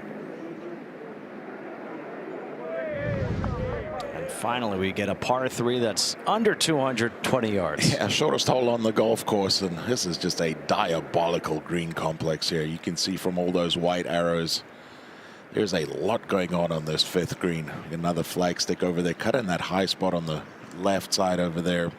Look for a ton of golf balls to end up towards where that TV tower is cut right there. It's not a difficult putt from there. Cannot afford to miss left. Anything over there on that left side is a big red X.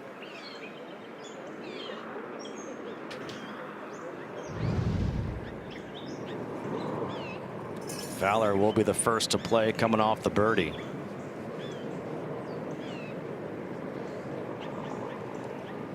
If I'm hitting this shot, I mean, wind straight out of the right pretty much. I'm looking pretty much right at that 5, maybe the left edge of the camera tower. If the wind moves it in, great. And if not, you take your putt in the middle of the green, because this is a nasty little green and you cannot miss left, as Brendan said.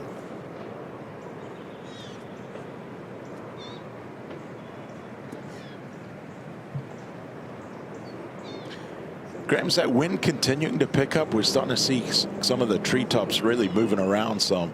I think just slowly and progressively just throughout the day, it's just continuing, yes.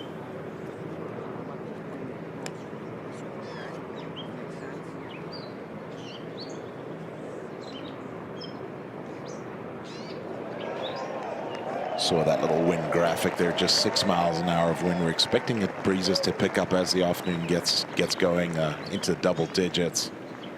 The golf course will continue to dry out. Well, it feels a lot more than 6 out here today. This is 7-iron for Rickie. It's really about whether you want to work on with the wind or hold it up against. I mean, it can be the difference of 2 clubs, maybe even 3.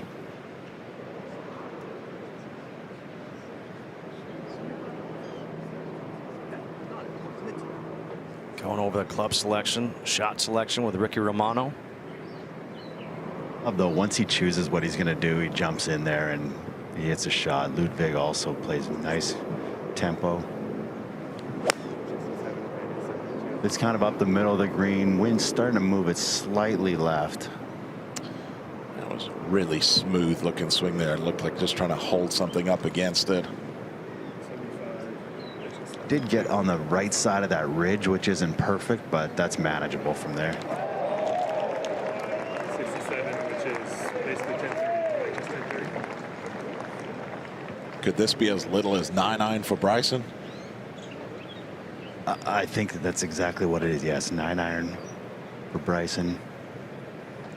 Teeing it up on the right side of the tee shows me he's going to try and use this breeze a little bit. Yeah, this one on a more aggressive line, just right of the hole. Yeah, excellent shot there. Fantastic shot from DeChambeau inside of 12 feet for birdie. That will be his best look for birdie yet today. Yeah, it was a lovely shot there. Controlled it nicely, controlled the flight, and It's not a difficult putt there for 2.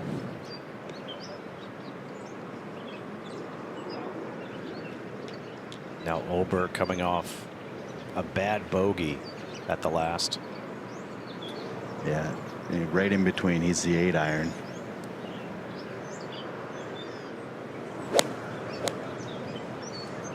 Much higher ball flight, kind of out towards the middle of the green, trying to work left.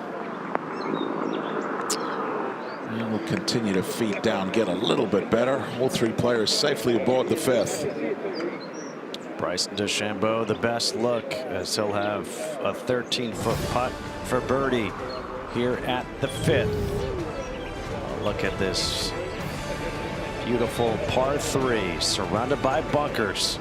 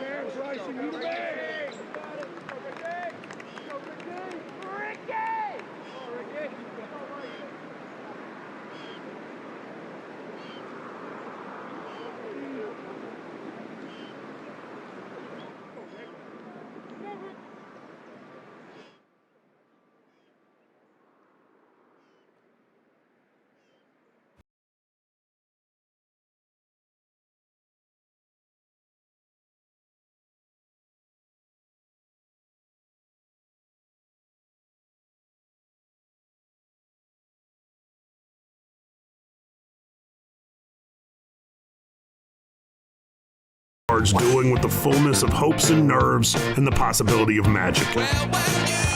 It just takes.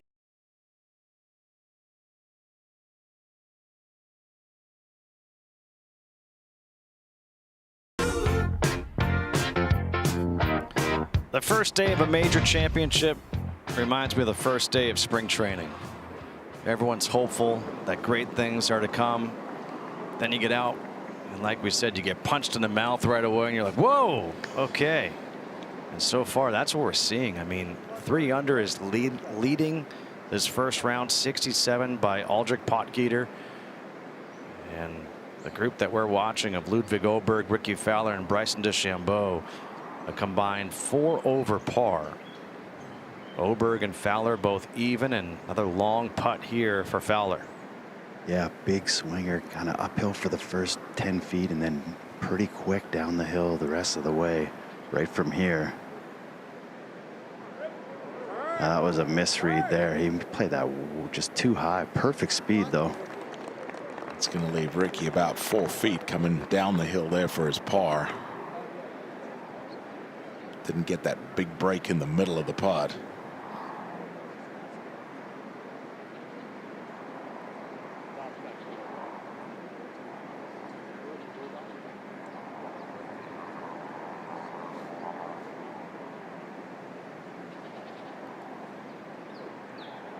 Åberg, lengthy birdie putt.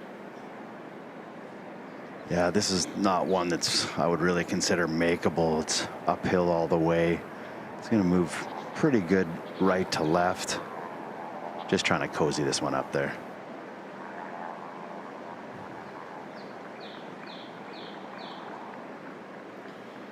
Outside of that opening 3 putt, the putter has been pretty good today. He's been very solid. Right there, goes up now a little bit down, and this one's getting too much speed, way too much speed.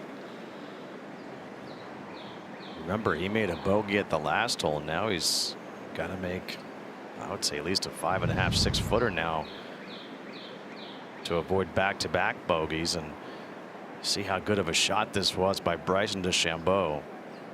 The average proximity over 30 feet to this hole. This putt just over 13 feet. And he needs to see one go in. Well, and he couldn't have left it in a better place for a makeable putt. Uphill, right to left, or I mean, every right-handed player in the world dreams of this one. But you got to open up the hole at some point today and make one. Unfortunately, he didn't learn much from Ludvig's putt because Ludvig hit it so hard. Couldn't really tell what it does by the hole.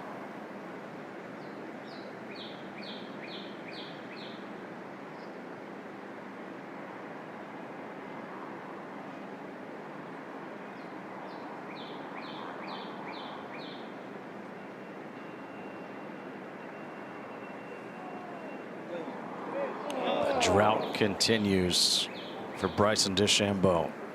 Now 14 holes without a birdie, the longest drought to begin a PGA Championship in his career. And he's given himself 5 really good chances back here, just cannot make a putt.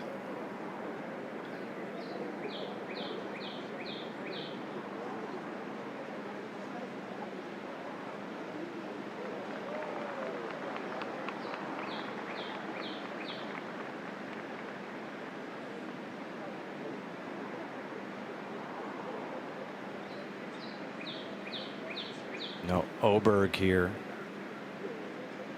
It is about 5 feet or so to try to save his par. And kind of back downhill left to right.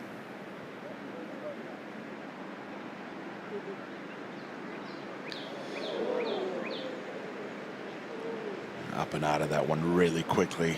It's when your eyes just move a little bit and you know you've left the putter blade open. It never starts on line.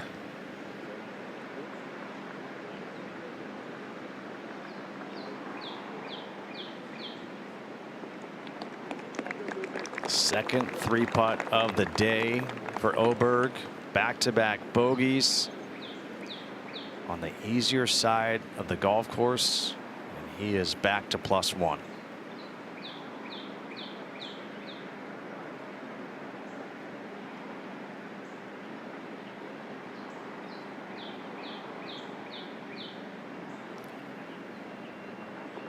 Rickie Fowler with a 2-putt par. Yeah, that's a nice 2-putt there from long distance for Fowler. Rickie will have the honor as they will head to the 6th. Brendan, I want you to take a look at this.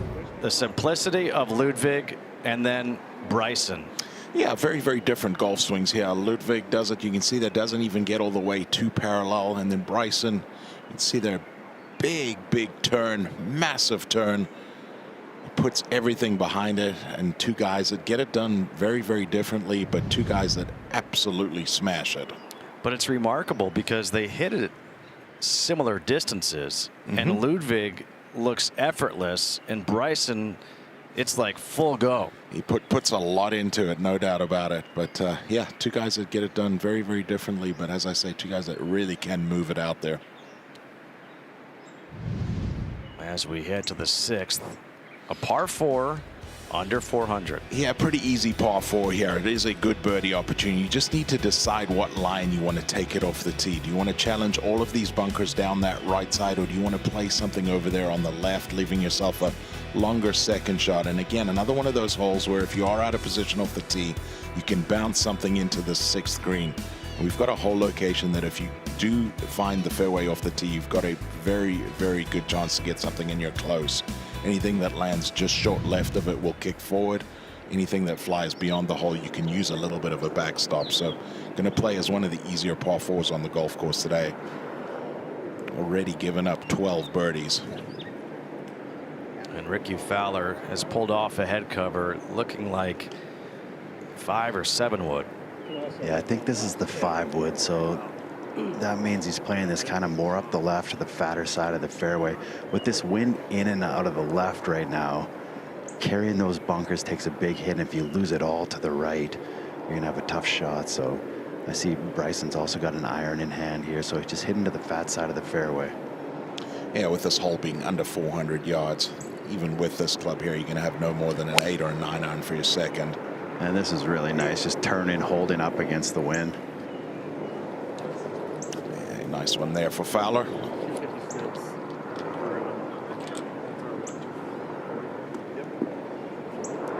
By the way, as we look at, some of the scores, we told you earlier today that Garrick Higgo was late to his first tee, so he was given a 2-stroke penalty as Bryson with the iron. Yeah, trying to hold it against the wind, overcooked it a little bit, and it's still fine.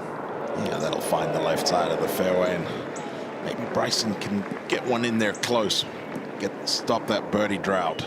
Garrick Higgo, though, is 1 under through 17 with that 2-stroke penalty on the first. Right now, if he showed up on time, he'd be tied for the lead. Well, it's so impressive for 2 reasons there. Obviously, the 2 strokes added to your score, but you're rattled as well. You get assessed a 2-stroke penalty. You can't help but be a little bit flustered as you're starting your round. Here's Åberg. He's got driver. Too far right. There's no chance this covers. So now you just got to hope you get a lie over here and avoid those bunkers. Yeah, takes a couple bounces and then finds one of those bunkers. Hopefully finds its way down into the middle of it. Well, after over 60 years, the PGA Championship will make a historic return to Dallas-Fort Worth in 2027. Join us next May at the home of the PGA of America in Frisco as we welcome the strongest field in golf back to Texas. To register for tickets, visit pgachampionship.com/register.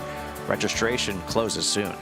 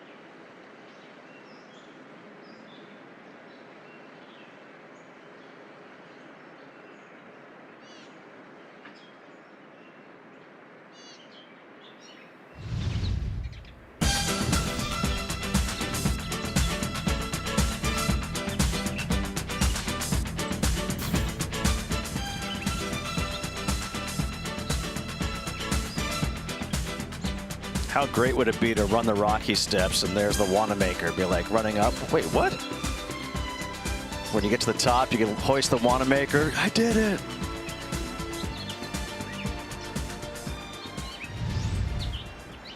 Justin Kutcher, Brendan DeYoung, Graham Dillette with you here at Aronimink Golf Club in Newtown Square, Pennsylvania, just outside of Philadelphia.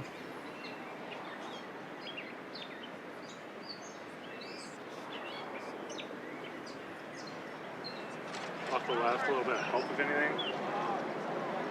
That is too short. 65.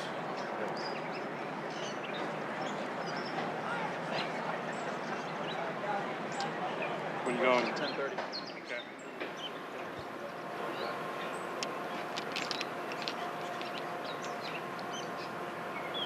.158 for Bryson.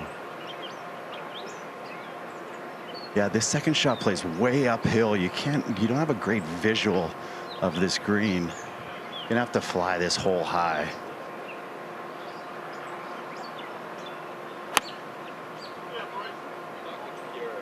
And this just kind of right of the hole up the middle of the green. Another very nice iron shot from Bryson. Another great birdie look. If nothing else, it seems like he has dialed in the approach shots the last few holes. Very much so. Continues to give himself all sorts of chances. Again, he just needs to see a putt go in.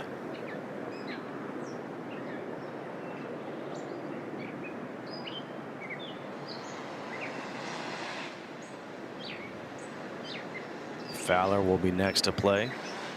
What's in the snack bag? 145 here from Rickie. Wind kind of in out of the left.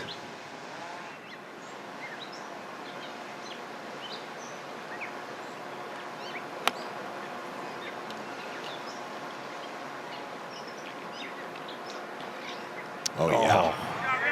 He had the knee bend. He thought it could be good. It was good. It's going to be a quick 6-footer down the hill there for Fowler, but another beautiful shot.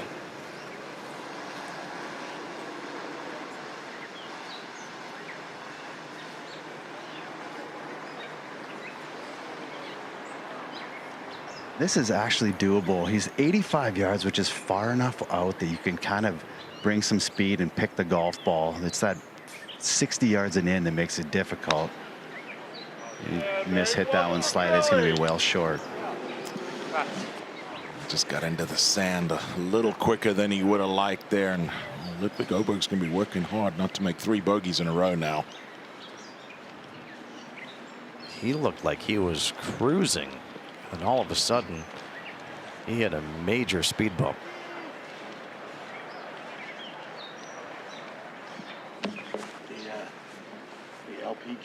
We're watching the morning featured group here of Fowler, Åberg, and DeChambeau. Coming up this afternoon, we have another featured group of Chris Gotterup, Robert McIntyre, Tommy Fleetwood. Chris Gotterup, already a 2-time winner this year on the PGA Tour. Robert McIntyre, he feeds off of crowds, plays with such emotion. And Tommy Fleetwood, seemingly always in the hunt, finally got a win last year at the Tour Championship. Does that open the floodgates for him to be a major champion? Those guys will be teeing off at 1:43 p.m., just about an hour and 10 minutes from now.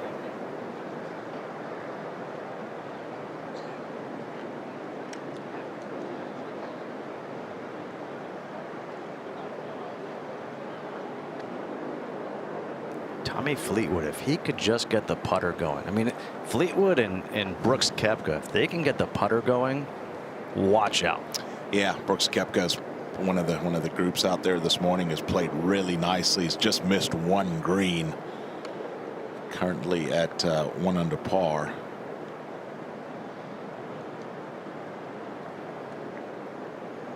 Tricky little pitch here for Ludvig. He's got to kind of go up and over a slope. It's going to break pretty hard from his left to right. It's kind of almost straight downwind here. This wind sort of shifted. It takes really, really good touch, and it has to be perfect contact to get some spin on it. I want to kind of almost die it on that hill and let it trickle down. Great look from behind there. See all the undulations that he's having to deal with, and just didn't fly it quite far enough. He's going to test that putter again to try to avoid 3 consecutive bogeys. 12 birdies here at the 6th. Fowler and DeChambeau hoping to make it 14.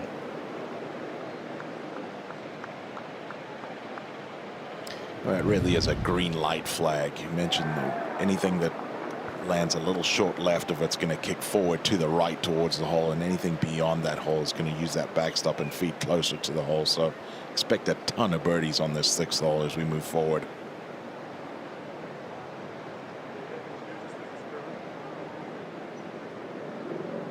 for Bryson. Just needs the first.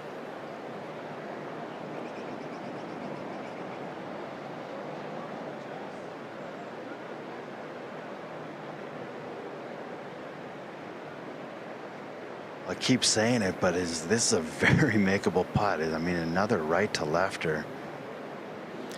Graham, has he been calling DeChambeau in for most of these reads, or is this something that we've just seen the last couple holes? I would say most, but not all. He's always kind of there and just ready, and if he calls him in, he's ready to go.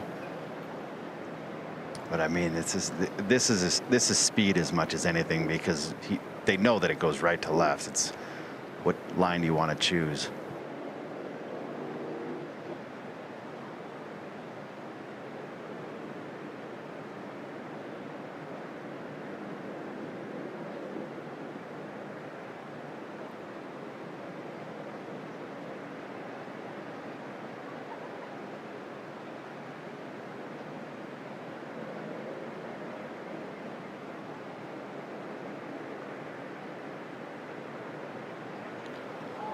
He's now gone 15 straight holes without a birdie. You knew he'd missed that one pretty quickly. That was left off the putter blade.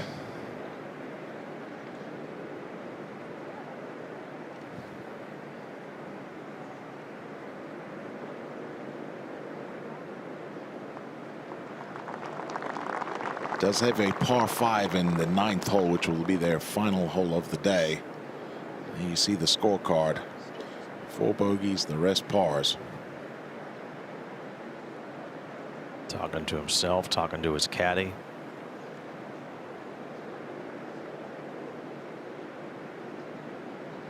I don't know if he's made 30 feet of putts all day. Now Fowler. Yeah, great look here. Just a little right to left. What a beautiful shot he hit in here.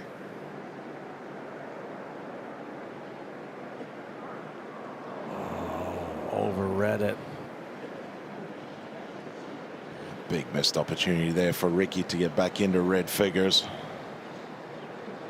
Just a par 4.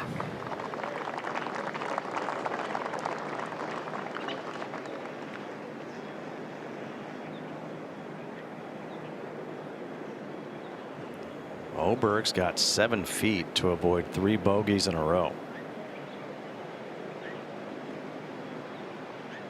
Yeah, and you can see it's kind of dark from the backside of this green, me looking towards, so that means this putt has to go a little bit left to right for sure. Back up the hill.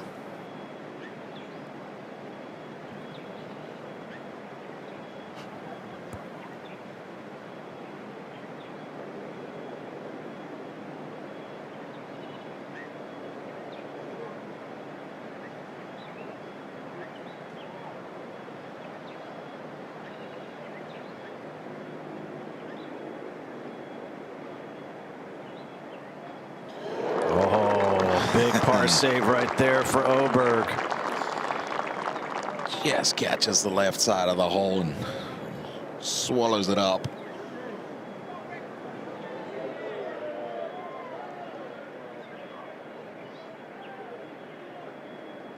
Let's check in once again with Natalie Sheehan in Frisco to talk about the swing of Rickie Fowler.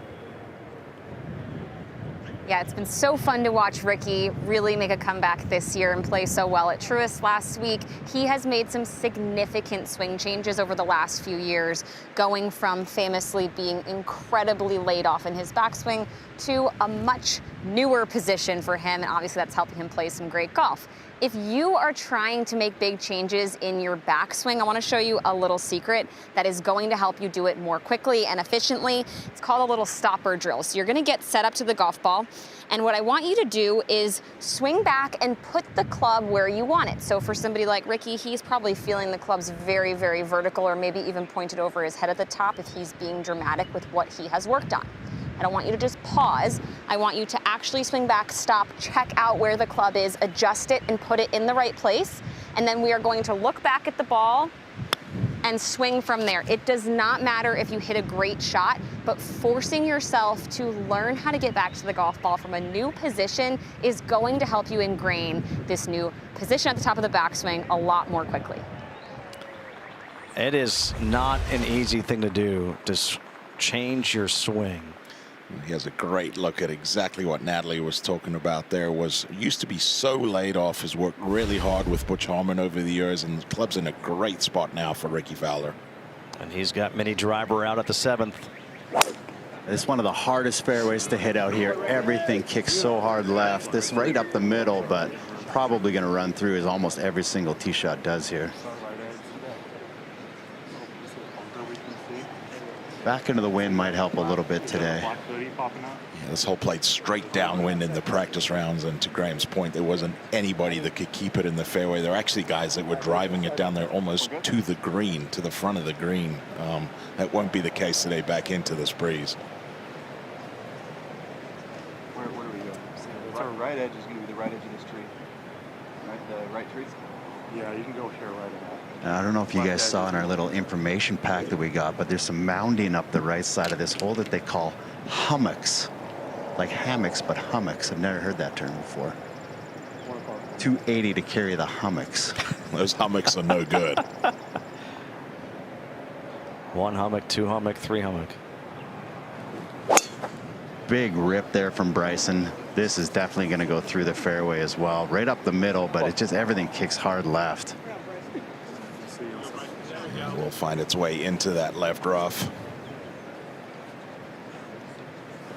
Minwoo Lee has pushed the lead to 4 under as he is through 16 holes.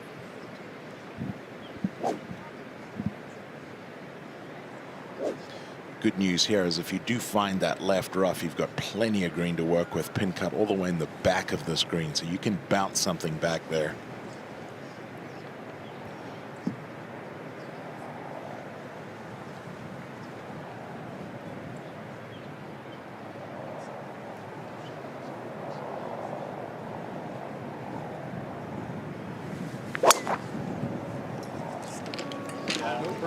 This one a little bit more aggressive down the right side. Maybe of the 3 is the only one that has a chance to hit the fairway. Yeah, it hits fairly softly. Will still take a bunch of that slope from right to left and will stay in the short grass. Beautiful tee shot there.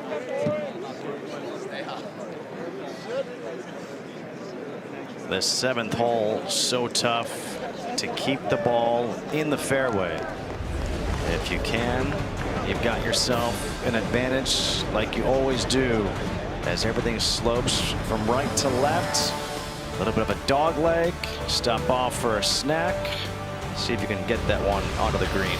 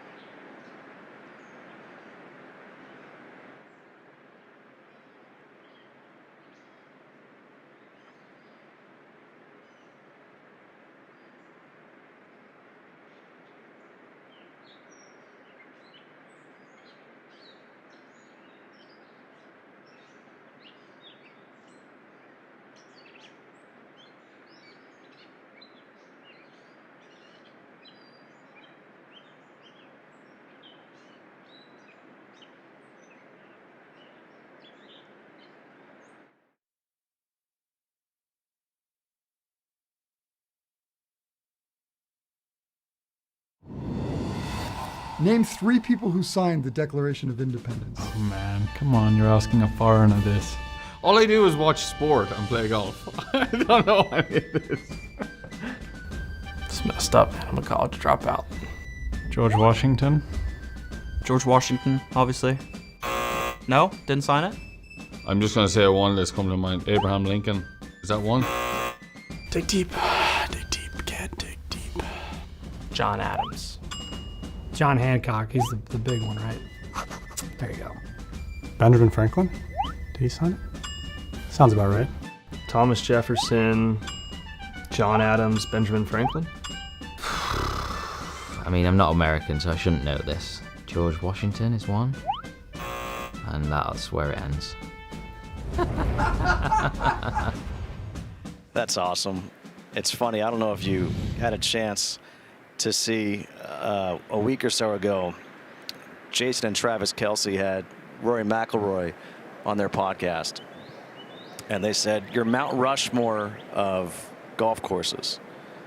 And Rory goes, "That's 4, right?" And they both started cracking up because they're like, "We've never asked that to a non-American." And it's just so normal, but yeah.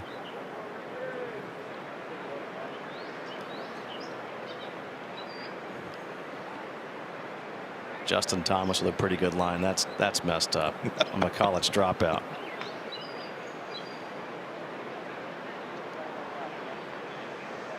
Well, Rickie stayed in the fairway here. 157 left. Waiting for the green to clear. You can see the flags blowing in the wind. Again, Graham was saying how the wind has been consistent in direction today. So looking at the flags right now, are they playing this downwind a little bit, maybe to the left? No, that's in out of the right. It's been in northwest basically all day. So the flags aren't telling me the real story.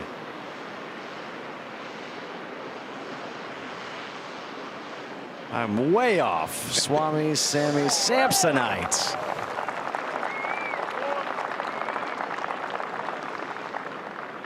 All right, while we wait, being told right now that we've got a little trivia. Who was the last international player to win the PGA Championship? I think I know. It's got to be Jason Day, Jason doesn't Day, it? 2015. That's what I'm going with. Yes.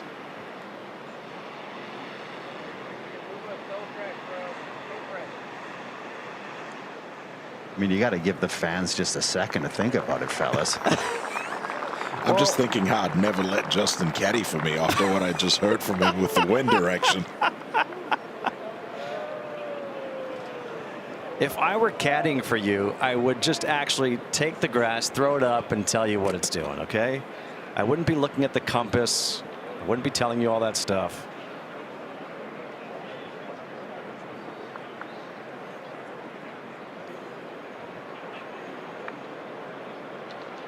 Pretty much straight in here right now. This is an 8-iron for Rickie, so trying to just kind of control something.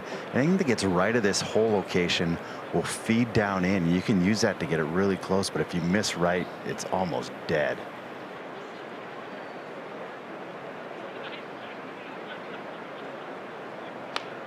Really nice contact starting at the hole, just left of it now. Should be a decent look from there. Oh, it's deep. Just gets through into that longer cut there. It shouldn't be too difficult of a chip shot, but that kind of caught Rickie off guard there. That one went through the wind. Yeah, it seemed like a lot of club, and I know he kind of chipped that, but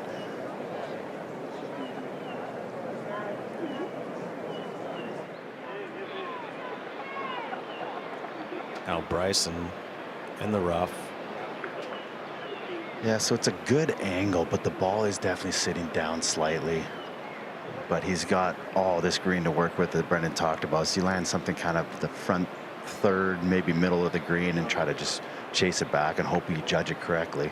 It's not like a terrible lie, but it's just sitting down.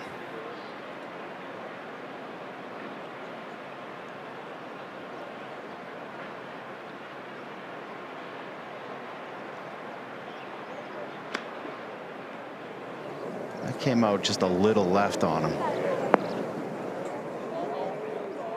Hang on there. Just hang on. A little runoff on that left side, and it's not going to hold up. Well, the microphone helped. Very similar to what Rickie Fowler just dealt with.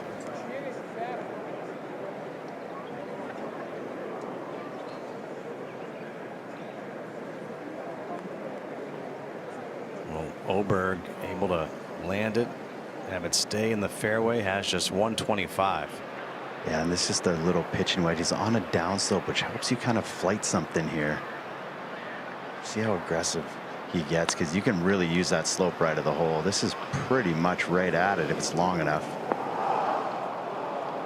And it's not. It just lands into that little upslope there and kills it. It's going to be a good 35 feet short of the hole.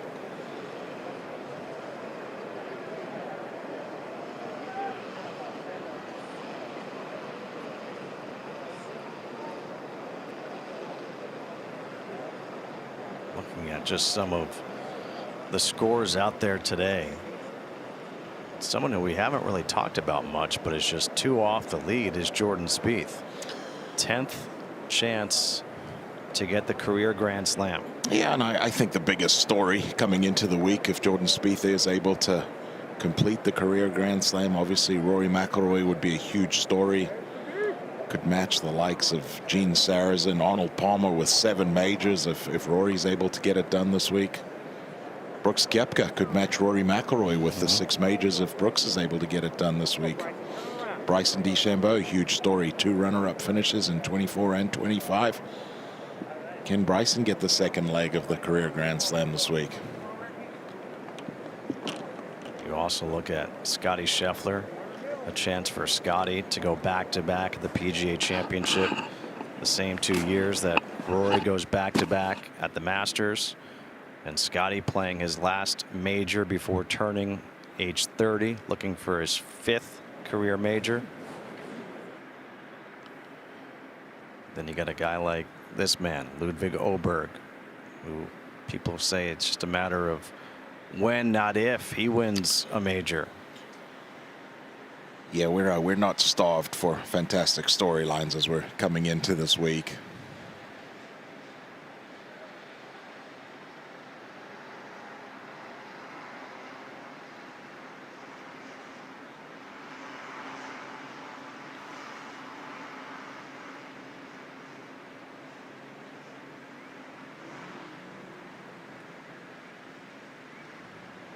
Bryson now trying to get a read of what this chip's going to do. Yeah, they're pretty straightforward. Both of them have decent lies. I think he had a better chance of seeing one of these go in than Ludvig's putt, in all honesty.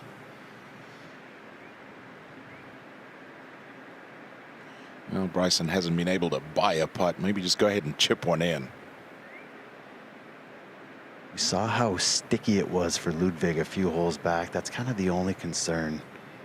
A lot of times you just kind of get nice and close to these and get your club head steep and just kind of use the toe a little bit more. Real easy to come up a little bit short here off that little upslope, but Bryson catches that one a little skinny and it just scoots by the hole.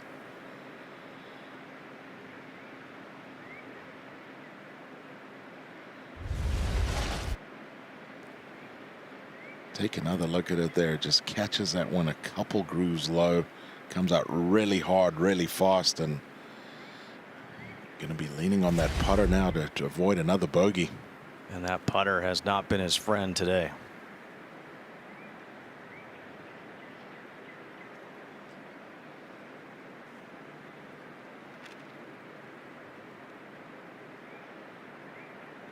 Over 11 feet left for par for Bryson.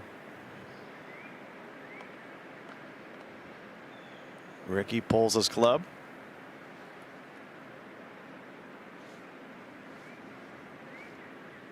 Yeah, pretty straightforward as long as the catch is good and you make clean contact.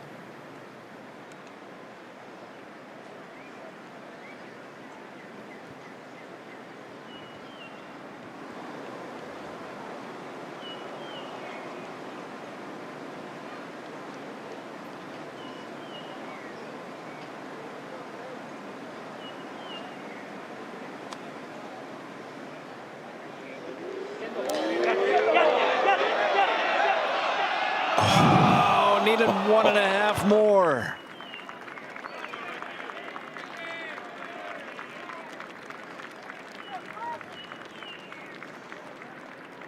Thought about 3 feet short, that it had just enough to fall over that front edge. Rickie's begging for it.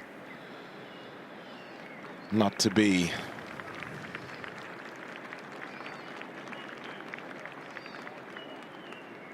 Fowler remains at even.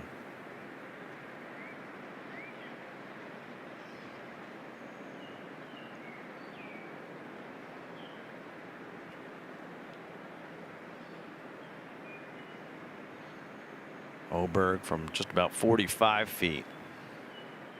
Yeah, just kind of uphill right to left the whole way. Very gradual.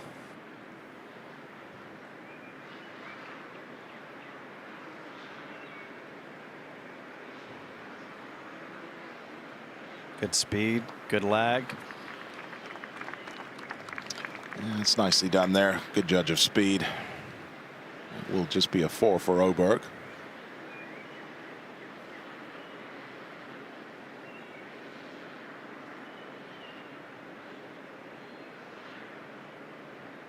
It's funny, I'm looking at the leaderboard here, and it reminds me a little bit of last year's first round. And that you have some surprising names atop the leaderboard. Min-Woo Lee, Aldrich Potgieter, Steven Jaeger. Then you get a couple of big names in Spieth and Schauffele.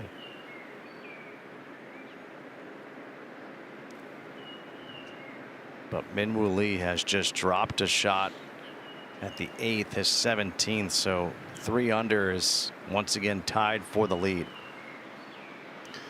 Min-Woo Lee's not the only guy to drop a shot at the 8th, and these guys will be having to deal with that difficult par 3 next. Already 25 bogeys on that 8th hole. Bryson, this would be the longest putt he's made today. Just 42 feet of putts the entire day for Bryson.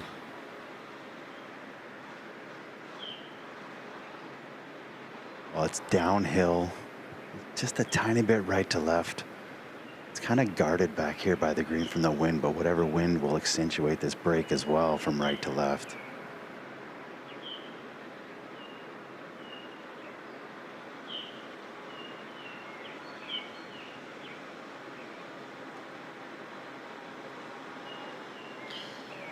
Just lacking speed there, goes all the way across the front of the hole.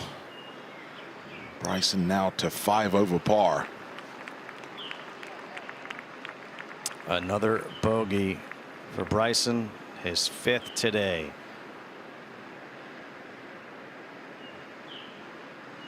As bad as it's been for Bryson, it's been that good for Min-Woo Lee.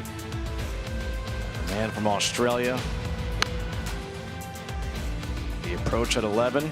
Yeah, beautiful tee shot down that left side, all about controlling the spin into the 11th here, and he does that perfectly. Plays that backstop inside of 3 feet.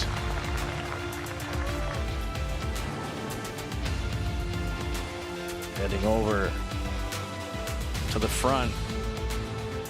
The chef wants to start cooking. Yeah, putting from the ideal spot here up the hill, can be aggressive with it. Just drops over the front edge, but a couple nice birdies round the turn there for Min-Woo. And then the tee shot at the par 3 5th.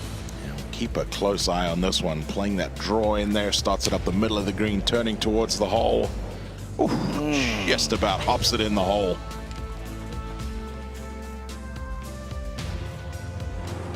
It would lead to another birdie, and then at 7, keeping that putter rolling. Again, putting from right where you want to be, going up the hill, can be aggressive, and another lovely stroke. We mentioned the bogey at the 8th, his 17th hole, 3 under, heading to the par 5 9th. A look down at Aronimink Golf Club. Aldrich Potgieter with Jaeger and Min-Woo Lee all at 3 under. Jaeger is in like Potgieter with a 67.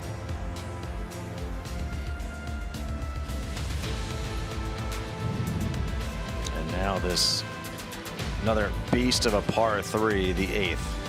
Yeah, monstrous par 3 here. You can see the average score in the bottom left of your screen there, 3.5, and it's a downhill par 3. The ball is in the air for a long time. It's a difficult shot. There's swirling winds. It's a green that's got a lot going on. If you can just somehow find the very middle of this green, that's all you're looking for. Make 4 threes on this hole throughout the week. You're guaranteed to pick up some shots on the field. You make 4 threes, you're picking up basically 2 shots on the field. And it's one of the reasons why, Brendan, thinking about the scores this week, could they go really low? Because 3 of the 4 par 3s are 220 or more, it's really hard to go low. Yeah, you know, the number 20 got thrown around a few times as in 20 under par, which I didn't understand. With just 2 par 5s on the golf course, you mentioned the difficulty of these par 3s. As much movement as in these greens, I didn't understand how guys were talking about 20 under par, or I felt like maybe I was missing a little something out there. I think from what we've seen in the early going here, I don't think we're going to get close to 20 under par. I think, you know, we're going to see a winning score maybe in the mid-teens at very most. I was going to say, I would not be surprised if it's 10, 11 under par. Yeah, I think the one thing is that the temperatures are going to warm up as we move along into the weekend. The winds are going to die. It's going to be pretty calm as we get into the weekend round. So maybe there might be some low scores on the backside of it. Justin Kutcher alongside Brendan DeYoung and Graham Dillette with you here on this featured group coverage. As these guys are waiting for the 8th green to clear.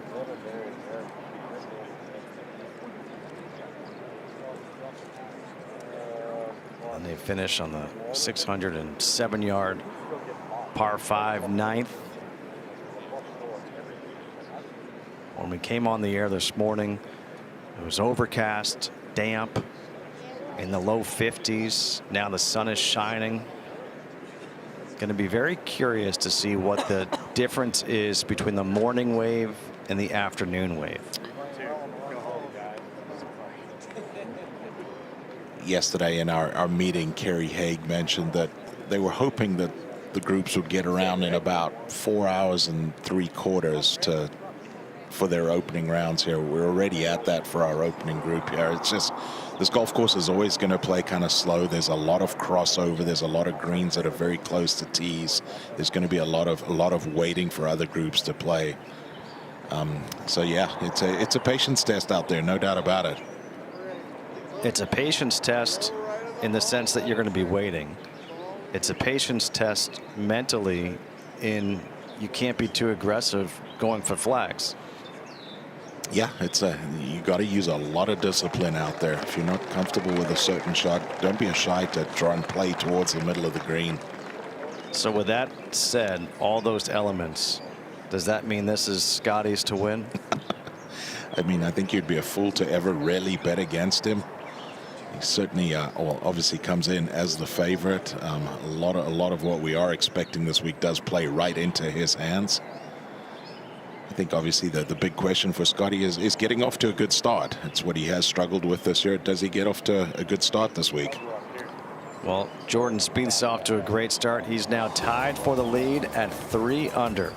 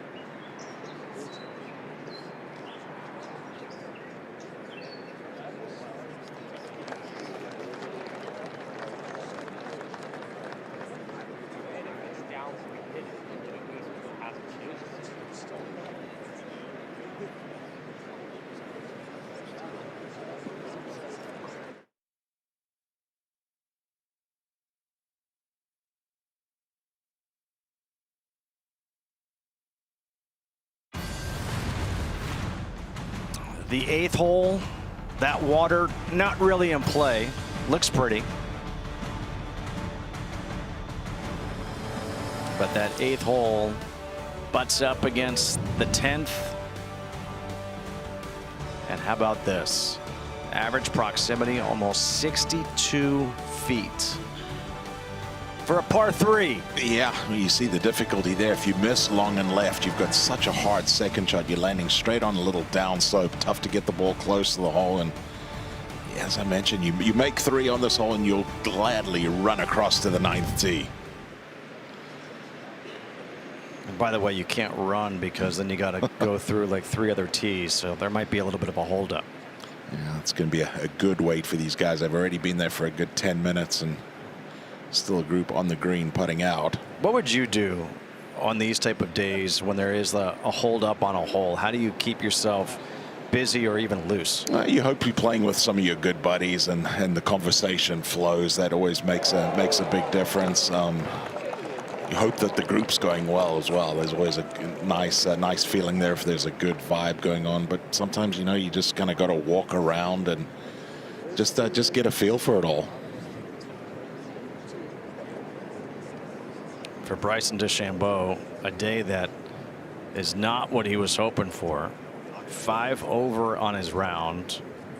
He has yet to make a birdie today. The weight has to make this just even more. Yeah, it's the last thing you want to do when you really have struggled, and Bryson has struggled. You know, we mentioned that he hasn't made any putts. He has had a lot of opportunities on his second 9 holes here, just hasn't been able to see the ball go in. But yeah, when you've struggled, and the last thing you want to do is have a lengthy wait like this on a difficult hole. You see Rickie there. He's got his club pulled already. Did you like to pull your club, or would you want to go through your whole routine and wait? I typically did a pretty good job of leaving the club in the bag until I was ready to go, you know, and then go through the routine when it is time for you to hit. I'm just asking, so if I do get the chance to caddy for you, I know what to do. I think that ship has sailed already. Rickie's ready. Yeah, the 7-wood, 245. It plays down 14, call it 230, but it must be all at 260 right now. In out of the right. This is a really good strike. It's working right towards the hole. Oh, what a golf shot from Rickie Fowler. That is superb. It's a nice little hop forward off that bunker shoulder there. Can't do much better than that, Rick. He almost just had the Michael Jordan. I don't know what just happened. I think this is a proper walk. Well, he will have that for the second birdie all day on the 8th hole. Like we said, that 205 landing. I mean, it's playing 220 with this club. Maybe a little longer. Yeah, I like it. Graham, the difficulty here with this hole playing so significantly downhill is that this ball's in the air forever. Exactly. This is a 7-wood as well, and you know these lofted woods go so far in the air, so this one is launched up in the air, but though it's kind of moving right and the wind's gobbling, this is going to be really poor. Barely stays out of the long grass, short just right gets of the green. over that fescue there, and that's over there where Minwoo Lee was a couple groups ahead of these guys, made bogey from that exact same spot. Just play mostly in 223, playing every bit at 240. Every bit at 240, and Bryson's got an iron. And this is, other than the second green, which is right beside us, might be 4 paces above. This is the highest point on the golf course, so wind's really pumping up here right now. It's a 4-iron. He's lost this out to the right too, just getting gobbled up by the wind. Same swing he made back at 17. He avoided the long grass as well. I have a sneaking suspicion Bryson might be on the range for a long time after this round today. Rickie Fowler, after that shot, don't know. I don't know how I did it. You tell me. 6 threes and 1/2. I don't know.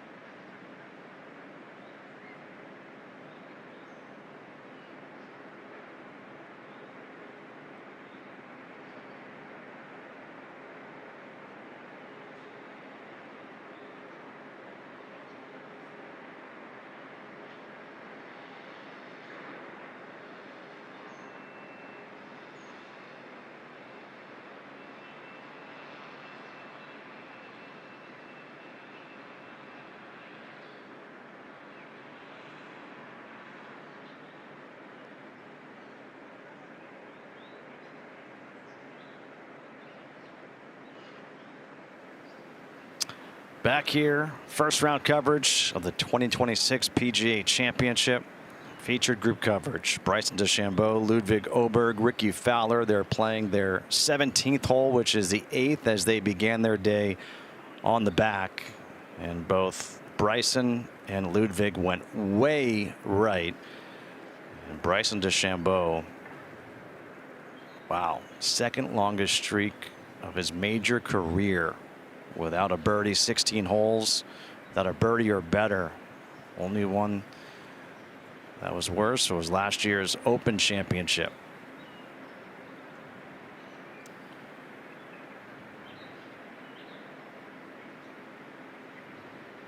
The real question for Bryson is going to be, has he shot himself out of this tournament today? Can he get, how far back will he have to come from tomorrow just to make the weekend? Yeah, no, I mean, looking at scoring right now, Bryson at 5 over par, the lead at 3 under. Where's the lead going to be come day's end? Is somebody going to get to 4? Is somebody going to get to 5? If somebody gets to 5, and well, we still got to see where Bryson's going to finish day's end. Like, is that too far back? No, it's not with 3 rounds and not with the firepower that he possesses. I mean, this is a guy that can still go on a run. He can make 4 or 5 birdies in a row in a heartbeat. He's capable of that sort of stuff. Åberg. He drew a really nice lie, but he hit a better shot. I mean, that's really classy right there. Yeah, exceptional result there from Åberg, and good opportunity to save par. Graham, that could be the second fantastic up and down that we've seen Åberg have on this day. Now, that was like a straightforward shot, I would call it, with a good lie, but I mean, that execution was absolutely perfect. Bryson's definitely sitting down much more kind of in that thick, sticky grass. It's going to require a lot more speed. You just have to accelerate through these ones, Brendan. Yeah, the look on his face, Graham, it said that he really was not happy with the lie when he looked down and saw where this ball was. And this is one of those ones that you could miss the green here, in all honesty. I mean, you can pull this off, but it's a difficult shot because of the lie. He's really struggled around the greens today. And there you go, just caught air. And I know we talked about it a lot earlier with these one length iron shafts that he's got in the wedges there. It just makes these kind of shots that much more difficult. We take another look at it here. Just gets a lot of balls, squares up that club face, and this one just touches the back of the green. And it didn't get any easier. I mean, man, this is a tough up and down he's got now. I think he might want to putt or hybrid or 3-wood this shot, because I don't really know what other good option there is unless you drive a 60-degree into that slope.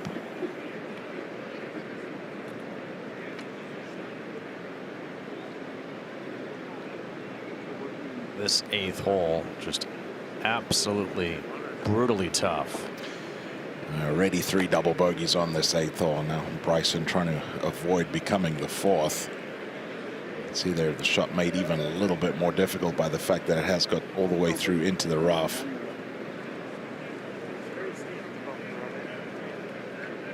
He kind of rehearsed both shots, one that was up and one that was low. If he goes up with it, there's a little tiny bit of slope right just the first few feet of the green that's kind of back into the green and into him. If he lands it there, it's doable, but if it lands onto the downslope, it's going to go 15 feet past the hole. Just gone from bad to worse here for DeChambeau. That one off the top of the club face, nothing behind it. And yeah, if you're Bryson, just take your time now. Just completely goes under this one, gets it on the top couple grooves. He's doing everything he can to control his emotions. Same thing here. He has to land it in that dark spot just on the green here if he wants to go up. Carried that too far. Just making an absolute mess of this 8th hole now.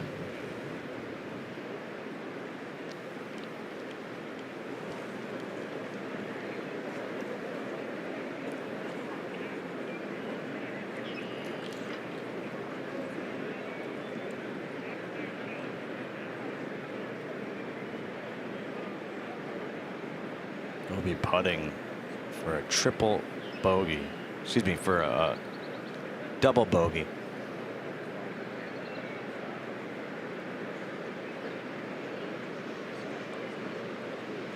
Now Rickie Fowler, after a long wait from that spectacular tee shot here. Yeah, it sure was. I mean, I don't know how many better there could possibly be today than this one. And this is one that you don't really have to worry much about the speed because it's kind of downhill, down grain, and then the last few feet goes back uphill, up grain, so you can be pretty aggressive with it. It's got to move from his left to right.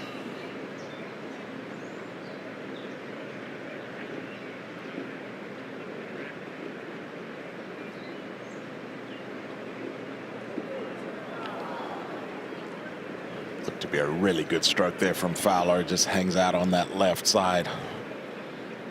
A couple feet left for the par.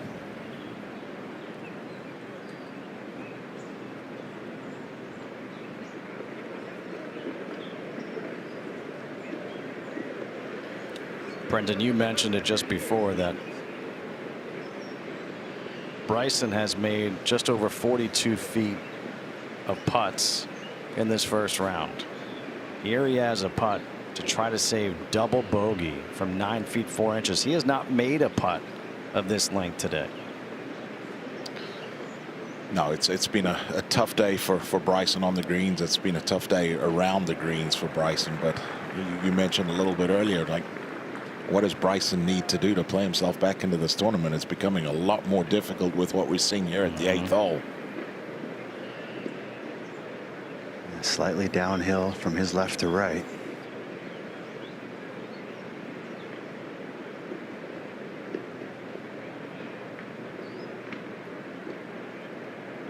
First time he's made a putt of any length today. That's to save a double bogey. But he's 7 over on his round.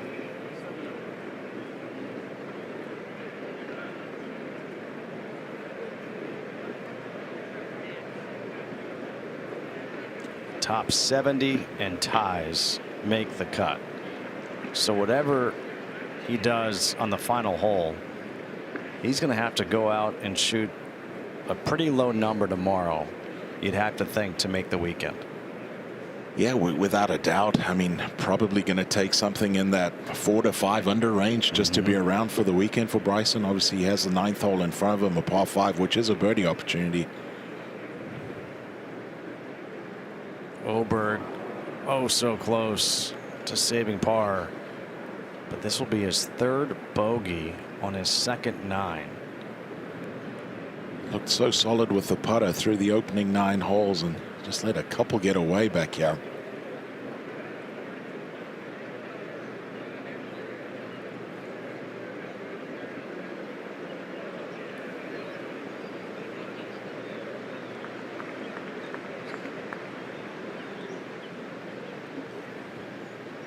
Eighth green, very close in proximity to the 10th hole right there. These guys are just figuring out who's going to go first.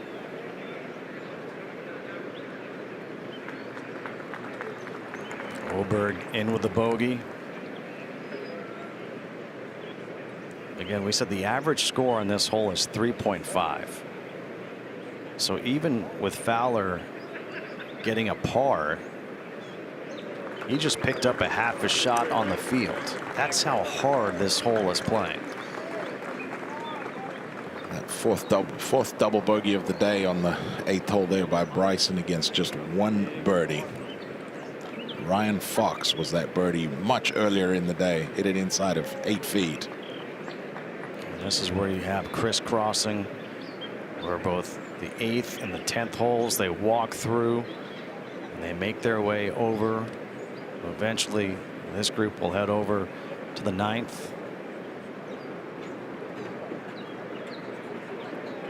There are a lot of storylines. All right, Jordan Spieth is one of 3 players to win each major except the PGA Championship. Who are the other 2? I think I know. I won't say. I'll hold off. But you know, as we show you what Jordan Spieth has done today, Jordan Spieth at the 16th hole.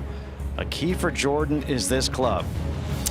And this club has really behaved so far for Jordan. Missed his second shot in that front bunker. That's a nice up and down there for birdie.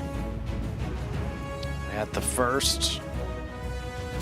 Beautiful second shot to a perfect spot here. Up the hill, little right to left. Can be aggressive with it, and he was. And then at the short par 3 fifth, the tee shot. We saw Minwoo Lee with the near ace, trying to move something from right to left.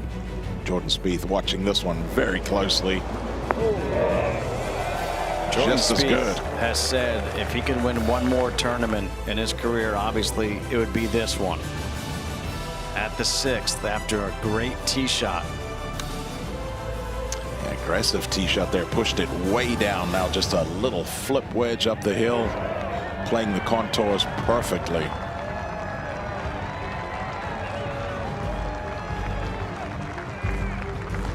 Jordan Spieth teaming with Michael Greller. He would make a birdie there, but he would make a bogey at the 7th, so he has fallen out of a tie for the lead. He is one back at 2 under as we go to the 9th today, playing 609 yards. Just need to avoid fairway bunkers left and right, and then you can see the significant uphill second shot there. That big cross bunker down that right side, you want nothing to do with that. That is an absolute red X over there. We've actually got a pretty easy hole location today, all the way in that back right corner. Try and get something up there in that left side. Give yourself a little bit of angle to bounce it back there. And it's, as far as par 5s go, it's not a gimme birdie by any means, but we'll play as one of the easier holes on the course come week's end. Well, it's one of the easiest holes on the course because it is a par 5 and because the par 3s are so darn long.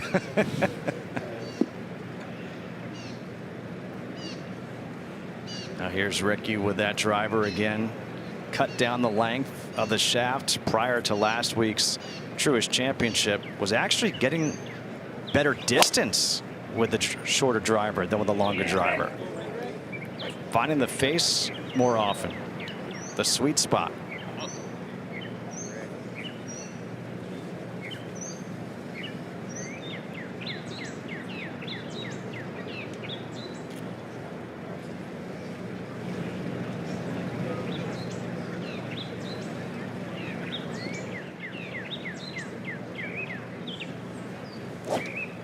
Ludvig Åberg has had some wayward tee shots today.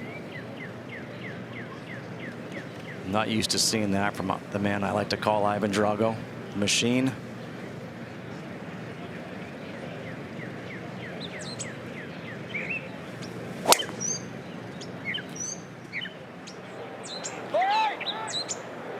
Starting up that right side and just riding that wind further to the right. It's going to be a layup there for Åberg. Just fought that right miss all day.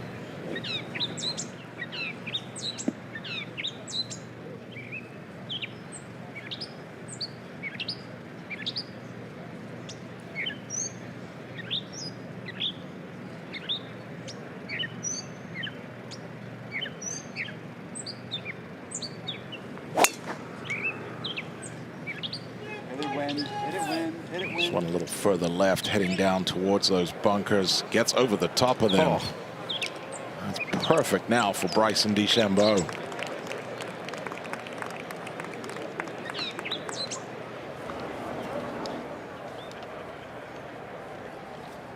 All right, time to answer the trivia question. We gave you a chance to think about it. I'm going to let you see if you know the answer. I believe one of them is Tom Watson. Yep. Did Arnold Palmer ever win a PGA? I believe Palmer was the other one. Let's see. Bam! Either we did our research or we're just really smart. Back with the approach shots here at the 9th after this.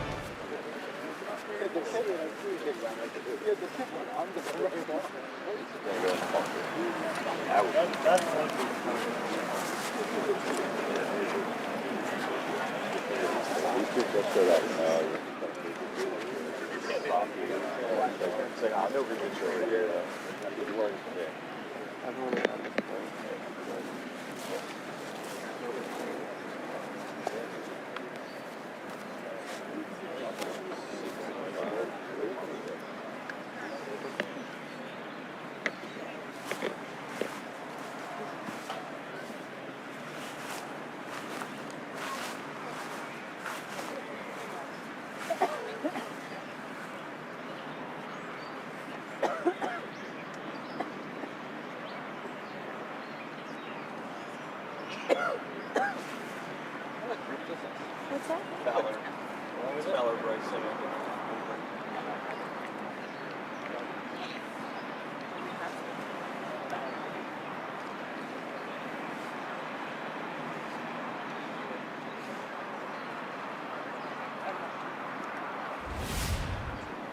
Chris Goddard up sporting the Yankee hat. You got to respect that here in Philadelphia, showing his allegiance. Maybe it's because Don Mattingly's the new interim manager. Just saying. Tommy Fleetwood, part of this next featured group you can watch, trying to better that best finish at a PGA Championship. And then his Ryder Cup teammate, Robert McIntyre, tied for 8th 2 years ago. That'll be a fun group to watch. Make it fast, guys. Make it fast. Very good.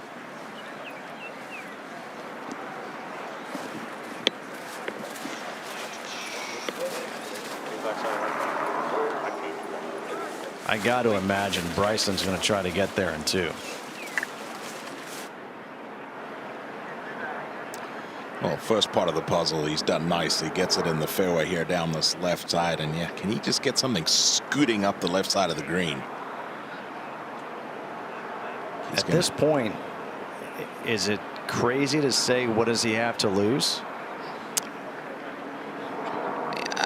No, it's not. I mean, I don't think 7 over. I mean, I don't think there's any way he lays it up.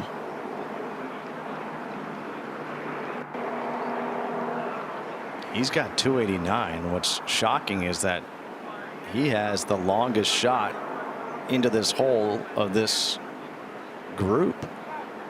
Åberg's got 288. Rickie's got 283, but obviously you see where Åberg is.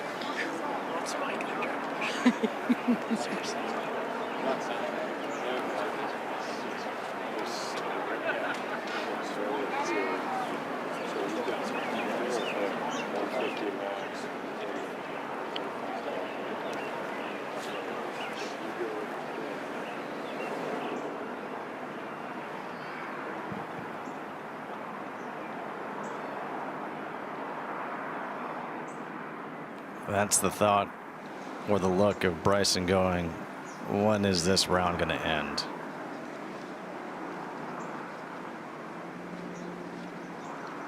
A round he'd like to forget.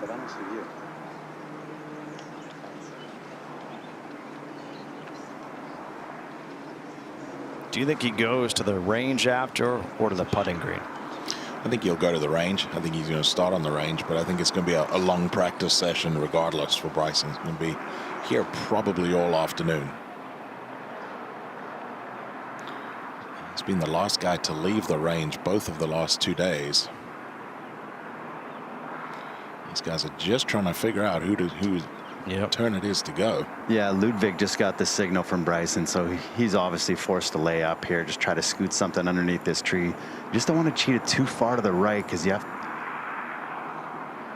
there's some rough you got to carry.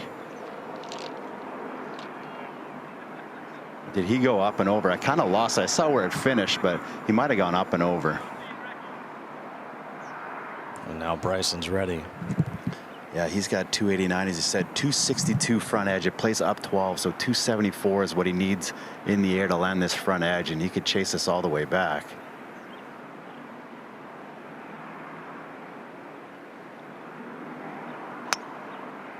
Seemed to be hit pretty well, kind of towards the middle of the green, maybe left center.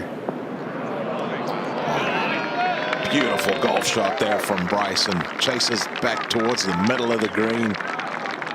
Outstanding golf shot. He's driven the ball pretty well. Obviously, that 3-wood was hit very well. The issue's been the wedges and the putter. Rickie Fowler going through his decision-making process with Rickie Romano. So Rickie doesn't carry a 3-wood. He goes from that mini driver all the way to 5-wood. He's probably right in between, would be my guess here. Yeah, he's going mini driver. Okay, so he's got 255 front edge, plays up 12, as I said, so call that 267. That's pretty much the number he's looking for.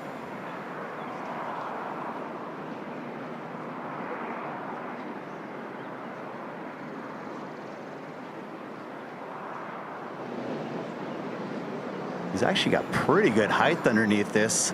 Might have to go, though. It's on a good line. Stay there. If that comes back, it can come back a long way. It's starting its travel back down that fairway. And you mentioned Bryson around the greens, Justin. 117 guys on the golf course right now. Bryson DeChambeau is number 117. Had a feeling.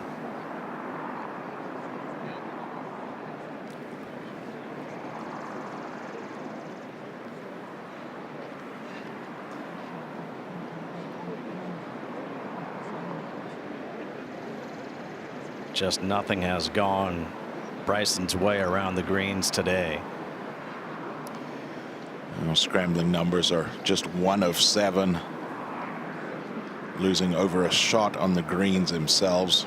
Just inside the top 100 putting number. Just inside the top 100 approach to the green. It's just one of those days on the golf course.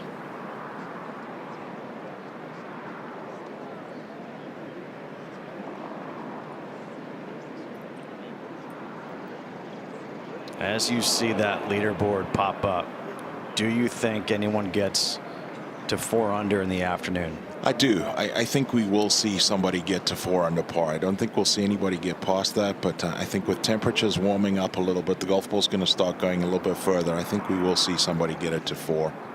And honestly, like, I wouldn't say it's going to play easier this afternoon for sure, but this warm weather helps. And these guys played in wind pretty much most of the day.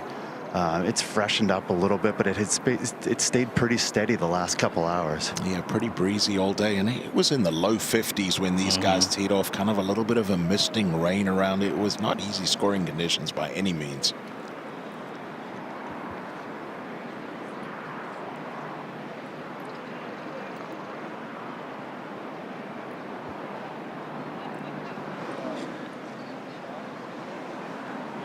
Åberg has about 150 left here. Yeah, so it's going to be coming in pretty flat because it's quite a bit uphill, although he brings his irons in pretty high. And with the back pin, you kind of want to chase something back, so this sets up pretty good. Wind out of the left to a back right pin.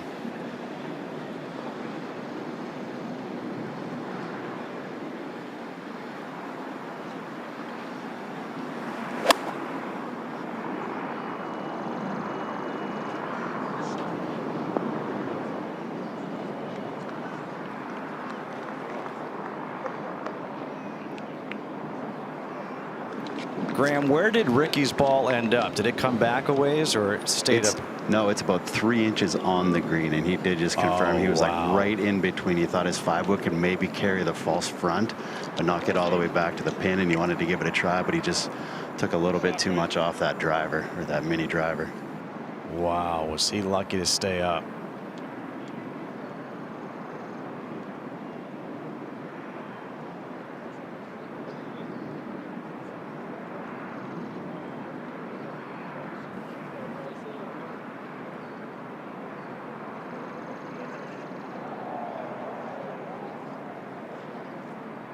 I can't help but think one of two things is going to happen to Bryson DeChambeau here on the final hole. He's either going to make an eagle putt or he's going to make par. Well, you know, we've talked all about what Bryson needs to do. Is he out of this tournament? Just remember, back in July last year, he opened in 78 at Royal Portrush. 3 rounds after that, 65, 68, 64. Played himself right back into contention, had a chance to win that Open Championship, actually ended up with a tight 10th finish. So, listen, it's obviously hasn't been the kind of day that he was hoping for, but he's not going to give up by any means.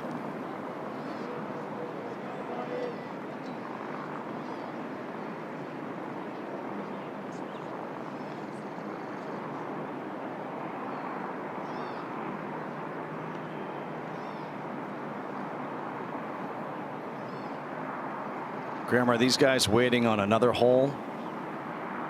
There's guys putting here on 18 or on the 18th green, which is right beside us.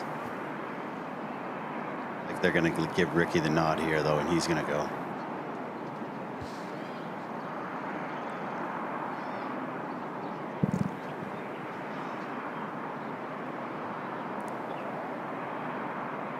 It's just kind of uphill and just ever so gradually right to left the entire way. Obviously, it's all speed here, good contact. What's good here, Graham? Anything inside of 5 feet? 5 feet would be a great putt.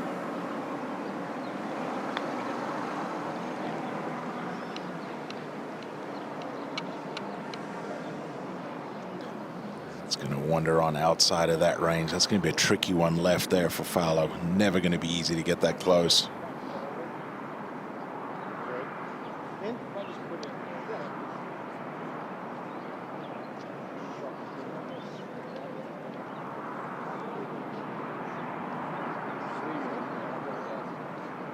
Are Åberg and Bryson on similar lines? No, kind of a different angle. Ludwig's is going to break right to left a lot more than Bryson's will.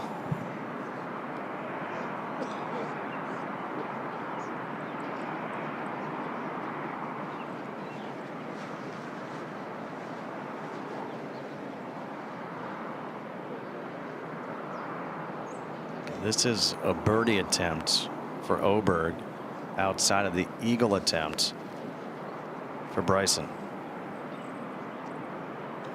You should have learned a little something from the end of Rickie Fowler's putt, what this does up around the hole.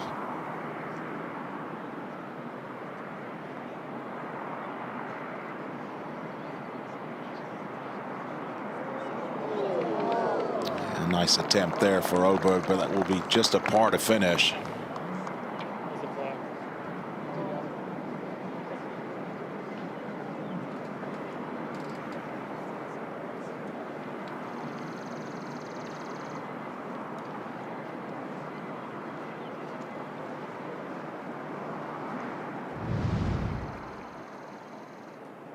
Closest to the hole today, Bryson DeChambeau. Just over 35 feet left for the eagle.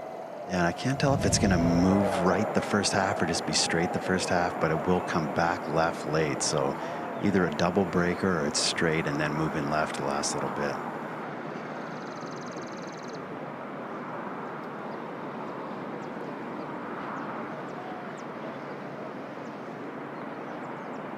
There's a little bit of that right, now coming back to the left. Well, not to be, but it will be his first birdie of the day.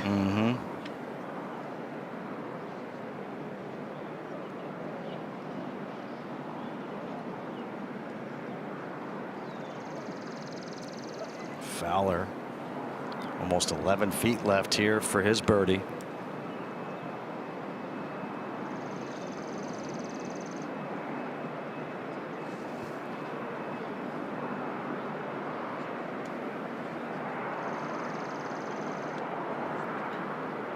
You just need to be a little careful of the speed here, going downhill left to right. Yeah, that's exactly right, Brendan.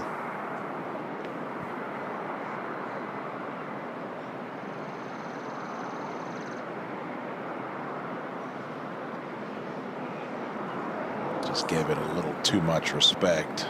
3-putt par for Rickie Fowler. He shoots even par. Yeah, good solid opening round there for Fowler. Don't think he'll be too disappointed with even par. Yeah, that last one just stings. Even though that was a tough two-putt, you knock it on in two. You want the birdie, obviously. Get it under par seems a lot better, but it was a solid round of golf. For Åberg, 2 over, 72.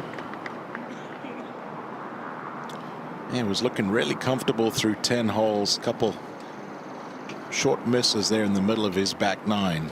But now DeChambeau just cleaning up. And he's in with his first birdie of the day, but it's a 6 over 76 for Bryson DeChambeau. A tough day for him, as there's no doubt he will head to that range, work on his swing, go to the putting green, work on the putting, and see if he can rebound tomorrow with a low score.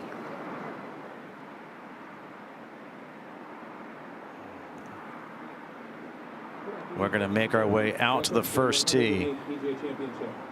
This is the 1:43 starting time. Now on the tee. Please welcome from New Jersey, Chris Gotterup.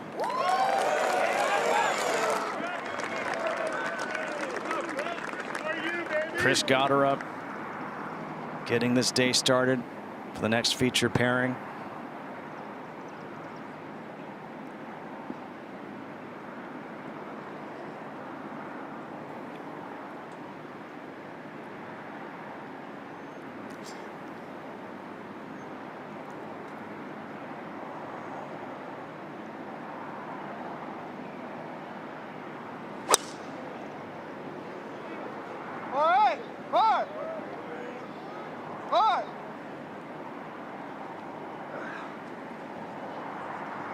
Now on the tee, please welcome from Scotland, Robert McIntyre. A lot of people really like Robert McIntyre this week. A guy that will certainly grind out a score on a difficult golf course. Underrated driver of the golf ball.